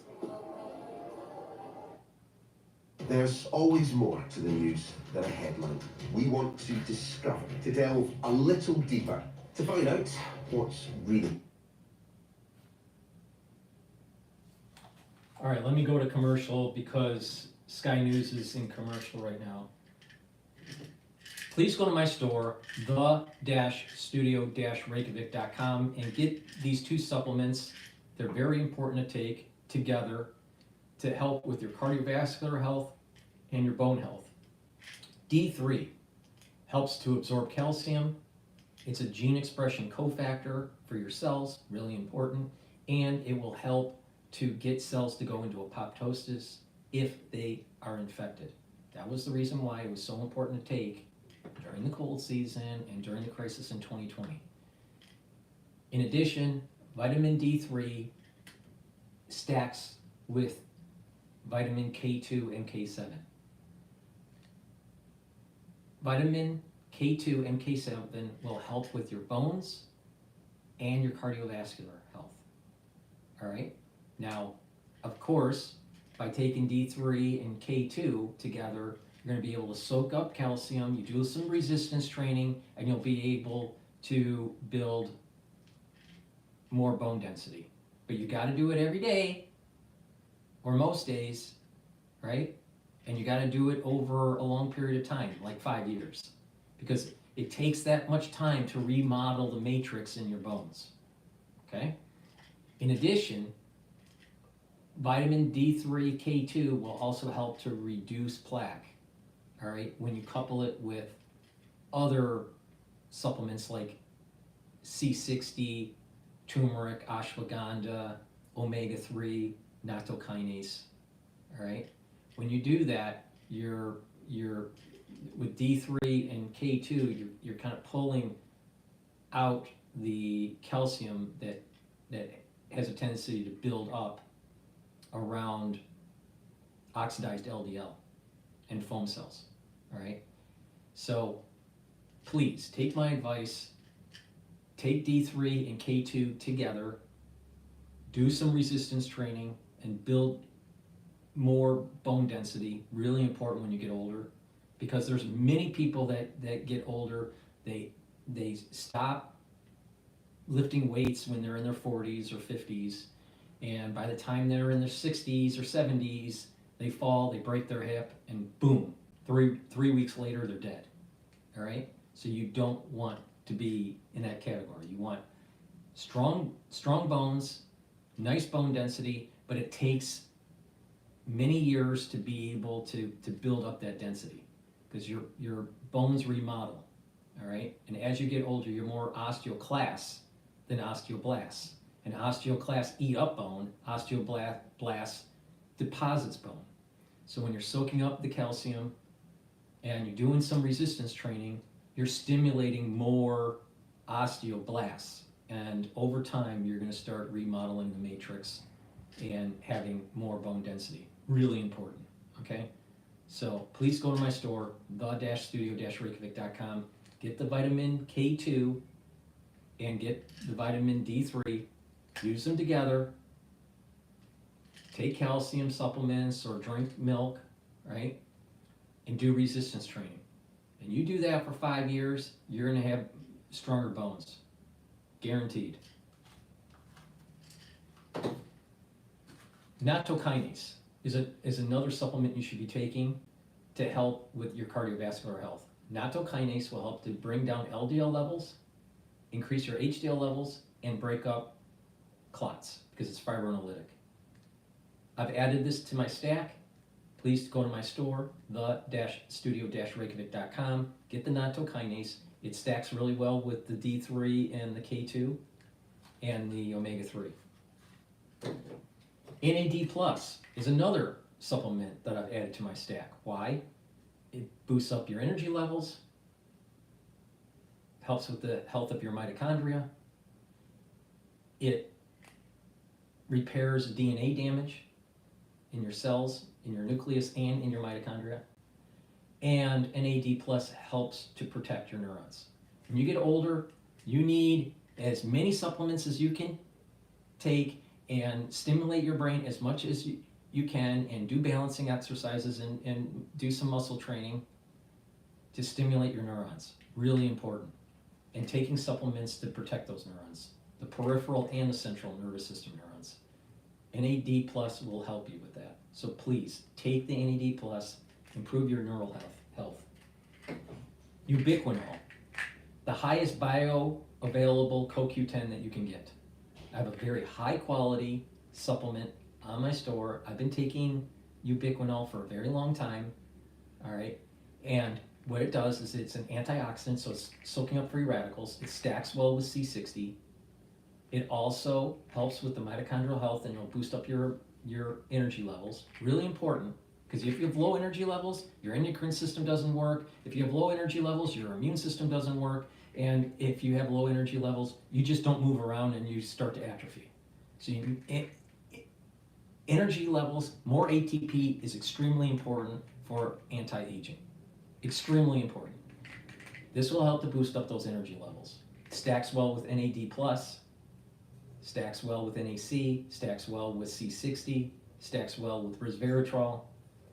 All right, and ubiquinol is also neuroprotective.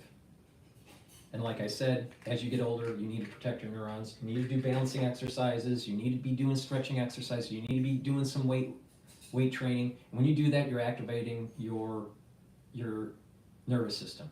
You also need to train your body. You need not just your body, but your mind. Train your mind by learning new things, talking to people, reading and writing. Really important in mindfulness. Some spirituality will also help with brain function. So with that said, let's go to Al Jazeera here. Looks like they're off break. Agreement. Meanwhile, desperately needed deliveries of aid have started to go into Gaza. Trucks are coming through the Rafah border crossing, carrying humanitarian supplies, including water, food, and fuel. The ceasefire deal requires 600 truckloads of aid to be allowed into Gaza daily. Our correspondents are monitoring these developments. Hamda Salhout is in Amman, Jordan. We'll be speaking to her in just a few minutes.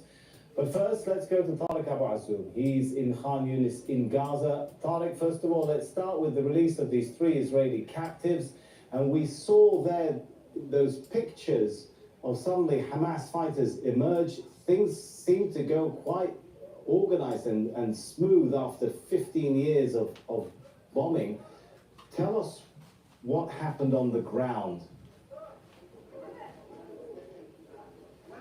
Well, what happened today earlier in Gaza City, especially in Saraya Junction, which is considered to be one of the key central heart-beating areas of Gaza City, is that the military wing of Hamas has handed over 3 female Israeli captives in a situation and in the scene that could be absolutely beyond imagination. Simply, the military wing of Hamas has been engaging in battles with the Israeli occupation forces across many areas in the Strip, and they have appeared today in a sense of organizing the implementation of the deal and the exchange of the Israeli captives, and they were handed over to the International Committee of the Red Cross. We saw today that crowds of Palestinians have been gathering in the vicinity of the area around the fighters of the military wing of Hamas, showing and chanting for liberation and freedom, and they are witnessing the moment of the exchange as a vehicle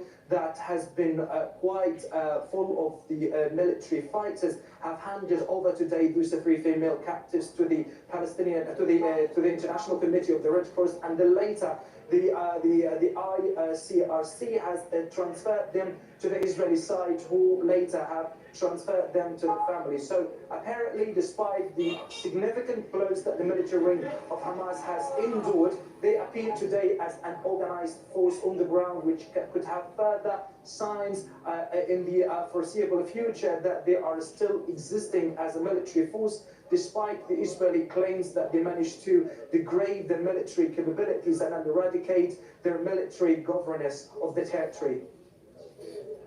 And Tariq, now the wait is on for Palestinian captives to be released. Take us through the tension that must be building for people waiting for news of their loved ones. Well, in fact, now the vast majority of the Palestinian prisoners' families are waiting for the release of their beloved ones who spent years behind the Israeli bars.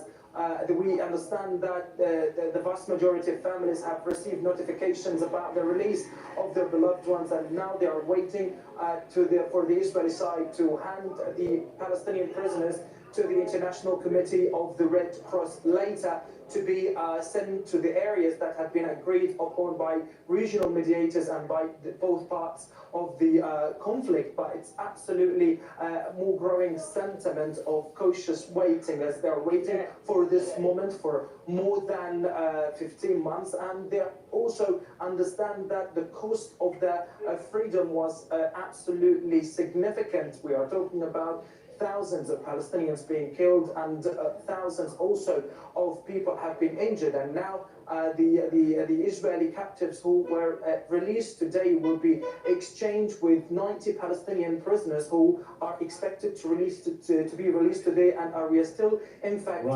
chasing and closely monitoring their release in order to build a proper picture for our viewers on the ground. And Tariq, you spent part of the day at Rafah, that important crossing. Tell us what you saw in terms of the flow of aid.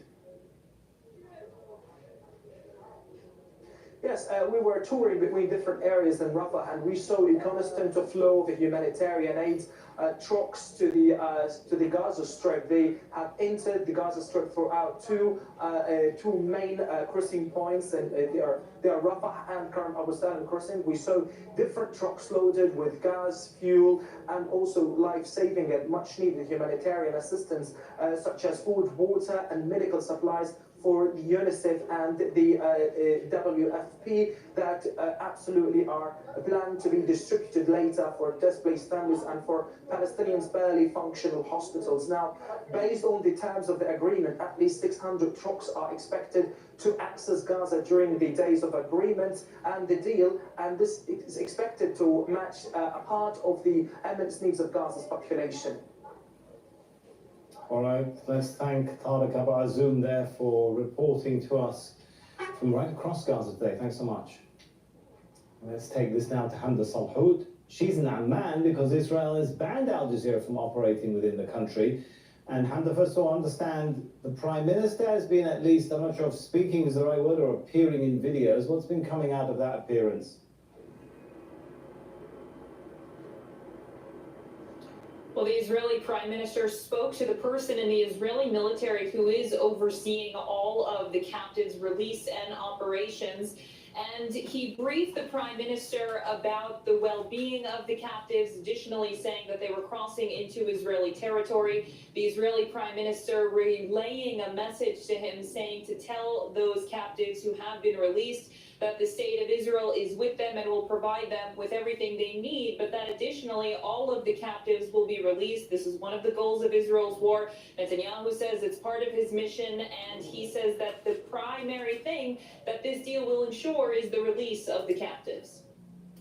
And we've seen now, or we've had confirmation of 3 Israeli captives returning to their families.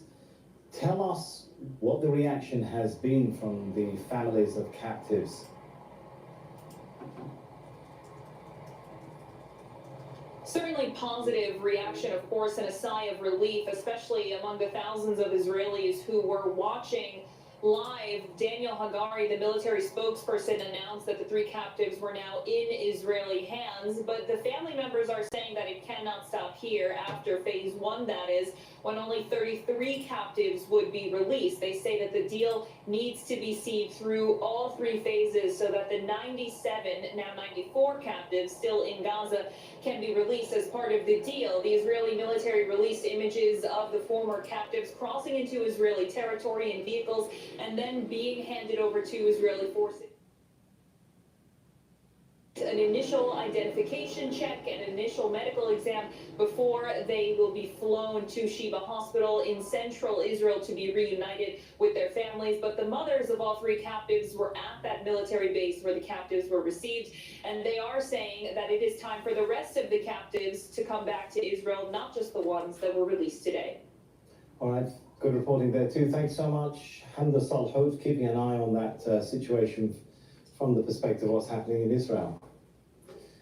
Let's bring in now Mustafa Barghouti, the Secretary General of the Palestinian National Initiative. He joins us here on set. Good to speak to you in person for a change, Dr. Mustafa. First of all, let me start with putting, taking a breath and a step back and putting this into context, that Gaza emerging after 15 months of what 36 UN experts on November the 16th, 2023 called a genocide in the making.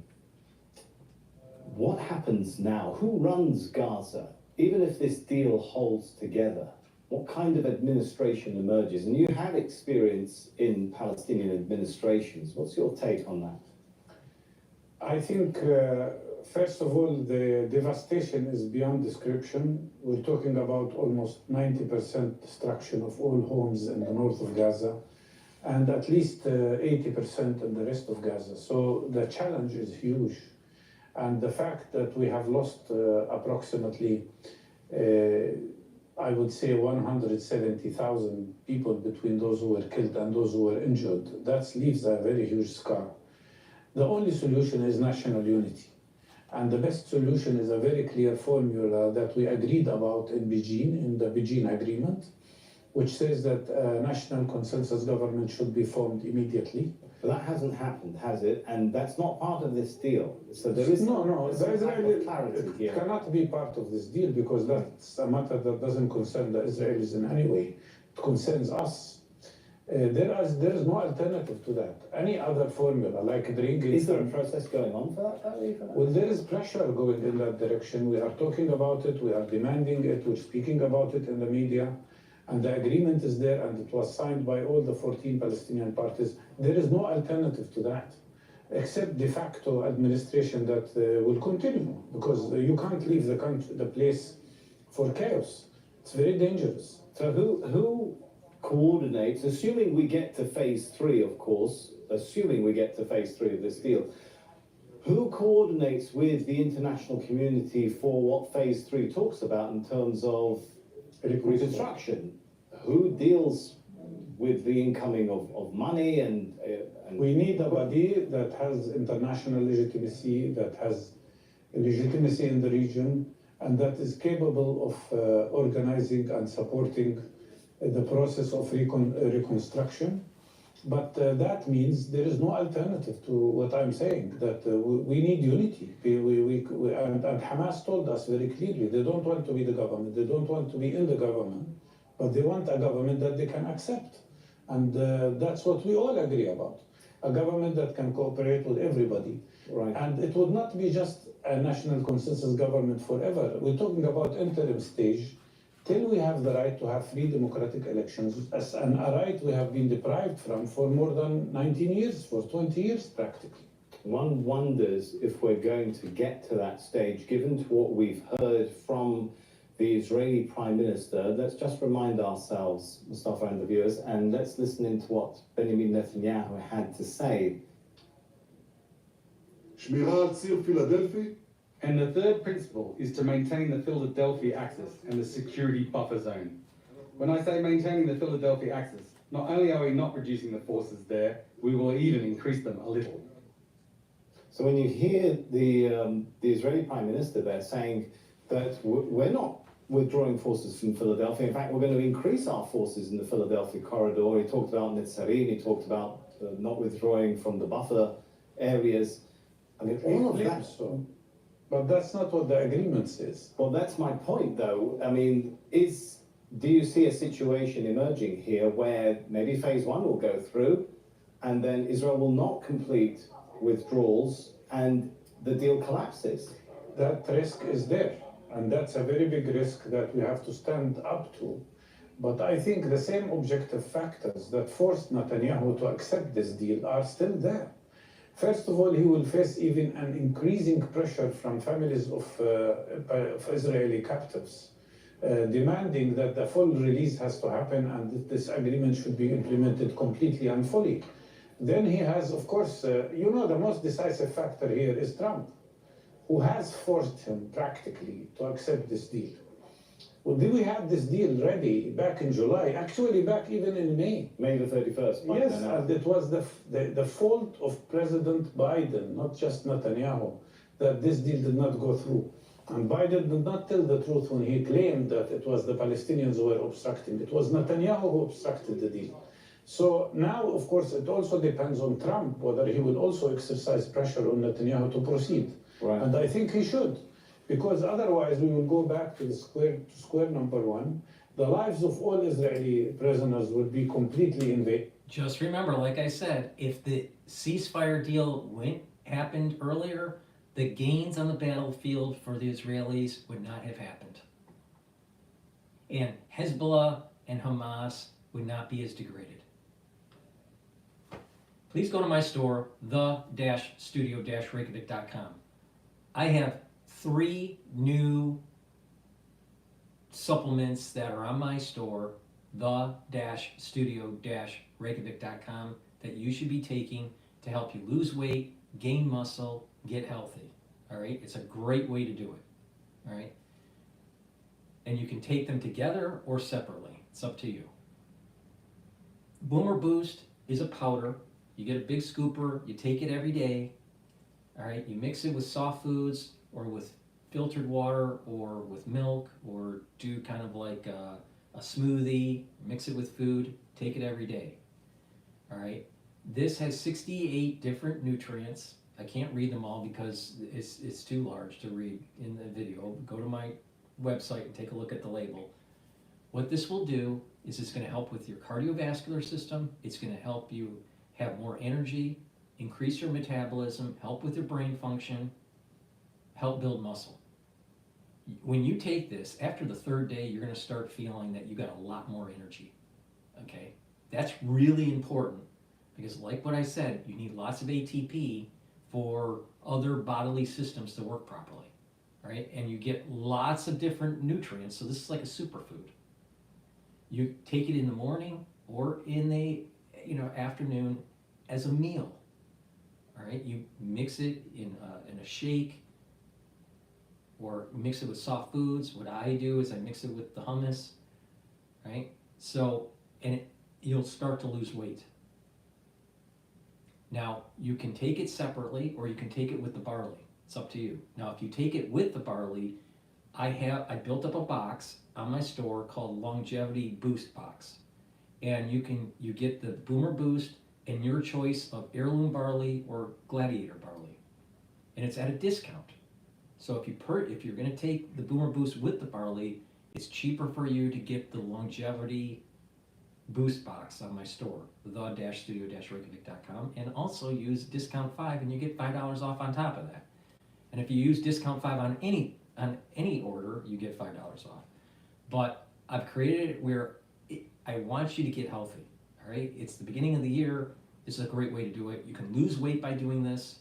You get lots of nutrients, and it's going to control your blood glucose levels, bring down inflammation, improve your muscle strength, improve your brain health, improve your cardiovascular health. Very important. All right, so please go to my store and get the Boomer Boost. Take it every day. Take it either in the morning or in the afternoon. It's probably better to take it in the morning. But you do this every day, all right? And you're exercising and using up some of that energy that you built up from this, you're going to start losing weight. And you're going to get healthier. And you're going to be able to control your blood glucose levels. And then you add other supplements to this that's from my store, and you're really going to supercharge. Now you follow my plan. You follow my plan. My plan with the protocol, the anti-aging protocol, is better than Brian Johnson's plan. Now, someone would say, Brian Johnson is 47 years old and he looks, younger than you, Paul. Well, I'm, much older than Brian. But what he does with his skin is what he does with his skin is light therapy that kind of anti-ages his skin. I don't do light therapy at all. None, zero light therapy. Now maybe I should do light therapy, I don't know. But the thing is that from from the nutrients that are on my store. You take my protocol, it's a better protocol than what Brian Johnson's doing. All right? So, but you got to do it all. You can't just piecemeal it. Now, if you do it all like I'm doing, you're going to anti-age better than Brian Johnson. Now, if you add in the light therapy, you're going to improve your skin health too. I don't do light therapy. And that's the reason why he looks the way he does, is because of all the light therapy that he's doing. So, but the point here is that if you want to follow my lead and get healthy and slow down the aging process and have vitality, you can do it, but you got to follow my lead. You got to take the supplements. But a great way to start, a great way to augment what you're already doing, if you're not doing it now, is to take the Boomer Boost. This has some serious nutrients in it, and you're going to be able to lose weight, and you're going to get lots of energy. All right? And when you're in the gym or you're working out, you're going to see major gains. Now, you can also take separately the heirloom barley or the gladiator barley. Okay? And both will help to detoxify your body. The gladiator barley is more focused on strength, but you will, because this is a protein, you will gain strength with the heirloom barley, but it's a little bit more supercharged with the gladiator. So if you're more focused on building up some muscle and getting some strength, or you're in athletics of some sort, taking gladiator barley is a great way to do it. Now, both of them will help to reduce inflammation. Both will help to detoxify your body. But again, the gladiator is more for strength, but it will help to detoxify your body. The heirloom barley is more for detoxification, but it will also help to give you strength, right? And they both will soak up free radicals through superoxide dismutase. So you gain strength, reduce inflammation, detox.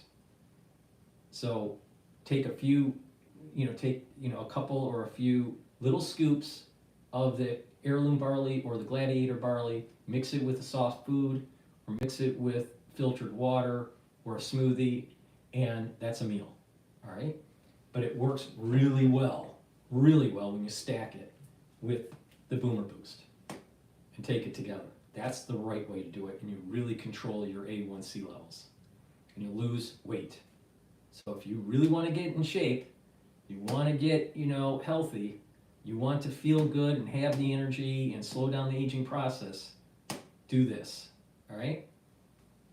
Take them together. Now, if you're going to take them together, it is cheaper to get the Longevity Boost box on my store, the-studio-reykjavik.com. If you want to take them separately, you can purchase them separately too. It's up to you. But taking these powders, there's a big scooper for here. You take it once a day. You take a little scoop. You take maybe 2 to 4 little scoops, depending on your height, and boom, you got a superfood. You couple it with the other stuff that I'm doing, with the structural nanosilver, and detox with zeolite, and taking turmeric and ashwagandhas and the C60 to soak up those free radicals, and you really supercharge, and you're slowing down the aging process. You boost up your immune system, and you're improving your endocrine system. So I just gave you the formula to get healthy. Now, it's not cheap, I know that, and I've built up all these different price points, and I've told you how to stack certain things to meet your needs and to meet your budget to get healthy. So please go to my store, the-studio-reykjavik.com, get the Boomer Boost, get the heirloom barley or the gladiator barley, and boom, you got a superfood. And you're going to lose weight. And this is way cheaper. If you're taking this for, let's say, breakfast, then, taking your normal breakfast that you're eating at McDonald's or whatever. All right. So please go to my store, take my advice, follow my protocol, and you are going to slow down the aging process. My protocol that I take is better than Brian Johnson's. It's better. Now, the thing that he does that I don't do is light therapy. All right, so with that said, let's go to Al Jazeera. It found out that those 3 Israeli hostages had been released. Listen to what he said. Today's ceasefire in Gaza and the release of hostages is a result of a principled and effective policy that we presided over for months. And we got it without a wider war in the Middle East than many predicted. And now it falls on the next administration to help implement this deal. I was pleased to have our team speak as one voice in the final days. So joining me on set are Bernard Hudson, former CIA chief of counterterrorism.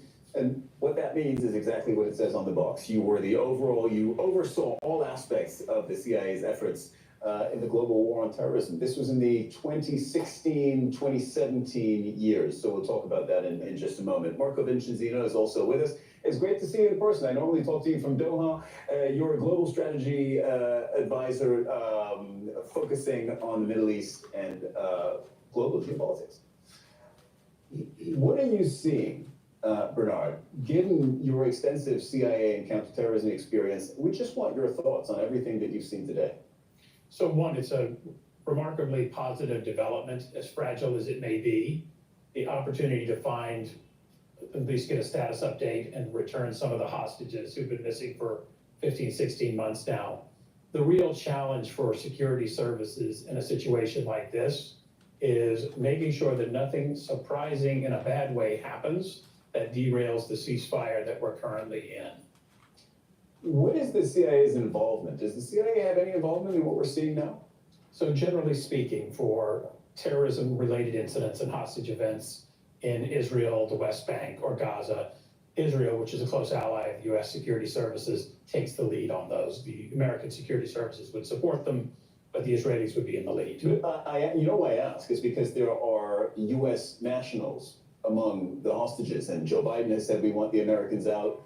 Donald Trump has said we want to bring the Americans back. So that's why I asked whether the CIA would have a little bit more of a direct involvement. So American intelligence would clearly be watching for any information about the situation and disposition of hostages.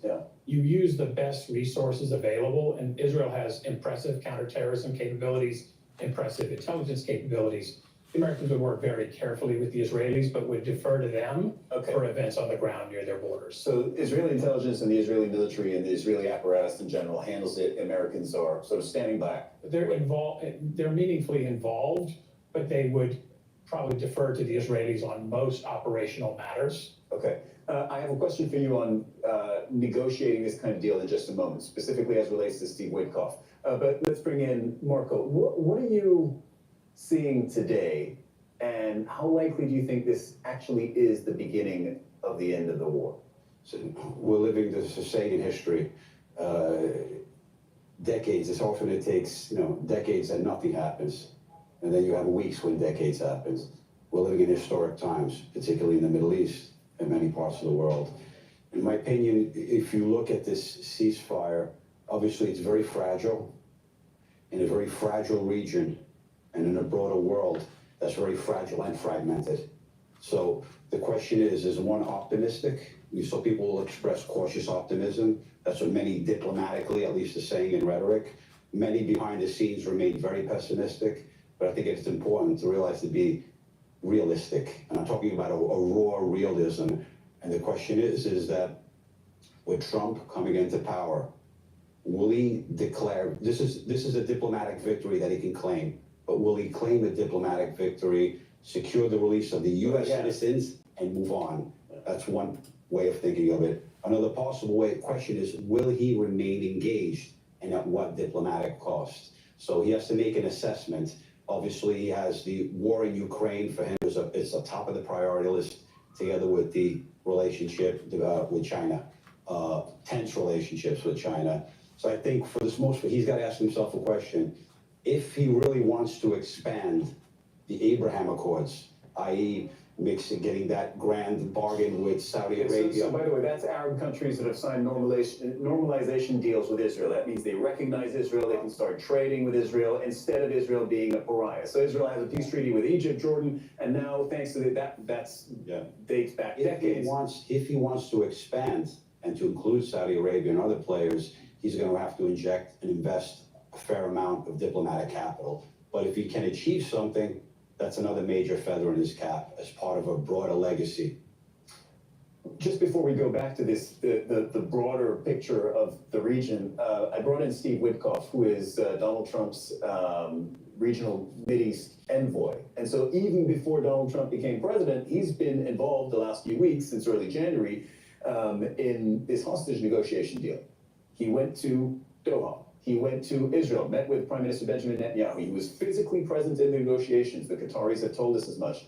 The man is a former real estate mogul. Should we be surprised? So I think, Mr. Trump's second administration is going to probably be full of a lot of personnel surprises. And in Mr. Witkoff's case, you can sort of imagine that the Biden administration understands that this is their deal to make. They have the authority to make it. There's only one government at a time. But that the Trump administration was going to have to live with the results.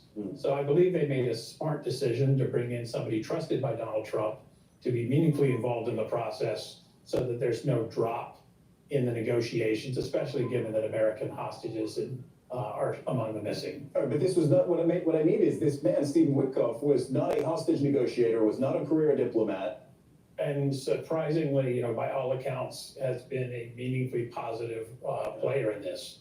But would not normally be your first choice to put in a hostage negotiation team. So big picture, 22 hours from now, Donald Trump becomes president, and he's got a Middle East that is in flux. That means there is more opportunity for the U.S. to shape events than perhaps there has been in the past. Do you have a good understanding of what Donald Trump wants from the Middle East? If he could have his way, what would it look like? Specifically Israel, Gaza, the Israeli-Palestinian conflict. I think the Middle East is going to be competing with a lot of other things on a very crowded table. It's very different than it was when Donald Trump left office. Ukraine, China, even the Middle East strategically has changed a lot. And the most important change is frankly the diminishment of Iran's capabilities.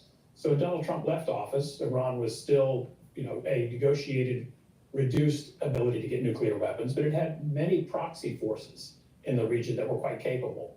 Today, as he takes office, there's no ally in Damascus for Iran. Their Lebanese Hezbollah ally has been greatly diminished. And the Iranian military itself has been shown to be seriously deficient in air power and air defense. So I think for the Trump team, while Gaza is the news of the day, the strategic changes on Iran are the enduring factor that they're going to have to face when they try to shape events in the Middle East. And as you said, I think for the last 18 months or so, there's been a sense in the world that the U.S. administration has not been really driving events in the Middle East and trying to catch up. I would imagine that with the ceasefire in Gaza, it's an opportunity for the Americans to reassert this. I think the thing to look at in the near term is Yemen.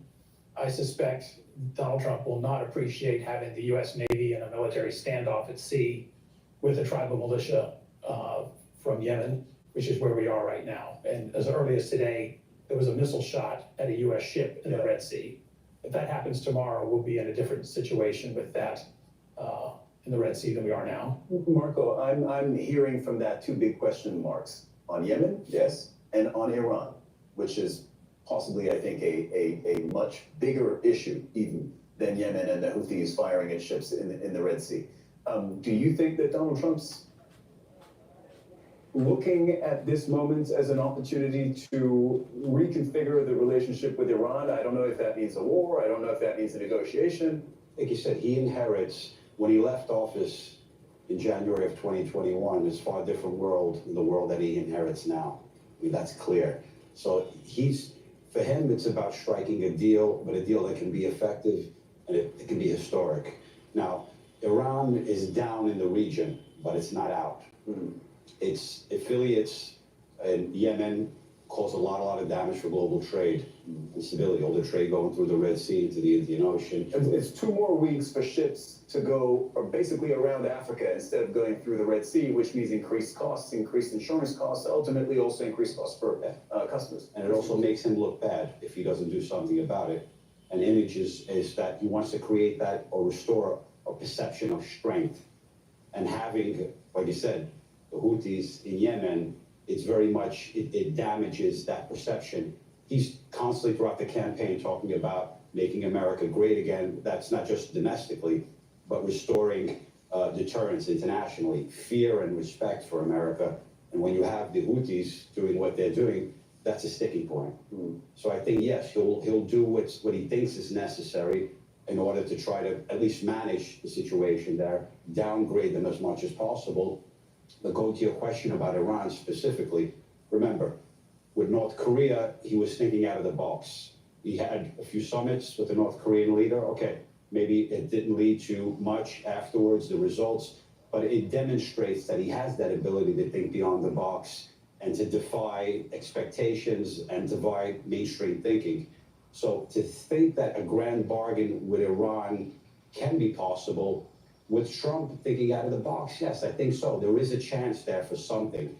Iran is weakened economically, diplomatically, politically at home and throughout the region. So this may be an opportunity for them, but it's going to take a lot for them. What's going to be asked of them? Denuclearization, ceasing all activity. Well, it ceased many activities because it had to, not by choice, but by necessity. But it can still cause trouble in the region. And if those sticking points, and there's many other issues, but I would say primarily those sticking points, if they're willing to negotiate on that in a very credible way, something potentially could be possible. Marco Vincenzino, Bernard Hudson, thank you very much to both of you for joining us in the Al Jazeera News Hour. All right, that's going to be the end of my broadcast. Thank you for listening. Just to remind everybody, make sure you subscribe to all my channels. I have 4 channels on YouTube, Brighteon, Bitchute, and Rumble. I have X, 2 channels, and GETTR, 1 channel. Please follow me. You can also follow me on Podomatic and Apple Podcast. You can follow the streams on YouTube, Rumble, and my website, the-studio-reykjavik.com. Thank you for the people that were on X Spaces listening in. Just a reminder for the ones that are watching the live streams, you can join on X Spaces and do a call-in and give me your perspective. Don't be shy. You know, it's about it being interactive with the audience. That's the whole purpose of the show. So thank you for listening. Thank you for watching throughout this transmission. Thankfully, there are people that are coming home on both sides, hostages on both sides, all right? The world being at peace, lasting peace, is what everybody wants. But the realization that it's about lasting peace, not short-term ceasefire type peace, lasting peace. And the realization that there is a soul root that is extremely evil, and that evil soul root needs to be rooted out. And that's the negative side of Esau. So let's stop playing footsies. Let's stop pretending that, just give peace a chance, because if you don't eliminate evil, you still have evil. Thank you for listening, and have a nice day.